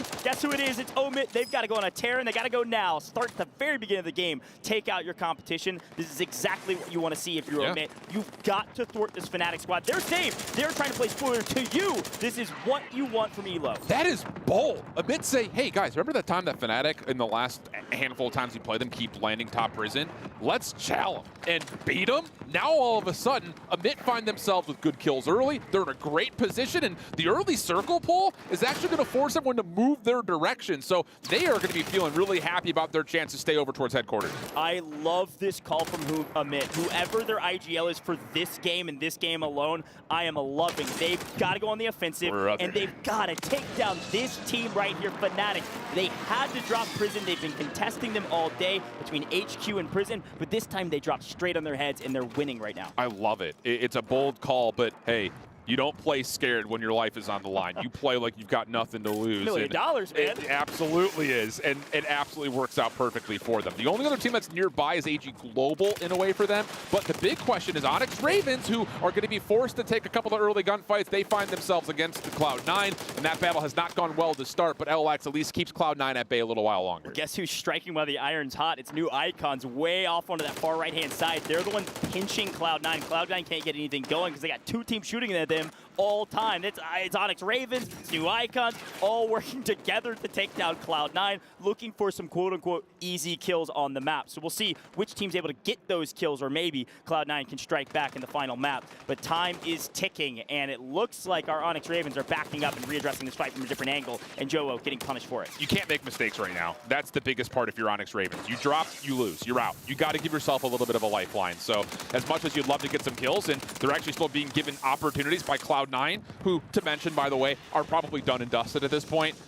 That's great news for the terms of Onyx Ravens. Getting themselves back into fighting form. Thank you for your loot, and now we can get together again. We got to talk about new Icons, though. Again, need an average map, and right now they're just pushing back their competition. If they're at the front of the race right now for that threshold, they're right at 12th going into this map. They're basically boxing everybody out that's trying to pass around them. So this is going to be a really close one right at that threshold, and you're right. Team Destroy at 11th place right now, 98 points, not playing right now, just biding their time and waiting. It is going to be so close for that team. I love me some Destroy. We'll see if they make grand finals. I'm sure he's going to be screaming if some of these threshold teams do end up falling early. And the thing about it is neither are Onyx Ravens nor new Icons giving up by playing a different rotation. They will fight each other again. And like we mentioned, that's great news for the teams in Group A that are on the bubble. Let those guys go to battle with one another. Hopefully one wipes the other, and that's one team that you don't have to worry about anymore. And it looks like new Icons are making the move. It's Drake who's up and forward by himself. The rest of the team coming on their way, though. Doing well thus far. 3 kills already here in the first circle is a huge boon. I want to take a look at that Vitality squad. Enigma is yelling at me to tell me where are they, what are they doing, and guess what? They're way up in bio. They had to make the biggest rotation because of the zone we were given, and they're all split up in trouble. So they need to restabilize as much as possible. You do see Pazuka fall, rather get an elimination there in the kill feed. Guild does fall and is fully eliminated. That's a big boon for other teams. Guild's going to be just fine if you're a big fan of Guild. They might fall into about 10th or so if things go towards these other teams, but it is extra points that are still on the board that a really good team could have taken. That's exactly right, because you got to remember that Fnatic started off with being out of that position at top prison, top headquarters. So Amit now finding an opportunity to kind of get a little bit more loose, a little bit more free, still finding a couple of members for Fnatic who desperately don't want to get rid of this position. They keep dropping right on into that topside prison. So they look like they want to keep fighting, and I'm sure at this point Amit are saying, yeah, keep on coming, why not? Yeah, Amit wants this. They've got him on their heels. They've got him on their back foot. They're stumbling. This Fnatic squad stumbling back, keep punishing them, and frankly, take down 2, leave the last alive, and keep shooting. They've got now like 6, 7 kills, I think, at this point. 6 kills for Omit. Top fraggers right now, tied with a couple teams, and Omit should find their 7th in the kill feed as Foreign Jace gets another. Really good stuff from Cloud9, again, regaining. Not losing full focus, but Fnatic are actually kind of dropping back into the same position here over towards Factory, so there's going to be a little bit more action between some squads who don't really have the greatest of loot right now. And keep in mind that floating around is Amit and as well new Icons. But Brolic and Gladiators, again, they're probably out of the running at this point pretty convincingly, but they're making it a bit of a mess as you look at your overall rankings again popping up. The Team Eisen still hanging on, 104 points. They are really hoping that no one pops off behind them. I'm telling you, this Heretic squad, you cannot sleep on them. Yes, will they make grand finals? Most assuredly, they're already on 7 eliminations. I have a feeling they're going to be in contention for the top grand finals. Watch out for the Spaniards. They are dominating today. They have been a fantastic trio here in Resurgence on Rebirth Island. But we'll go back to Vitality. They have been struggling with just 2 this map. Pazuka does finally get back in. Nice shots on the Heretics team. Inxia needs to keep up the pace. This is a high-slaying squad when things go their way. They still need a good 20-some-odd point game to be right there into the mix. And finished 13th last game, but to your point, 6 kills. So there's no delay in terms of them wanting to take fights, but maybe there needs to be. As we look over towards the kill feed again, more action in the mix. In particular, Cloud9 finding a couple of members from that new Icon squad. Zixed as well, also finding players from Onyx Ravens. So they're not at full form right now and looking to kind of anchor things up, move their rotation deep through water, backside of Stronghold. Here's the problem with Onyx Ravens. We told you that they needed a ton of kills. They are so destabilized right now. They don't have hardly a kill to their name. I think 2 or 3 in total. They would really need to get stabilized, find a loadout, get resources to even make a play at the amount of kills they need. I mean, we're looking at maybe a 15 kill win. I mean, they need a lot of points here and only 3 kills to their name. Finding 12 on this map. I know we're only at 2nd circle. It's just been difficult for them. They've hardly been able to do it this entire tournament. So we'll see what happens. Got to make a move. Omit in trouble, making a move themselves off the map if they can, especially at the hands of the Falcons. And the problem is JTech already crash landed into the water. So now Tenix all of a sudden has got to be making a call of, what do? We need points, but none of us have loot. We don't know where we can contest. We know Falcons is going to be playing over towards Stronghold. Do we feel anything else out? And it looks like they will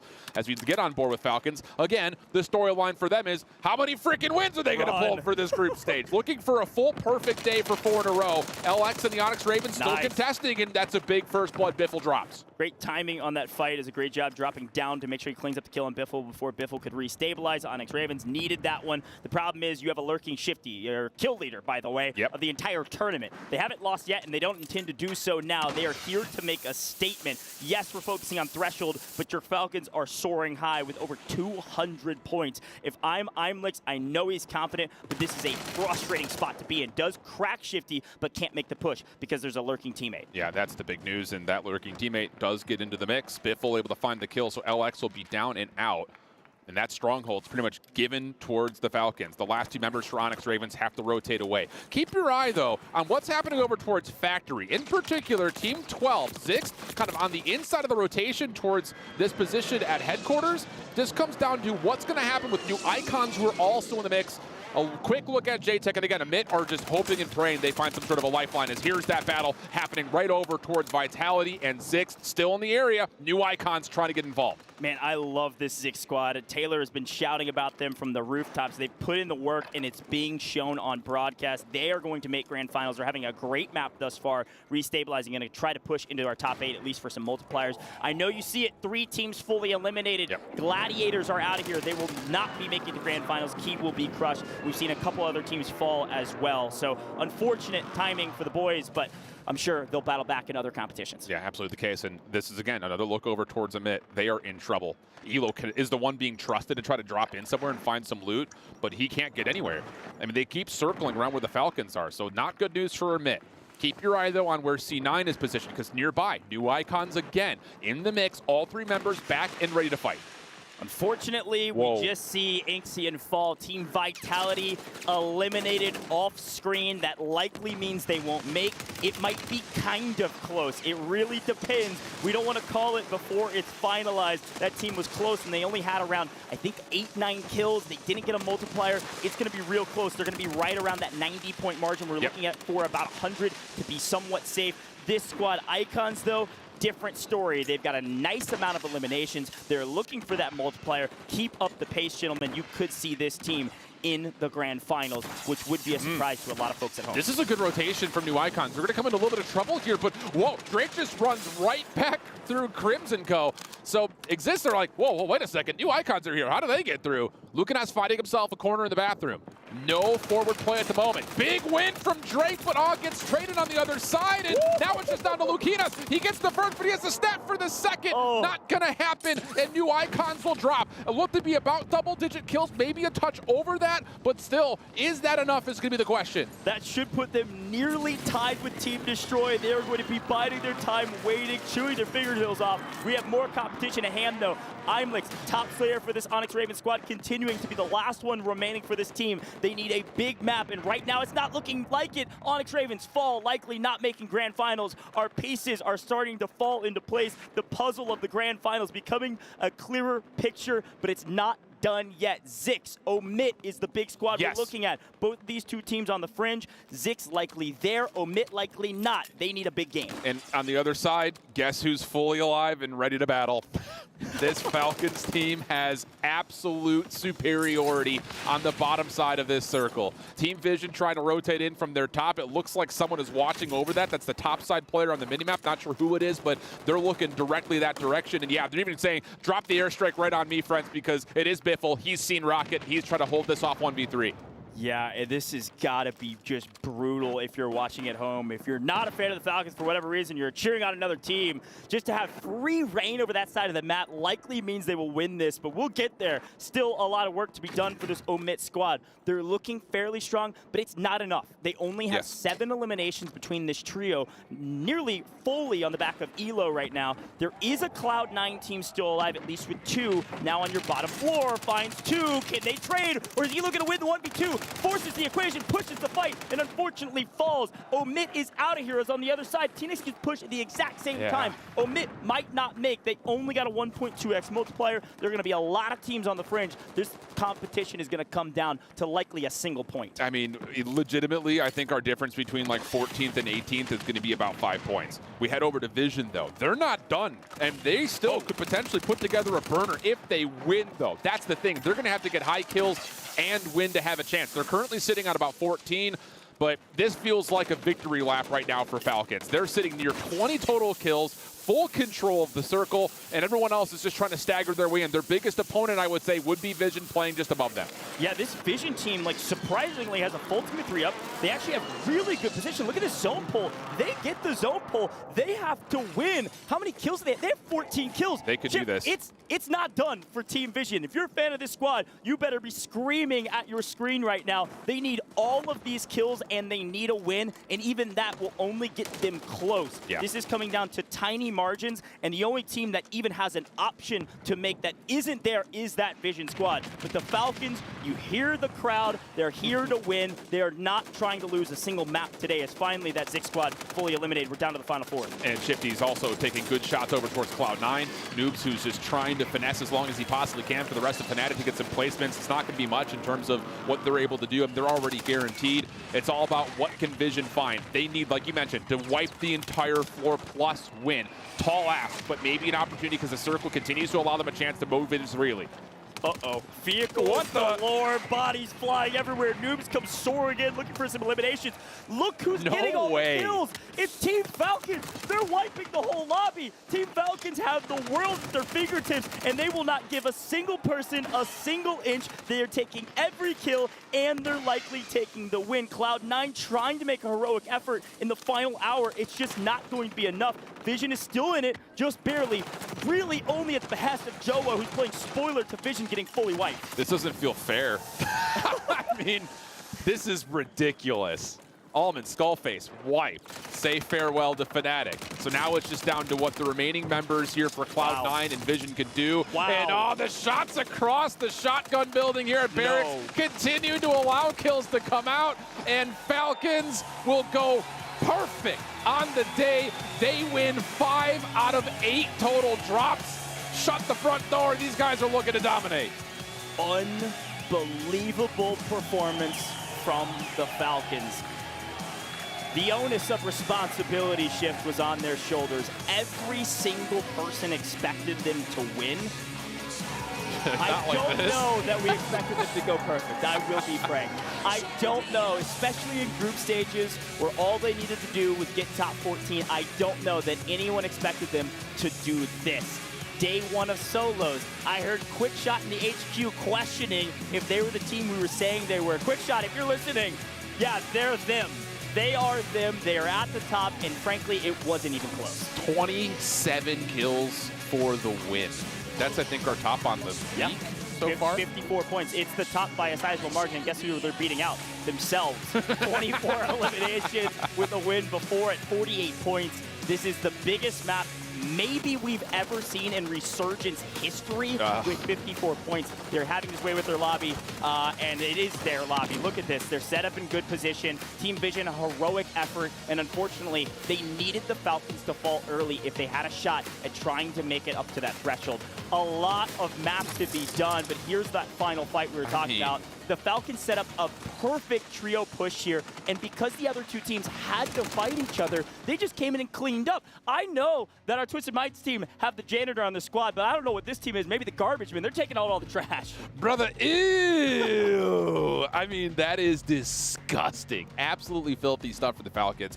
But now we really got to get into the numbers, right? Yeah. And I'll be curious to see who ends up where, because for Team Aizen, for Team Destroy, they're going to be chewing on their knuckles, not just on their fingernails at this point. And of course, a couple of moments from both Vitality and Amit that did not necessarily give us the confidence to say they did enough. It's going to be very curious and very close in terms of who gets to our top 14. I loved casting those final maps, but the good news is we don't have to do all the maps. So we're going to send it over to our analysts and our hosts to take it away. Gentlemen, I am blown away by the end there. I got to hear from Dream, though, because Dream and I are on top. The Falcons are on top, and we're right there with them. Heck yeah, we're on top, coach, because we know what's up. I mean, at first I was like, man, 1, 2, 3, 4. We predicted everything, even Destroy's team. But my God, those end game moments when it's chaotic, they thrive, you guys. And a lot of that is credit to, of course, Biffle, Shifty picking up those eliminations, but Hisoka staying alive and those smart plays around the gun area. They were utilizing that wall for cover. But how cool was it? Hisoka throwing that C4 on top, knocking out his old teammate Skullface. If you remember, yes, they got second last year at the World Series of Warzone with Meapo. So old teammate fight in those last game moments. Oh my gosh. 4 for 4. 4 for 4, 5 of 8, right? I mean, you want to talk about the most dominating performance we have seen, well, at least on the world stage. This is the first time ever anyways. The Falcons are not disappointing. The home team coming out big. Now, they've got to replicate that for tomorrow. We'll see how well they continue to do. Infinity Falcons, man, good combination. Man, I mean, look, we had questions, right? I mean, that's why you and we went for Fnatic. That's why you went for Twisted Minds. And yeah, all right, Ellen, we were wrong. It's okay, mate. But we had questions about how they would translate to Resurgence. You know, yes, they're dominant in big map, but when it comes to Resurgence, do they continue on? Yeah, they do. I mean, like, it's not done yet. We still have another day. So, like, the Falcons show up today, but Brody, you know, our predictions, they're not totally finished just yet. But the thing that was really interesting about what was going on the day was the fact that Onyx Ravens were coming back because of the Falcons' success. The Falcons non-stop were stealing away all of the points, and that allows for the teams that were kind of in towards the bottom to have a chance to climb a little bit. Suddenly that threshold starts to drop because nobody on the map were getting points out of any of them, really. Yep. Yeah, well, you know what? We got to talk about the MVP, though, because we were kind of talking about this, and we said maybe Onyx Ravens if they clutched up, but no, Falcons do it again. Biffle is your MVP. And you know what? I think we got an interview ready. We're going to go ahead and toss it to the STC Arena. Ladies and gentlemen, give it up for Biffle and Falcons! You got a lot of fans, of course, here, but Biffle, look. Earlier today, you're having a chat with Barney on the interview, and the whole team was saying, we want to strike fear in the hearts of every other team. Do you feel that 4 wins in a row kind of does that? Yeah, I mean, definitely for sure. You know, 4 wins in a row, especially on LAN, is unheard of. You know, never been done on LAN. So, yeah, definitely struck fear in people's hearts today. And do you feel that you've earned this MVP title today? To be honest, I would have given it to Shifty because I think he got the most kills. But, you know, I'll take it. I'll take it. You feel that there's a lot more to it to getting MVP than just getting kills? Is there more to it in the background? Well, I mean, Soka's honestly done a lot for our team. You know, ever since we picked him up, he's gone above and beyond in the IGL role. You know, he's gotten us into that late game. Ever since picking him up, honestly, we've won so many games. So, you know, I think he does a lot for our team. So if I were to give MVP, you know, I'd give it to him. Fair enough. Look at that. Love between our teammates here. But currently Falcons are #1 in the standings. Now, tomorrow, you're playing for this trophy. And a big part of the $1 million prize pool, you get to crush the other keys that you got. Is it going to be a Falcons win tomorrow? How you feel? Of course. I mean, no doubt about it in my mind. We're the most dominant team here, and we're ready. There you go. You heard it here from Falcons and from Biffle. Falcons are ready for tomorrow, so get it up a bit. There you go. We got fans in here. Now for our Arabic viewers out there, لمشاهدينا بالعربي حنترجم لكم بسرعة. Have it, man. The interview from Biffle, the confidence too, you guys. I mean, he said tomorrow he's confident they're going to take it. Yeah, they absolutely are. I mean, look, again, the fact that Falcons have just gone 4 games in a row and flawlessly won every single one. I mean, look, there's winning and then there's dominance. And again, it comes back to that conversation of Falcons are building a dynasty. I mean, they are pretty deep into that building, right? I mean, they've got the foundations. They've got pretty much the bricks ready to go. The whole house is there right now. Yeah, and you know what's crazy about that, though, Seymour? Biffle, right, that was a conversation about could he take over that top spot, that top earning spot? What do you think? I mean, it's just kind of one of those things where Biffle, he's looking for it and he's earning it every single time we see them come to a tournament, he is dominant. He is ruthless. And alongside Shifty, it just seems like they can do whatever they want. We see it here all day long. 4 up, 4 down for this Falcons team. That dynasty is looking quite fantastic, Brody. And you know what? We got to bring it back to the conversation that we had earlier on today. Tommy eliminated on the Alula squad. They were the #1 player on Warzone earnings before this tournament. I mean, I don't think there's any doubt at this point, short of something seriously going awry, that Biffle and Shifty will take that #1 and #2 spot respectively. Yeah, and you know what? We were kind of talking about this, Seymour. We have to talk about that Vitality squad. Yeah. I believe Shift had mentioned it. They got 11th place, but 8 or 9 kills, and they did not hit that multiplier. And it's not really kind of surprising to see Vitality struggling a little bit after having some struggles over the past couple of days yesterday, and even in the solos a little bit too. And it was really the pressure put on them by that Onyx Ravens team. Again, we got to bring that focus back over there because Onyx was pressuring Vitality, BSL, Omid, all those squads heading into that last game. They were only 7 points off from BSL. So there was a chance that Vitality didn't even make it to tomorrow. So the fact that they do, the fact that Vitality are still alive, now they really need to hone in on this next day. Yeah, and you know what? It's back to that conversation point, right? You know, translating your big map into your resurgence, right? I mean, that translation is going so well for a team like Falcons very clearly because they're the damn Falcons, right? I mean, what else do you want us to say? It's Falcons. Yeah. But for Vitality, a roster that already has those issues of communication, having to overcome that barrier as a team, it seems as if they just aren't able to get there.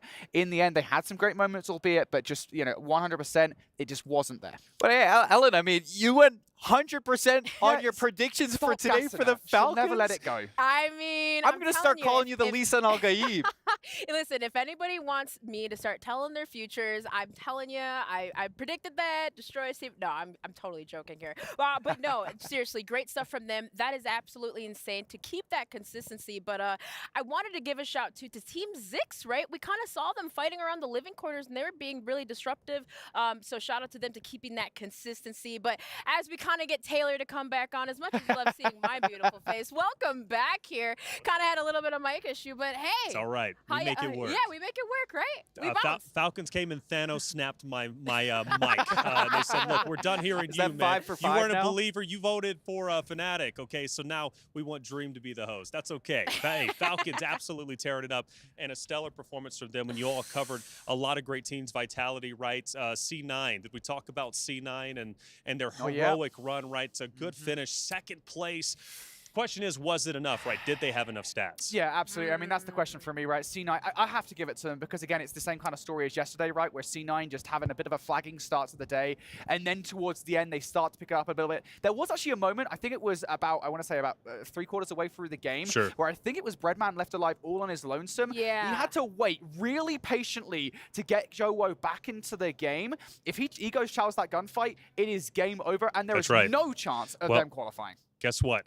It is time to see who officially made it to the top 14. Ooh. Who will be playing tomorrow? Who will be going for all the money and the glory? Well, let's check it out. Of course, Team Falcons with 101 points, by the way. Let's shout that out. But let's start working our way from the bottom up. Dream starting at 14 Omid.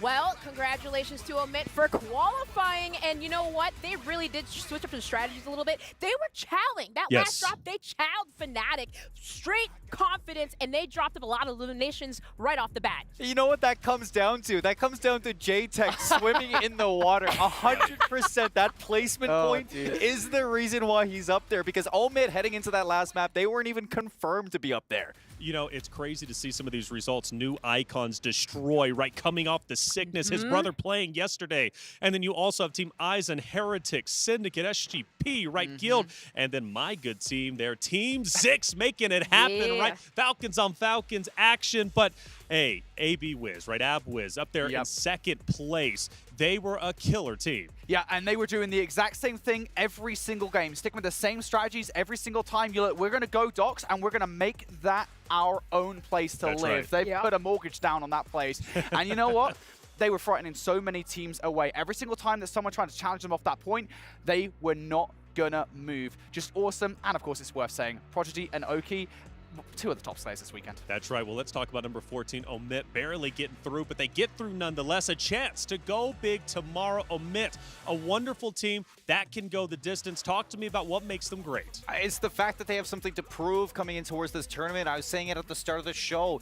There's a reason why they're under the Omit banner, and that is because they are left behind. They're the forgotten players. They come together, and now look at this teamwork excel. When they're needed the most, they step up. Even as individuals, we saw it from JTech, like I said, to make those high octane or those key moment, the critical plays from this team to get over that hump. And now that they're kind of making it into that next day, we can talk that whole storyline that congratulations to these players. They've officially made the most money they've ever made in Warzone competitive. Which is crazy to think of, right? And like you said, the forgotten players, but now you'll have to remember their names. They play during the fourth and final day tomorrow during the finals. Omit, an incredible team that went the distance. They barely skated by, but tomorrow they're looking to take it all and go for gold. They just got a couple more teams to dethrone from that. But let's head over to the STC Arena for an interview with Omit.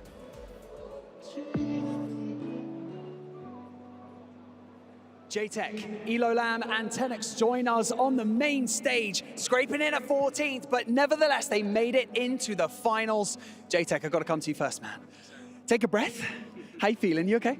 Oh, yeah, I'm feeling great, man. I mean, I was kind of nervous, you know. I mean, so many emotions running in the moment, trying to see if we qualified or not, you know. Our last couple games, or the last two games went pretty decent, but, you know we had to go crazy and secure it, but, you know. What was it? Sorry. No, I'm saying, like, we ended up qualifying, so, you know, it kind of went all the way. I was just going to say, from your point of view, did those last two games go to plan? Did you have a plan? Did you execute it? Or, you know, were there a few hiccups along the way? No, we had our plan, but, you know, some stuff happened along the way, some things that we didn't plan. But, you know, we just had to adapt, fight through that adversity, and we just managed to pull through. Elolam, I wanted to ask you, you know, going into that final game, did you know how many points you needed to secure, or was it just, let's just go as hard as we can and just get as many points as possible? Because I wanted to feel if there was any, like, tactics involved in that last map to make sure you secure that spot. Llegando a la final, ¿sabías cuántos puntos tenías que marcar para llegar allí? ¿Y había una táctica específica o era simplemente ir marcando, marcando, marcando hasta llegar? Sí, sabíamos que necesitábamos unos 8 puntos aproximadamente para clasificar y la estrategia era el ancla jugando vida y nosotros matando y matando por ahí para abajo. We knew that we needed 8 points to win, and we had him as an anchor, securing the team, and then we kept on pushing through. Tenix, the anchor. Nice one. Good job. Now, let's look into the future. Let's look to tomorrow, the finals, the big day, 8 maps. What are you going to learn from today and bring into tomorrow? What are you planning on changing or working on? What's that secret sauce that you guys are going to need tomorrow? Bueno, eres el ancla. Enhorabuena. ¿Qué tienes pensado para mañana, para el futuro, a partir de ahora? ¿Cómo lo vais a hacer? Bueno, yo solamente me voy a quedar con el plan que seguimos. Mi trabajo es seguir motivándolos emocionalmente.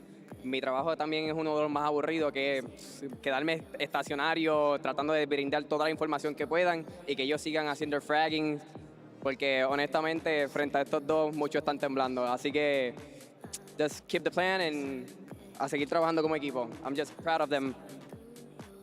Bueno, como ancla me temo que me voy a tener que quedar atrás y protegerme, pero también un papel muy importante es que tengo que motivar al equipo y ellos van a seguir como fraggers y así poco a poco seguiremos avanzando con nuestra táctica.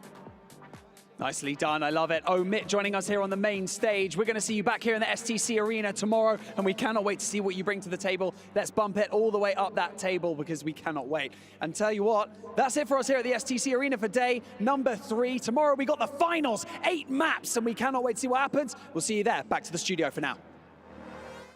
Hey, thank you, Barney. Omit, right? A lot of passion there. They're happy to be competing. Tenix, the anchor, holding it down. I mean, you can see that the trust is there for this team. They've brought the right players together. Adding Elolam to the roster has definitely added that next little bit that they were maybe missing as individuals, and they're bringing their own looks to this as well. I'm glad that they came into that last game with a plan, because if not, they could have been overtaken by the Onyx Ravens. It could have easily happened, and I think for a number of teams down there, there, you know, on the bubble as we were breaking that down, you know, high risk versus high reward. Well, the 14 teams are solidified. We know who's moving forward to tomorrow, and I can't wait to get to that point. Before we do closing thoughts, I got to hear what you all have to say about today. Seymour, we'll start with you once again. What's your final thoughts before we get out of here? I won't lie. I was not expecting for the Falcons to win four games in a row. I am just surprised. I haven't really been able to see this Falcons roster just in a play or in a tournament like this, and I had my doubts. That's why I went for Twisted Mind. I had that gut feeling that, you know, maybe it's about time that they get dethroned, but if they're playing like that, man, I don't know. I got to trust in my Twisted Mind, guys, but Falcons, they look scary. They look incredible. 101-point lead over even second place at Fnatic. Infinity, it was a great day. You wore green for Falcons, or maybe the money, or maybe you just randomly picked it. What's your final words before we get out of here? Yeah, I think I'm switching allegiance to the Falcons, to be honest. Can I switch my predictions a little late? No. Oh, damn it. Well, look, I will say this much. I think I'm still relatively confident in my predictions. Fnatic have been pretty consistent throughout the entirety of the weekend so far. So maybe they can still get it done, but I'll tell you what, man. Falcons are terrifying. Anything can happen. Anything can happen tomorrow, right? It's going to be a crazy day for sure. And Dream, you're going to be here for that crazy day. What's your final thoughts before we get out of here? You know, a lot of those teams, you guys, that we said in C group, the easier group, really proved themselves. And I will tell you what, a lot of these teams caught me by surprise, I will say, but it really felt like, as you said, Seymour, something to prove. Those underdog teams really coming through, and I just was excited about all the action, of course, but Falcons, yeah, I'm not worried. Now, how could you be, right? They win 5 out of the 8 games, 100-point lead, and there it is, the top 14 teams. Let us know in the chat, who do you think is going to win tomorrow? Keep the votes coming in. For myself, Taylor Reflections, Noble, our entire production crew, and you in the chat, thank you for being here. Be back tomorrow, 5 p.m. local time. We start the final day, championship day. Who will take the first ever Warzone World Cup? Who will take the bulk of $1 million? Well, you're going to have to tune in tomorrow to find out.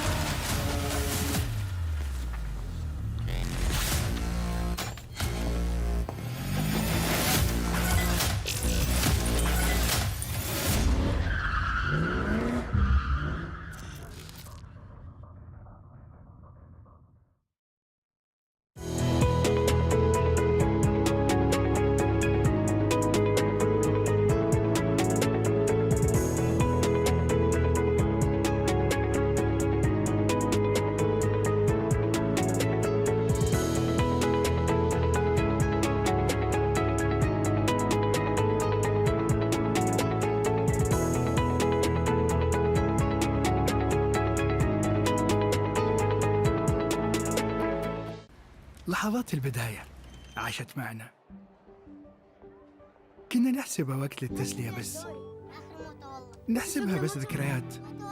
عبود أعطي أختك اليد يا ولد. ابتكرنا فيها ابتكارات، وإذا بغينا قلبناها خرافات. كنا نحسبها بس لمة وصحبة وسهرات، انتبه نو ترى نو. لكن كنا نشوف عالم ما حد يشوفه. لا تشغل وقته بشيء يفيده. الله عليك على الهيدشوت. عالم كبر وعاش فينا، عالم الحماس فيه يوصلك كل مرة لحلم أصعب، بس ما يصعب عليك. بارت معك وين ما تروح.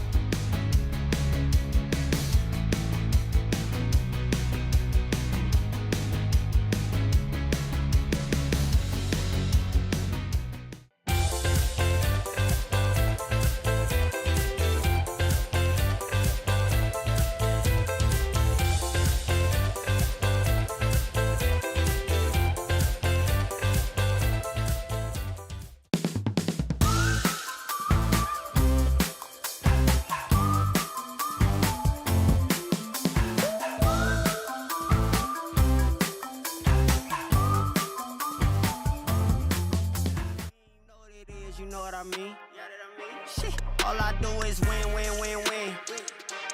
Haters wanna hate, they make top 10. Double, triple team, what they need to defend. I juke left and I'm gone with the win. Gone with it. I feel like a champion. A champion. There ain't nothing that can't be done. Oh yeah. I put it all on the line. Definition of divine. I feel like a champion. A champion. There ain't nothing